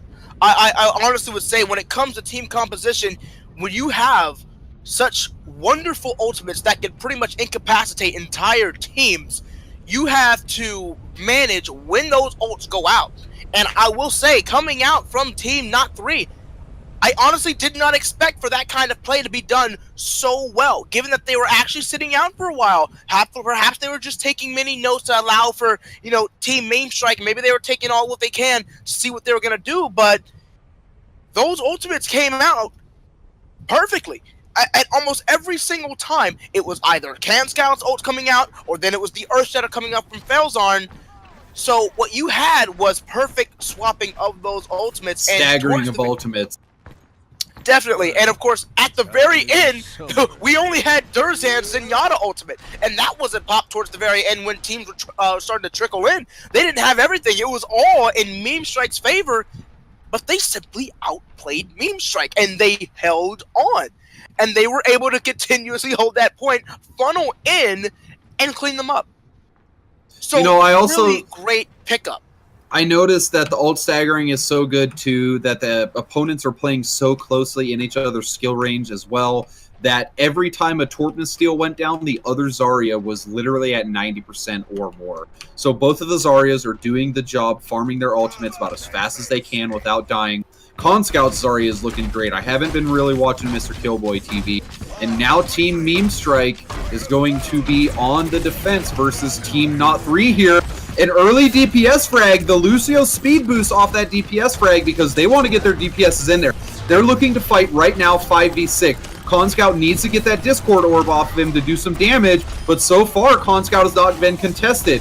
It's now 4 versus 6 in favor of Team Not 3, and Team Not 3 makes their A capture look easy. Holy smoke. Absolute piecemeal, Aaron. My goodness. You know, it all started with Hala. Hala was the first domino to fall, and he was not in a great position. I don't believe that he probably didn't believe he was going to get picked off that fast, that hard, likely looking at the bulk of everyone moving in. But, you know, Tetrix is being really on point with his hits, and he is just cleaning up from afar. You know, this is the kind of things that we see from McCree that make you realize why Pharah is not being played right now. These are the kind of things that make you really get put on edge and makes you really doubt being put right there on the spot. You need to start figuring out another way. And Hala grew a little complacent when moving in on that first point. Yes, everyone fell like dominoes. Easy. And as we start to move in here on the pub, both teams are going to start posturing right now. Even though the McCree is only starting to move on right now. It is 3 going on 4 ultimates as 5 even start to come in against the 1 from Memestrike. Because again, they got cleaned up so hard they didn't have time to damage anything. All right, here comes the speed boost. We have a Transcendence out as well for the attacking team. We have a sound barrier going down for the defending team. The attacking team is up 3 frags right now. The ultimate, Reinhardt is by himself. Ecleptic just found at the wrong place at the wrong time, fighting as Reinhardt 4 versus 1. This is the second team fight that has looked like an utter domination from Team Not 3. And it's one of those things, Kane, you and I have talked about briefly before. Most teams perform better on attack. Most teams perform worse on defense. Look at Team Not 3 right now. They do, and the one thing we are able to know is that most teams perform better on the last point of defense. So are we gonna see that switch activate from Team Memestrike? We've seen it happen to them so many times on defense from that impenetrable Star Wars defense, but are we gonna see it now? Rogue having popped the Deadeye, taking out Tetrix. This is now their time. All right, we have a speed boost, we have a Reinhardt pin, we have a sound barrier, all great for engaging in team fight. We have a Death Blossom popping the Transcendence of the defending team. All of this spells doom for Team Meme Dream, whatever their meme name is. They are getting memed on right now. We finally have Torpness Steels coming down, and it looks like it's still in favor of Not Team 3. Not Team 3 is about to capture right now, Kane. What a convincing King's Row game. Very convincing. And what we saw at the very end there, double Torpness Steels, it was really just to get those last few inches, those last few meters on that payload to allow for the team to move in. Really decisive. You know, coming from the team that sat on the bench for a good maybe hour or so, this was the team that came in and just really easily just drained and sucked up the team that has likely, given their history in these last few games, played the best on defense. We've seen some really great offense, but when it comes to the defense, they've really shown that they're able to hold when it counts, when they have that pressure on them. I'm just starting to think that at the start of this game, they didn't actually have the chance to corral or even get their wits about them. Team Not 3 just moved in so decisively, so aggressively, and so quick that when one fell, it was like a domino effect, and all of Team Memestrike fell. Hopefully, we could see them regroup come the second game. You know what? It might just be a domination from Team Not 3 as well. We're going to go on to Dorado as our next map. We're not going to have a disconnect this time. We're going straight to Dorado. Everybody is ready. We're going to get straight into it. Guys, again, this is the grand finals of the Minutemen number 10 tonight, brought to you by the Competitive Overwatch League. We are a Discord community. We are a Reddit community in a way, kind of spawned from the Competitive Overwatch subreddit. Highly recommend you get yourself into the Competitive Overwatch League subreddit. I highly also suggest that you support Matcherino, because Matcherino has a lot to do with Overwatch right now. You guys can support our tournament tomorrow by typing !Matcherino in the chat. Donate a free $1. If you donate that free $1 or any more, you will earn 5 times the amount of points that you earn for watching the stream. Earning these points will allow you to unlock some free stuff. It's not physical stuff yet, but in the future, you know, there'll be rewards like free gaming mice and free mouse pads, all that stuff. Kane responding on Dorado, and it looks like the people on attack is going to be Team Not 3, who just looked very dominant on attack. So what do you think is going to happen at the Arch? Well, I personally think they're not going to go through the Arch. I think they're going to attack somewhere else. You think they're going to attack somewhere else? Hey, we may see it. We've had a lot of Dorado games played from both teams here. So I'm sure everyone now has had their taste of the Arch, and I'm thinking they might be a tad full. They're probably going to try something different. But then again, perhaps the defense here, you know, Team Not 3 probably expects that. So maybe they will just be just as prepared as the offense is to try something new. So we might see a lot of eagerness and readiness coming in for if they try to go through that Arch. But then we might see that same kind of prepared and readiness coming through if they, of course, try to go through the alleyway or if they try to go in from the balcony and from the stairs. It'll be really interesting to see. This is going to be Game 2 of the best-of-3 finals in Team Not 3's point right now. Yep, Team Not 3 is ahead right now, attacking on Dorado. Positions look very normal. Class choices look very normal. Blue team running a Diva on defense, a little surprising. Kane, we're almost to the Arch. We are, in fact, almost to the Arch, and it doesn't look like we're going to see any kind of collapsing concave coming in from the team. Looks like they're getting ready. They're getting ready for that Arch, but it's like you said, are we going to see something different? I think they were wholeheartedly expecting for them to go through the Arch, but it looks like they're going to start going into the ring as Canscout and Team Not 3 actually starts to move in from those stairs, and it looks like we're going to have to start dealing with the choke point right here and there. We're looking for somebody to force the engagement. The Reinhardt is in front for Team Not 3. The Reinhardt and the McCree go down for Team Not 3. They are going to back up if they're smart. Canscout is slowly running away from a Diva. Nobody's going to die in that situation. And it looks like Team Not 3 is recollecting themselves, although their Lucio got picked off. Ultimate is almost ready. Starting to collect themselves greatly, and it looks like not a single frag has been thrown out yet on Team 3, which is great. It allows for them to immediately transition right back to the payload here at the Arch. It keeps it right where they have it. So right now they're showing really great, that is Team Not 3 showing really great stalwart defense, holding both the stairs and the balcony, as well as this Arch here, as the payload slowly starts to move on through. I always notice that once that payload moves into a certain distance, you want to abandon the Arch. And they're starting to reach that point where they're going to have to abandon it if it can't get pushed back. Might have to fight here in the marketplace. But right now, as it is, Team Memestrike not actually decide to push it. Up there they go. Finally decided to push it, which is going to likely force the market phase. Here's a forced engagement. A Transcendence on the red team. A sound barrier not popped on the blue team as the Lucio is down. Huge amount of frags coming out from the support classes and the Reinhardt of Team Not 3. Canscout and crew with a full wipe there. I'm going to say that Jake not popping sound barrier lost Team Memestrike the market phase. Definitely. I'm not sure if they got picked off really quick and early, but yeah, generally speaking, when the offense throws out the sound barrier going in for that attack, it is the equivalent cue for Jake, you know, the other defensive Lucio, to also throw out their sound barrier. And I have to agree, both of those sound barriers not going out really provided them, Team Not 3, that is, with not a lot of defense. But it looks like they've already had to forfeit up the fourth of the marketplace. It looks like they're going to try and hold off at the church here, taking the high ground. Position's pretty normal right now. I'm looking for an engagement because the attacking team, Team Memestrike, still has their sound barrier ready to go. I'm sorry, that's Team Not 3 on the attack right now. They're sitting on a Deadeye, they're about to have a Death Blossom, and they're on a sound barrier as well. These are really big ultimate. We have a sound barrier on the other side as well as Transcendent. Diva puts her ult down just to defend. She ends up dying with her ultimate though as well. Team Not 3 is ahead in the frags again, chasing a lonely Zenyatta backed by his McCree. Team Not 3 is looking so strong right now. Team Not 3 looking really strong right now as we're starting to see Memestrike moving on, and you know they're doing their best to try to hold, but you know they're not applying enough pressure to that payload.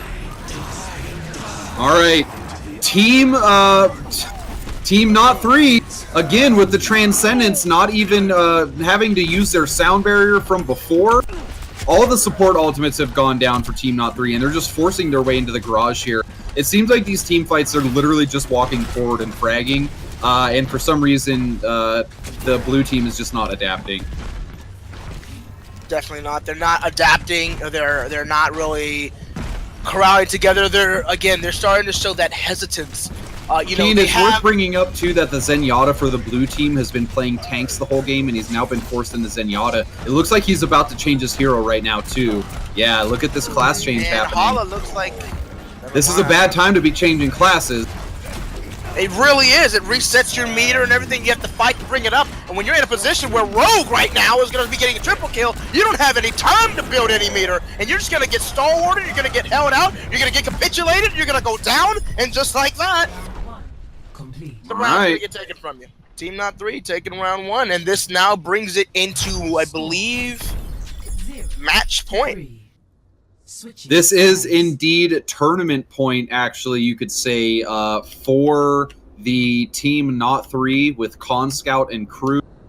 Really quick, Team Not 3 is the team in red, Team Blue is Team Memestrike, and Team Memestrike will be on the attack this time, I believe, as Team Not 3 just had, I mean, every team fight that they engaged in that was a whole team fight, they won. Before we were talking about ultimate staggering, until the very end phase there, it was always a Transcendence or a sound barrier, never both of them. And just being able to have a support ultimate on lockdown and winning a team fight with only one support ultimate, that's so game-breaking, Kane. It really just gives you a humongous lead. You could have a Death Blossom and a Deadeye ready, but if you have a sound barrier, those Death Blossoms and Deadeyes aren't going to kill a damn thing.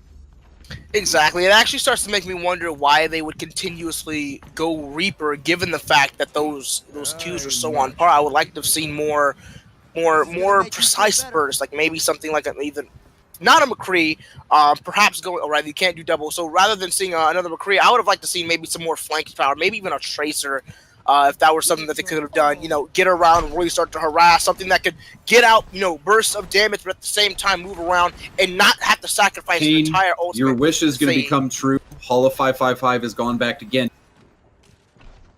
Okay, well, there you go. Hala 555. Having noticed, okay, that's not working. Going with the Genji. There we go.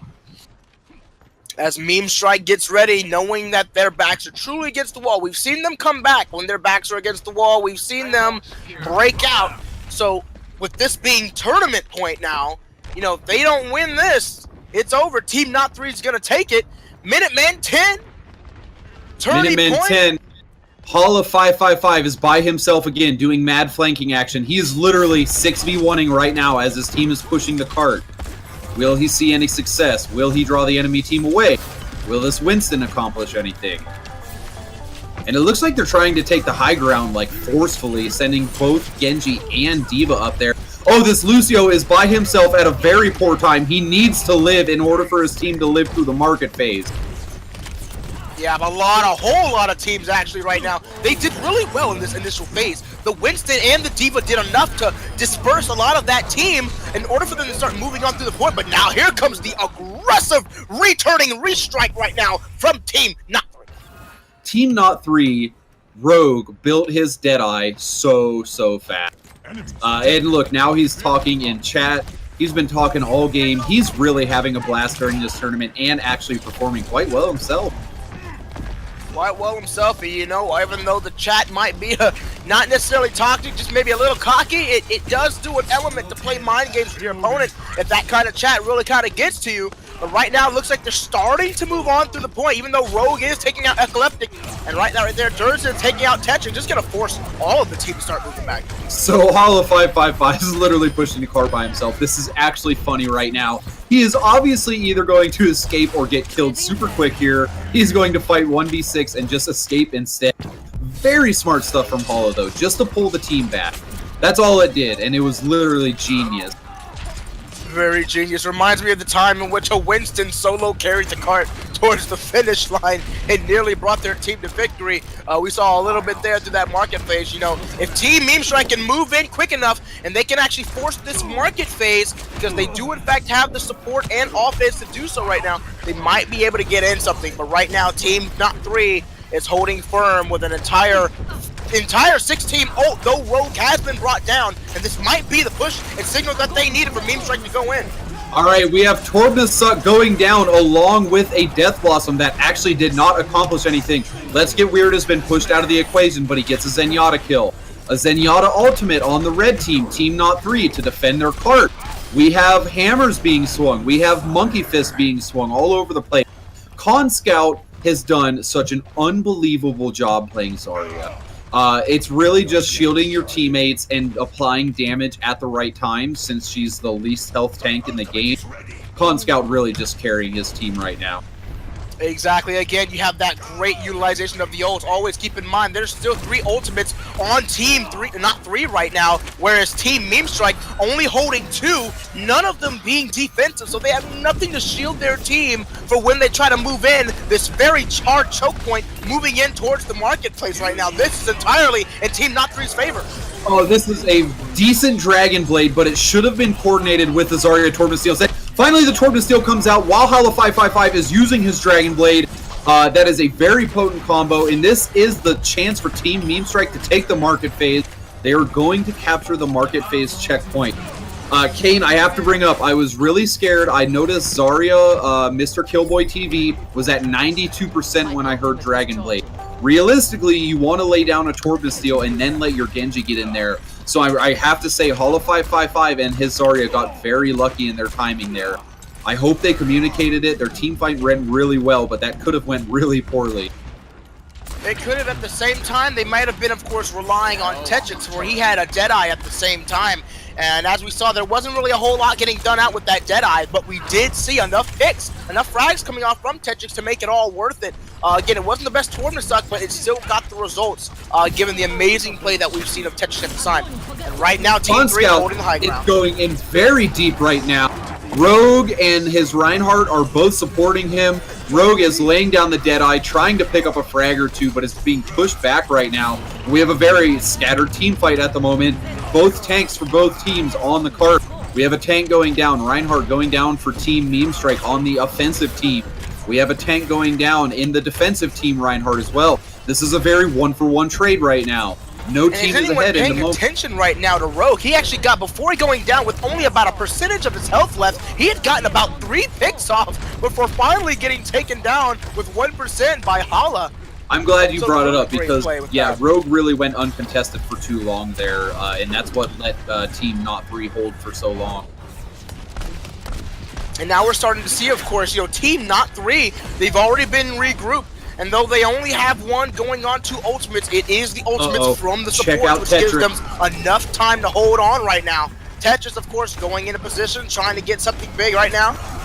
Okay, we have a Dragon Blade coming out right now. We have an Earth Shatter ready for Reinhardt that has just been spent. We have a Deadeye ready for Tetrix. He's not spent it. Now he's spent it. He's going to get a Zenyatta kill for sure. And Team Memestrike is ahead on the frags right now. They really want to continue this game. They do not want to get shut out in Dorado. Team Memestrike has 3 minutes, 15 seconds to push to the final destination. We have one support ultimate ready on each side right now.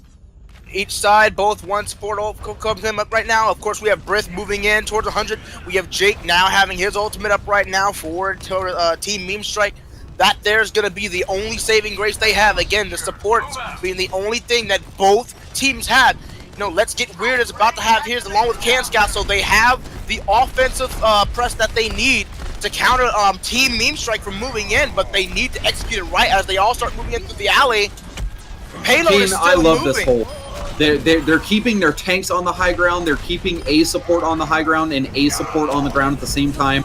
Team Not 3's hold looks fantastic right now. I don't think there's going to be any ults traded right here because Team Memestrike is down a few people, but just as I say that, they pick up a few frag. It is still a few people ahead. It's 4 versus 2 right now on the payload in favor of Team 4, aka Team Not 3. Here we have it, Team Not 3. Hala coming in, trying to sweep and clean up what he can. Picks off Rogue before he runs and hightails it back to safety. A really great, clean pick. Easily done, though he gets a little too greedy, and Canscout once again showing that they will not be deterred. Takes out Hala and forces them to move back. That's the kind of thing you don't want to risk. It's good to go out there if you feel you can grab them and retreat, but getting too greedy when you're starting to go below just 2 minutes, you don't want to throw it. Look at the amount of ults on screen. 6 defensive ult, 5 with almost 6. 85% for the attacking Zarya. We are almost at 6 versus 6 ultimates right now. Get ready for a humongous team fight. And look at where Team Memestrike is engaging. Go. I predict the defense only using about 3 ultimates if they can help it. I hope so. I really hope so. Tetrix, however, picks off Rogue, which is a huge loss in their burst, which means they may be forced to use all of them. And these DPS classes in Zarya need to be careful. They are about to get pounced on by Team Memestrike. We're waiting on a speed boost for an engagement, assumingly. And the McCree is back in the equation for the red team. Very nice Earth Shatter going down, and there's a Dragon Blade coming from the attacking team. Like we said, there's so many ultimates on deck right now, Kane. There's a very weird Torpna Steel that came out from Canscout, just trapping that solo McCree. But look at that. They spent 5 of their 6 ultimates to hold that point. They have 40 seconds left, Kane. No ultimates on deck, very few. 1 support ultimate to try to give them any kind of leeway. That's just seconds of life. It is life support. It is a life support ultimate that Bryth is holding right now for Team Memestrike. And check out Hulk. Whereas Felzarn and Hex both have a team executing Memestrike where they have some. This is a very nice pin from Ecleptic. Yes, very nice Reinhardt on Reinhardt kill. The sound barrier has been popped from the defensive team. We're waiting on a Transcendence for the attacking team right now. It is about to be an overtime scramble right now, Kane, and the blue team is very ahead on frags at the moment.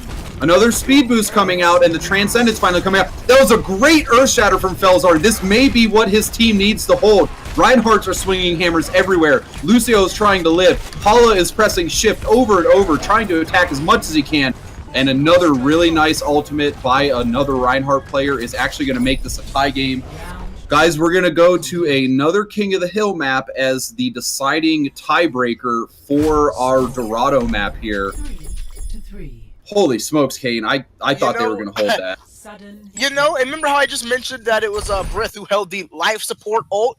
Well, that life support ult did a whole lot when Felzarn moved in for that Earth Shatter. You know, that Earth Shatter actually didn't really get much, and even when the one person that it did in fact get, that person didn't take much damage. They were healed up in no time at all, and that did everything that it needed to mitigate the damage to allow that payload to keep moving. And so really great execution from Blyth. Again, I was really trying to keep my eye out on the supports and on, of course, the tank that were allowing such great execution. Canscout, again, amazing play on Zarya. Bryth and Hex, really, again, really great stuff from their Lucios and the Zenyatta play. You know, the supports are what truly are the life support of these teams, and they have been doing a phenomenal job and allowing for these payloads to keep themselves moving, as well as simply mitigating the damage to allow their teams to live. You know, we've seen teams with not many ultimates to their name, but you know, you get yourself one good, sound barrier off. That buys you enough time, to simply frag another teammate or frag an enemy. You know, you get that great Transcendence down. It gives you enough time to frag the enemy. So it's going to be really interesting to see what happens when we start to move on to this best of 3. Again, tournament point is still for Team Not 3. If they win this best of 3 one round, they take the tournament. So Memestrike has not yet reset the bracket. Their backs are still against the wall. We're going to Ilios. It seems to be a very common King of the Hill pick. Seems like everybody prefers Ilios over Nepal for some reason. Not really sure why.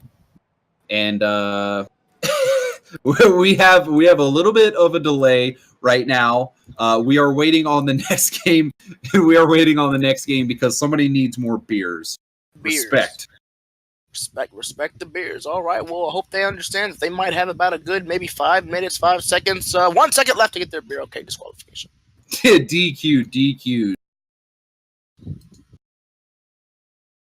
All right, guys. We're just waiting on one person. I don't think we're actually going to go to a break.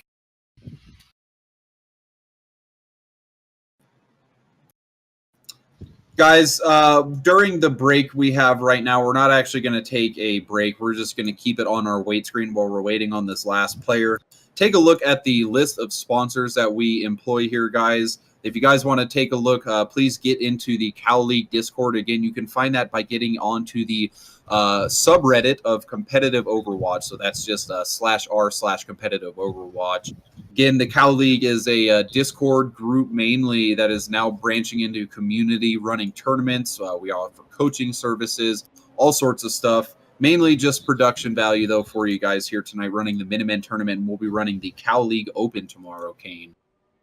Exactly. The Cow League, of course, is when you really start to get your pre-mades. You really start to get that muster. It is the next step, the next level in which we get everyone from professionals to all those who simply strive and aspire to be the best they can be on those Cow Open tournaments. If you haven't already, you can also donate, of course, to our sponsors, Matcherino. Donate, of course, $1, and that'll, of course, give you so many more points when you tune in to watch our competitive Overwatch streams. Again, that $1 is free. The way it works is you type !Matcherino in chat. You'll be donating to tomorrow's tournament. Matcherino gives you a free $1 to put into the pot, and then any money you donate goes in the pot as well. Even donating that free $1 will give you 5 times the amount of points you earned watching the Cow League streams. Again, these points will be available to spend in the very near future, actually right now. You could spend these points to get yourself some Cow League goodies. Right, here we are. We're going to be getting right back into the game again. This is going to be tournament point for Team Not 3, which is going to, of course, be on the red side as we go ahead against Team Memestrike on the blue team.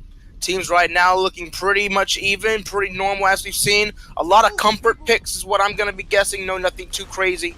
You know, this is, of course, going to be tournament point again for Team Not 3, so they have to make this work. This will be the first time in which we're going to be on Ilios on the Ruins. I'm a big fan of this part of Ilios, and this is a good thing. Just a reminder, guys, this is a tiebreaker for Dorado. This is first to one capture. Whoever captures the first point and gets it to 100% is the winner of the Dorado map. If Team 4 in red is going to win this King of the Hill map, they are the grand final champion. If Team Memestrike in blue gets this capture first, they will be advancing to the third map for the grand final. Very normal looking compositions, a Winston on each side, not a Diva on both sides though. A Zarya instead of a Diva. I like the Zarya-Winston combination. Zarya-Winston combination is really good, especially for this map. A lot of fighting being centered right here in the middle of this map. There's not really way too many areas where you can run, and Winston's really good for causing disruption, which is why you see them on both teams right now. And First Blood's going to go out with Rogue on Holofon. And we have somebody else playing Genji this time. A lot of frags from the blue team here. Team Meme Dream or Team Meme Stream. They are going to be taking the first point pretty handedly here. Surprisingly, their Diva actually did most of the damage, picked up most of the frags there. Yeah, Ecleptic, again, on a Diva, you have a lot of power against tanks in a way. It's like you say, you're a fat Tracer, and even Tracer, you know, does really well against Winston if you can keep out of reach. And a good, you know, Diva on a Winston can do a lot of damage if left remain too long, if the DPS remains consistent. And now it looks like Team Not 3 is trying to regroup themselves, trying to figure out a way to get around this. You got to remember, on Ruins, you can't afford to be too, you know, hard-headed. You have a lot of options in which you can flank the enemy. You have so many different ways. You can go, of course, underneath the statue, underneath the supply cabinet with the lights. There's so much. Okay, a combination of Transcendence and Dragonblade have come out for not Team 4. They're trying to pick up frag. The enemy Genji on the opposing team for Team 4, Memestrike's Genji, Tetrix, is now using his Dragonblade as well, picking up frags. This is another fight in Team Memestrike's favor. They have not let Team Not 3 even cap the center point yet. They have not, and as they start to move over the halfway point, going on 60%, Team Not 3 needs to really get something going. They have 2 ultimates now, but of course that leaves 2 more ultimates on Ecleptic as well as Hala 555. So both teams are going to be moving in with 2. No one else seeming to get close in right now to their third, so this is definitely going to have to be a deciding factor. All right, we're looking for... There was no Primal Rage from Felzarn. He just died. The Lucio for Team Not 4 just died, which is their sound barrier that they needed to engage. Team Not 3 cannot engage right now. They have to run away, and the point is at almost 90%, Kane. This is looking awful. This is pretty much looking sound right now for Team Memestrike, unless Team Not 3 can rush and get on that point to commence This the is overtime. their last chance. There's not going to be anything they can do, and I'm not Looks sure like why they're waiting on Felzarn is speed not boost. leaping. There we go. There's the lead. We have a Dragon Blade out from Tetrix being spent right now, trying to pick up frags, and he picks up 2. The combination between Dragon Blade and Death Blossom completely clears that point. That was a immensely dominant performance from Team Memestrike. They are taking this tournament into the 3rd map. We're going to Hollywood, boys. Hollywood! Holy smokes, Hollywood what swing a out. fast game there. Play of the match. Oh man, we saw a change of classes. Tetrix finally steps off McCree because he wants to play Genji.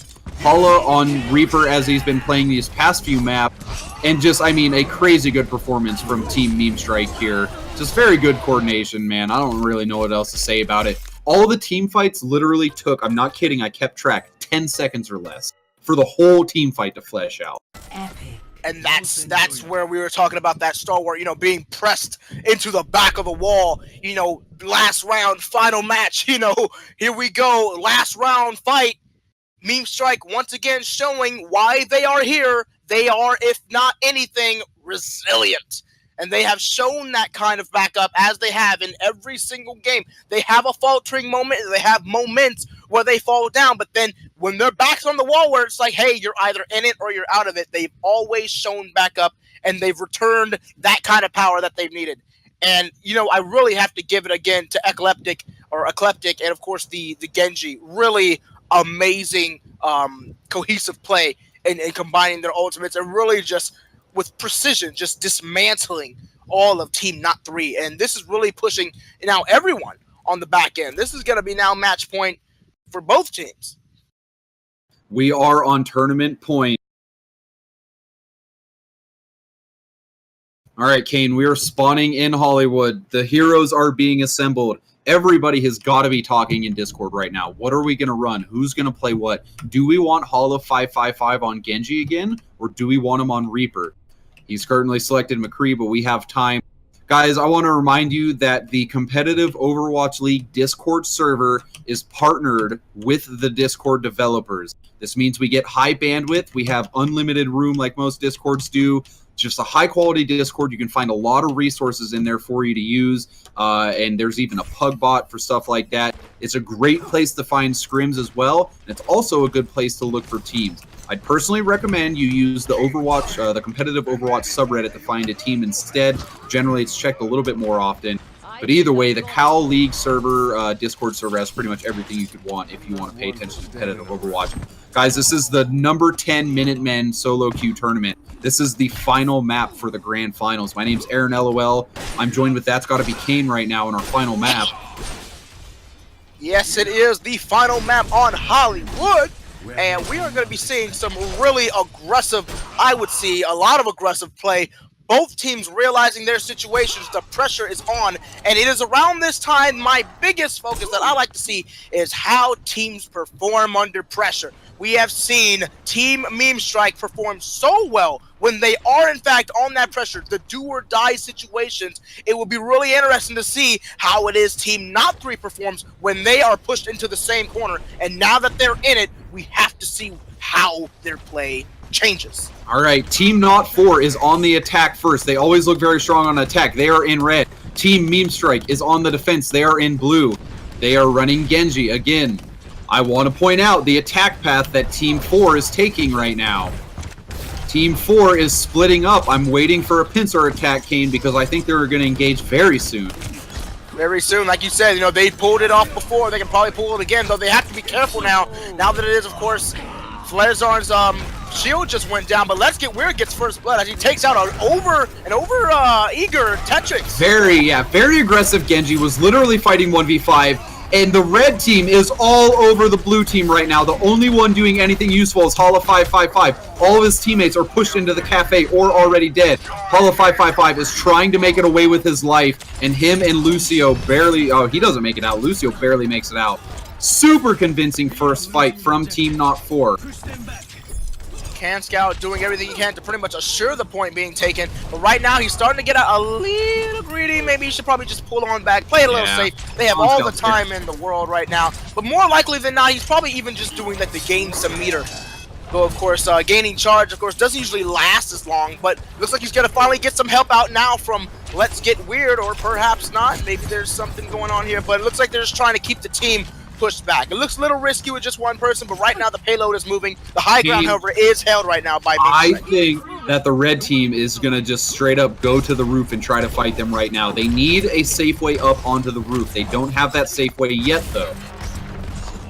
They don't, in fact, have that safe way, though they are, of course, encroaching an entire team of ult right now, as it's going to be 6-5 as Bryth also moves on. So we're going to be seeing a whole lot of ultimates popping out, though, of course, when on the attack, you only want to use what you can. All right, this Reinhardt is severely out of position. Ecleptic tries to make an Earthshatter work, hits literally nothing. It is 3 frags to 1 right now in favor of Team 4. They are all alive except for their support, Zenyatta. There are 6 ultimates ready on almost both sides. The next team fight we see is going to be big, and it's going to be in the 3rd phase of the map. A really decisive push again, no questioning the offense of Team Not 3. They have shown before that their offense, when it comes time for them to push, and they push hard and with efficiency. They make it matter, they make it count. However, it will be really interesting to see how it is when they are on the board. Memestrike needs to react. They need to stop this, because if they can keep this payload from getting to that finish line, it makes it every little bit easier for when they move on to the offense, and they need to keep that in mind. They really need to be careful right now. They're traded DPS classes at the moment. Both McCrees are down. Both McCrees are making their way back to their team slowly. All right, and we're getting ready for a fight here, everybody. Get ready, Twitch TV. Here is a team fight. We have a defensive sound barrier out with an offensive transcendence coming here from Derzan. The Tortoise Steel goes down. However, Team Not 4 still in the lead with the frag. Team Meme Team is being backed up right now, deciding not to spend any more ultimates right now. We have another Tortoise Steel on the offensive side going down, almost getting both of the support classes killed. And Tetrix is trying to hold this for his team by Dragon Blading the entire enemy team. Unfortunately, the Team Red was very split up, allowing Tetrix to get a lot of frags for that Dragon Blade. That Genji should not have picked up that many frags, but alas he did, and Team 4 is backing up now. Backing up, and that's one saving grace that they have just even a little bit right now. Draining the clock and keeping the payload from not moving forward. Every little bit counts right now, and that's simply what they need to keep in mind. They need to play it carefully, then rather they need to just be very stalwart. They only have one ultimate. They need to be focused. You know, they need to not think about the time. They need to not think about how much is on the clock. They simply need to play precise and swell Overwatch if they want to have any chance of holding this point and keeping it. I really think Tetrix needs to switch back to McCree. We have a huge frag advantage right now. Letsgetweird came in at the perfect time. It looks like Rogue got all the kills, but Letsgetweird softened everybody up. McCree was just there to shoot everybody else in the face. This is going to be the final fight here, and we're going to have a capture, a full capture. Stopwatch does not matter right now. We are playing in competitive ranked mode rules. So, Kane, right now, Team Meme needs a full push no matter what time to get the King of the Hill tiebreaker. If the Meme team, aka Team Memestrike, if they do not make a full push, the champions will be Canscout and crew, which is Team Not 3, aka Team 4. Sorry to confuse you guys with the names today. They really like to be a pain in our butt.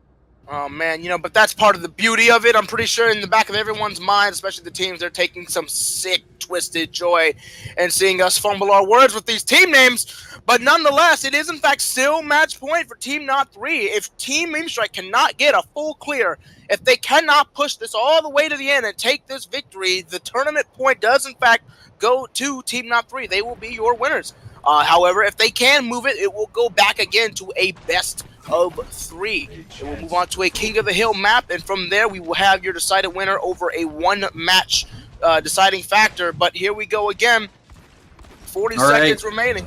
We're 2 games deep, by the way, for those of you that don't know. It is 1-1 for each team right now. Again, Team Memestrike needs a full push to even get this to a tiebreaker at the moment. The defensive classes have already spawned. The composition has been chosen. I don't think they're going to play Ana. I do want to bring up, though, this entire Minutemen tournament, nobody has run anything else except for Zenyatta Lucio as a support shell. And reasonably so, because they are so strong in this meta. Mercy having really fallen off as of late, given to so many of the buffs, to Zenyatta, and just the overall heal output from Lucio, along with that very fast charging sound barrier. It really doesn't. There isn't really any reason now to really go Mercy most of the time.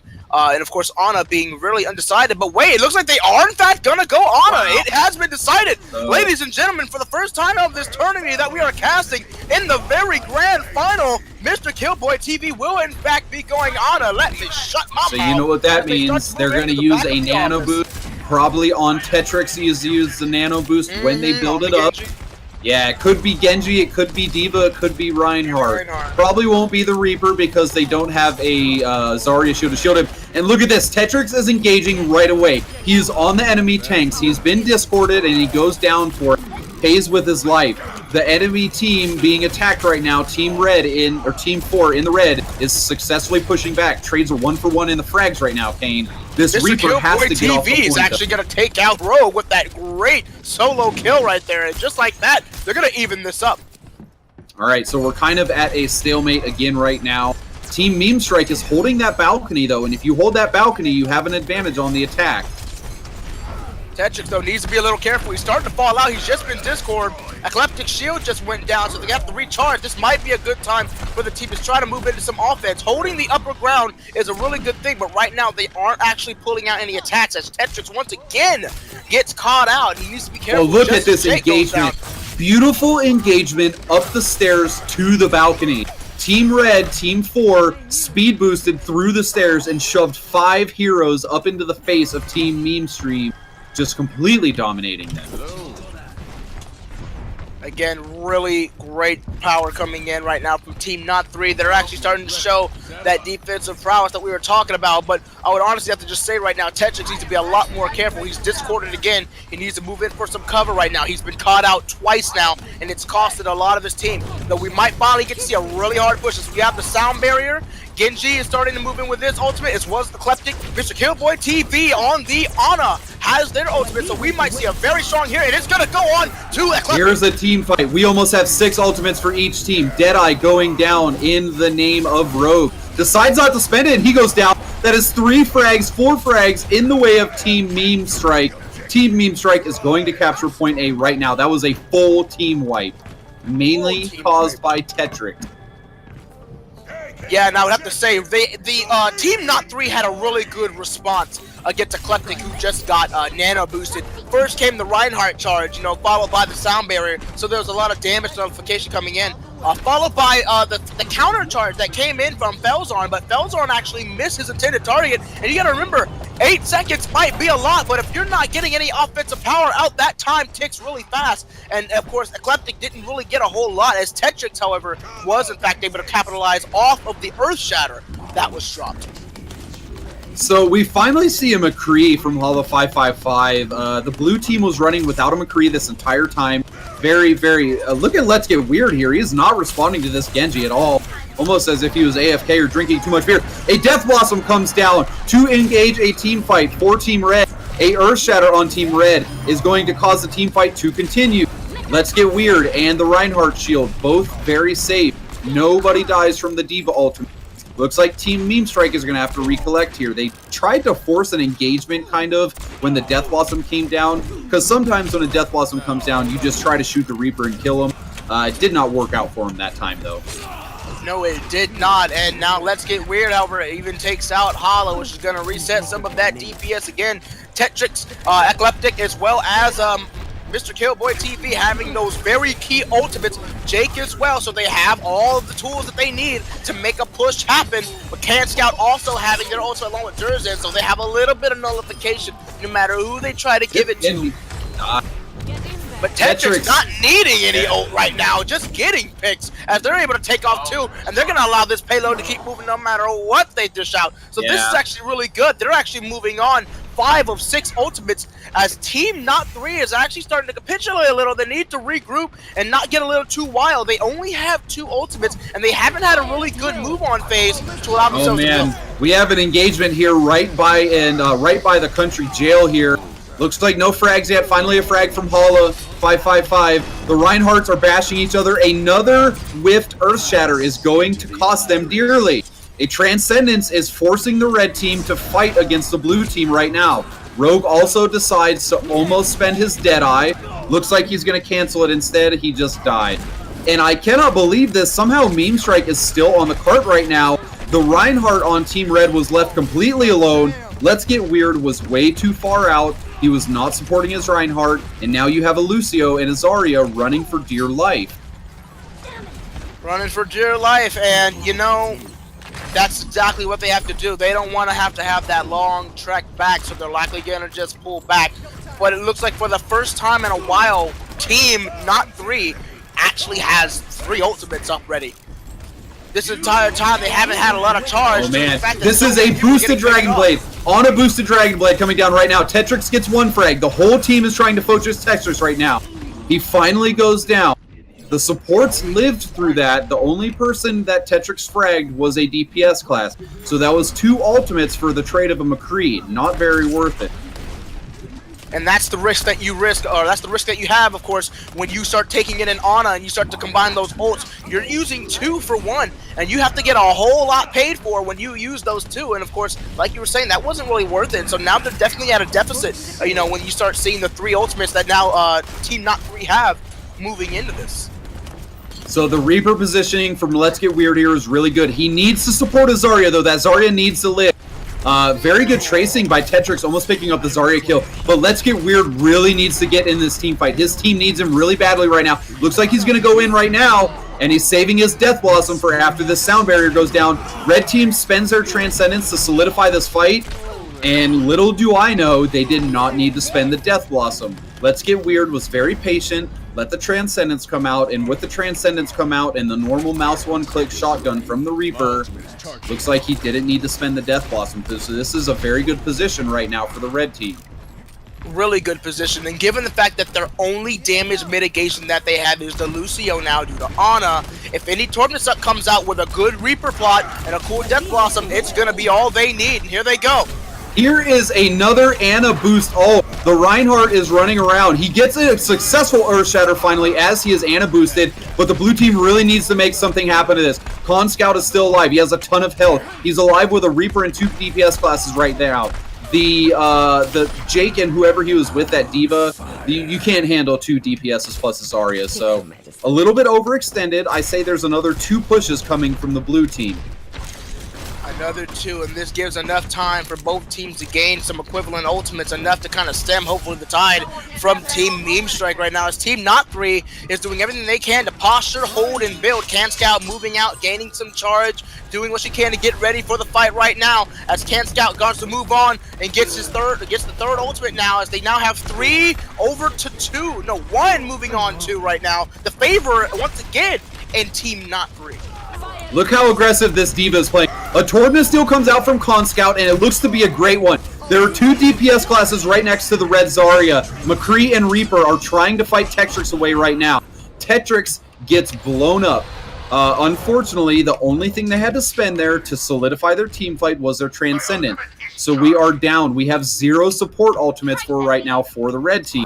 There is 1 support ultimate ready for the blue team.